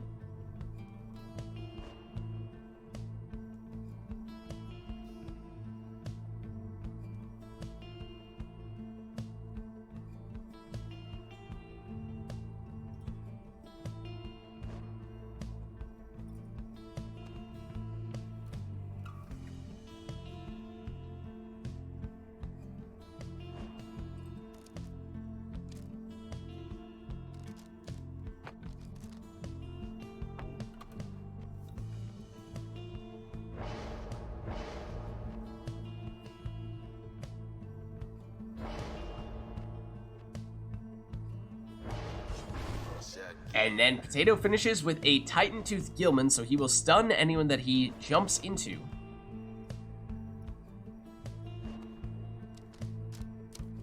And you wondered, when you saw Phaler take the Curs in slot 1 and slot 2, was he gonna go triple Cur? Maybe that was a reaction to the Titan Tooth that we saw Potato take at the last spot, but it is a Webland Thorn Imp, and here is Potato, or rather, Phaler getting things started with one of those Cur plunges. Rookie follows up here, and he has Prayer Bead, so technically speaking, Rookie is Phaler's preferred plunger. But it was Titan Tooth, I believe, on Dalbert, and that was why Potato was stunned right there, which prevented him from getting into a defensive position. And Phaler just speeding straight into the Pyre. Although this time, Potato stunned, slowed Phaler down, but alas, The fate prevailed. that was the winning plunge. Performance, I must say. GG. The rite is ended. Alright, let's head on back. I was gonna say, it's a familiar sight seeing Phaler load up on the curves in the book.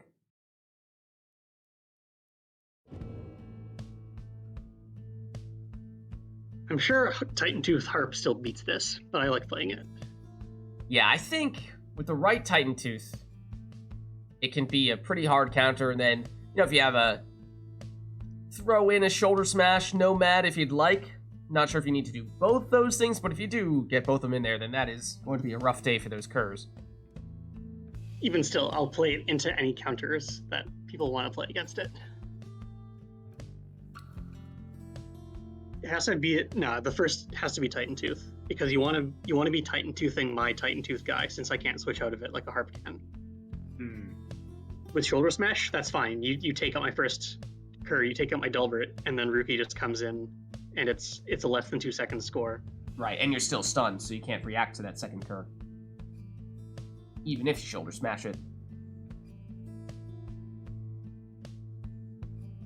Yeah, exactly. So this is why Titan Tooth Harp dismantles this, because I get stunned and I can't switch the way the harps can.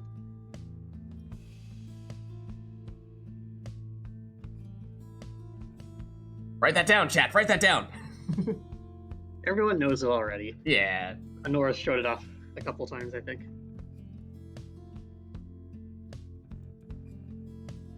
All right. Is there anything we would like to see for this next one? And it is... Oh, I was going to say... Oh. Gore says round 2. Back at the book. I was going to say it is getting a little bit late.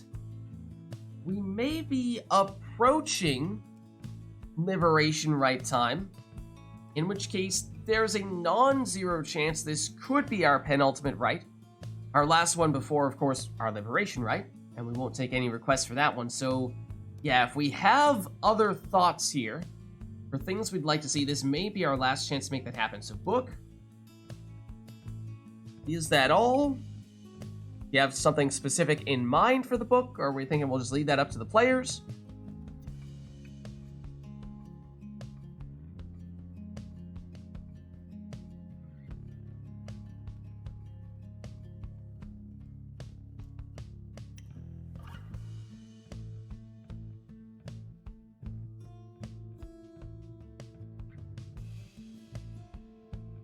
Looks like it may just be the book.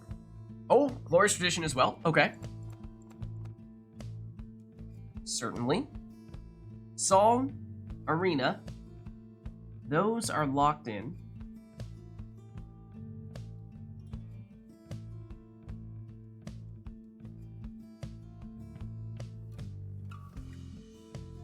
And it looks like that will be all. So, okay. Round 2 coming right up.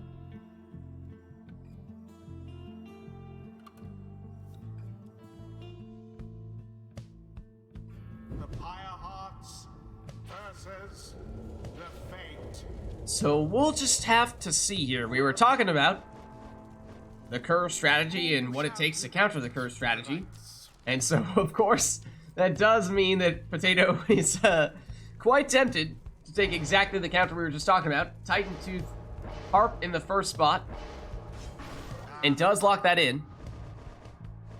Taylor said he'd be willing to roll with whatever it takes to counter the curve counter on the books. And so he does still stick with his Titan Tooth curve. It is into counters also, because people think they can counter it. And that's fine. They can, but I'm still going to play it into the counters anyways.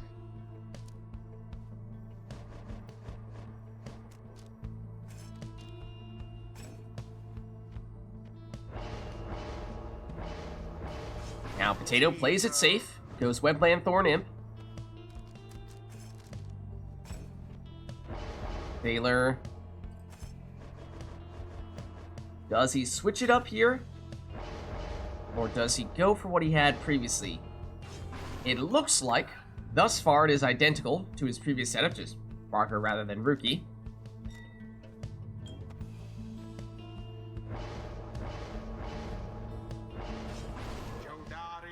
Jody in the last spot for Potato.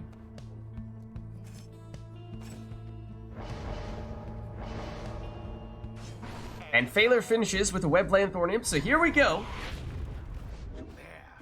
Phaler goes around the southern route to sneak on in with his first Cur Plunge. Looking to do so again the second time round. But that time, Potato stunned with Titan Tooth. So Potato on the orb now with Pamitha. And I believe this is a double Titan... No, that... Phaler is Titan Toothless after having plunged with Dalbert. So that gave Potato just enough time to throw this one in for 20. Which means, technically, Potato is still at full strength even after that score. Phaler going around the other way. This is the double Titan Tooth stun. But Phaler loses Dalbert. Oh, and Phaler was going for it, trying to get the huge banishment, taking out numerous of Potato's exiles. Didn't quite pull it off, but that Titan Tooth is going to stun Potato, setting up this plunge here for another 20. Pamitha. Potato, ready to put her into defensive position. And it does banish Phaler, although here comes Cur number 2.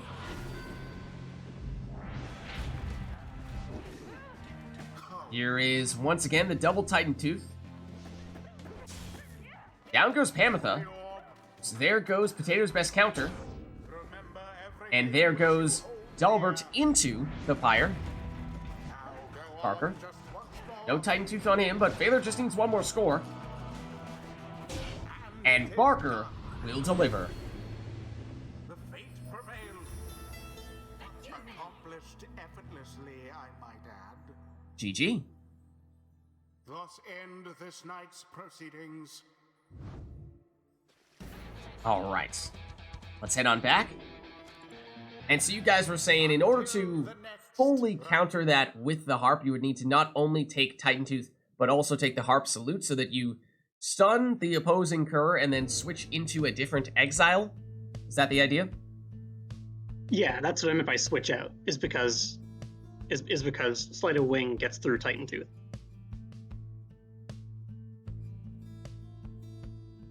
Yeah, you can salute while stunned.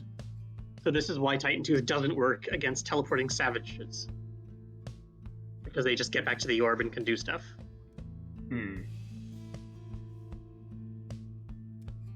The Omega counter to Titan Tooth. Alright, well. I think it may be just about that time. Tell that time, Ruiner. Oh. It may be just about that time, guys. I think we may be ready for our Liberation Rite. Let's go to the Fall of Solium. Let's turn on the sermon intro. Let's turn on... We usually do the Never to Return version of Player 2, so that'd be the Fate here. So we won't take any requests from chat this time around. This will be our final rite of the night, our Liberation Rite. So let's make it happen.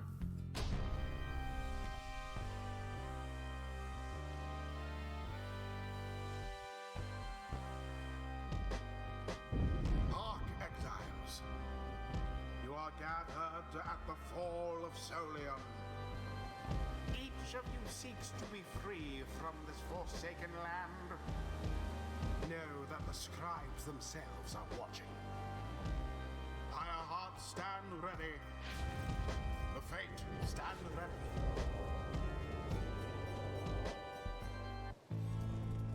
Now All right, shall we so start it? this will be our final rite of the night, our Liberation Rite, between Potato on the left, representing the Pyre Hearts, and Phaler on the right, representing the Fates. Potato leads off with a ninja quick-throwing stowaway. Pyro's like, what? Am I supposed to be reacting to this in some way, shape, or form? Phaler.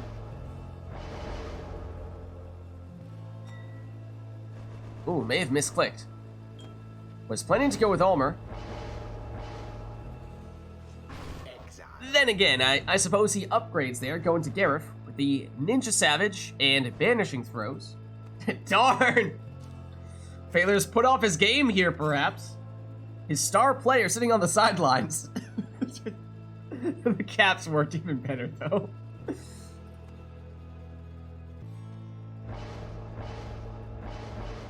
Webland Thortizo in the second spot for Potato.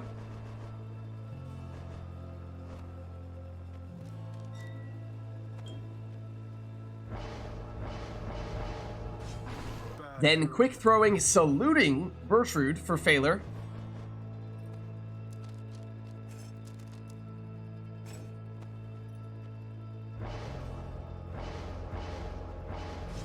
Then plunging, saluting Crone for Potato in the last spot.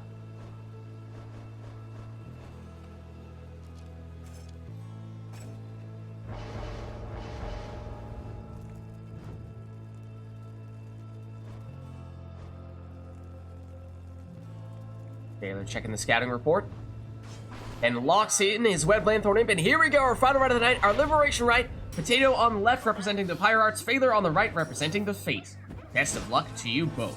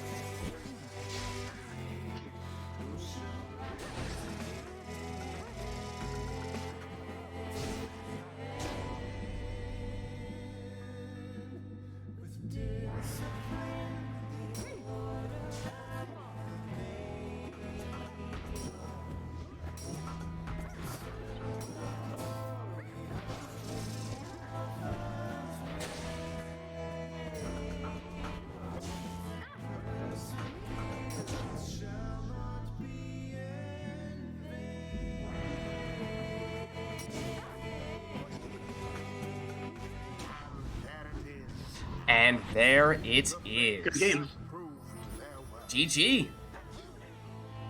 As for their adversaries, they did not. Thus ends the Liberation Rite. Alright, as we were saying, that was our Liberation Rite, our final run of the night. Thank you so much to everybody who played with us today, and thank you everybody who gave us the request in chat. Oh my goodness, it's true! Gareth has ascended.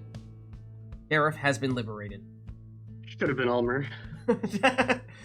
Failure was not thrown off by having to switch up his Savage at the last second, but thank you everybody. I am going to hop out of Discord as this was our final match of the night, but I will see you next week. Alright, let's free them. Let's free them from Steam Remote Play.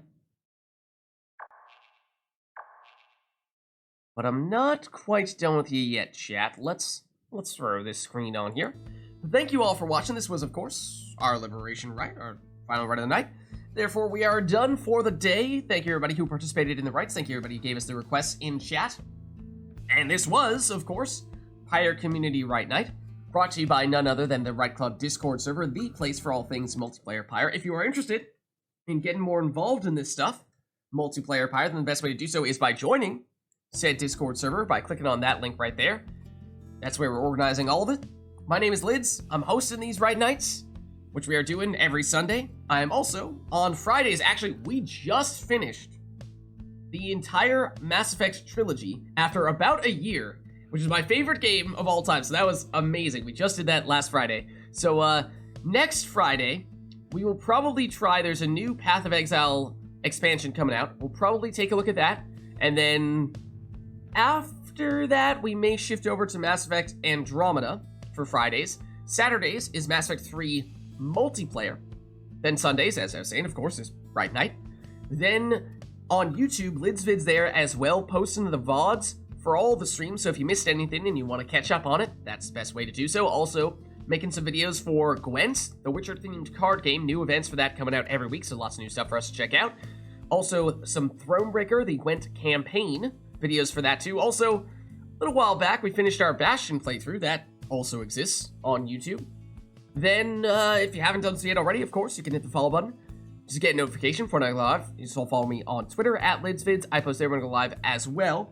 But the best place to stay up to date on all things Lids is actually by joining my own Discord server, which you can do by clicking on... don't even want to tell you how horribly I was about to spell that. by clicking on that link right there. But that's going to be it for me for tonight, so thank you all for watching. Hope you enjoyed the stream, and I'll catch you next time.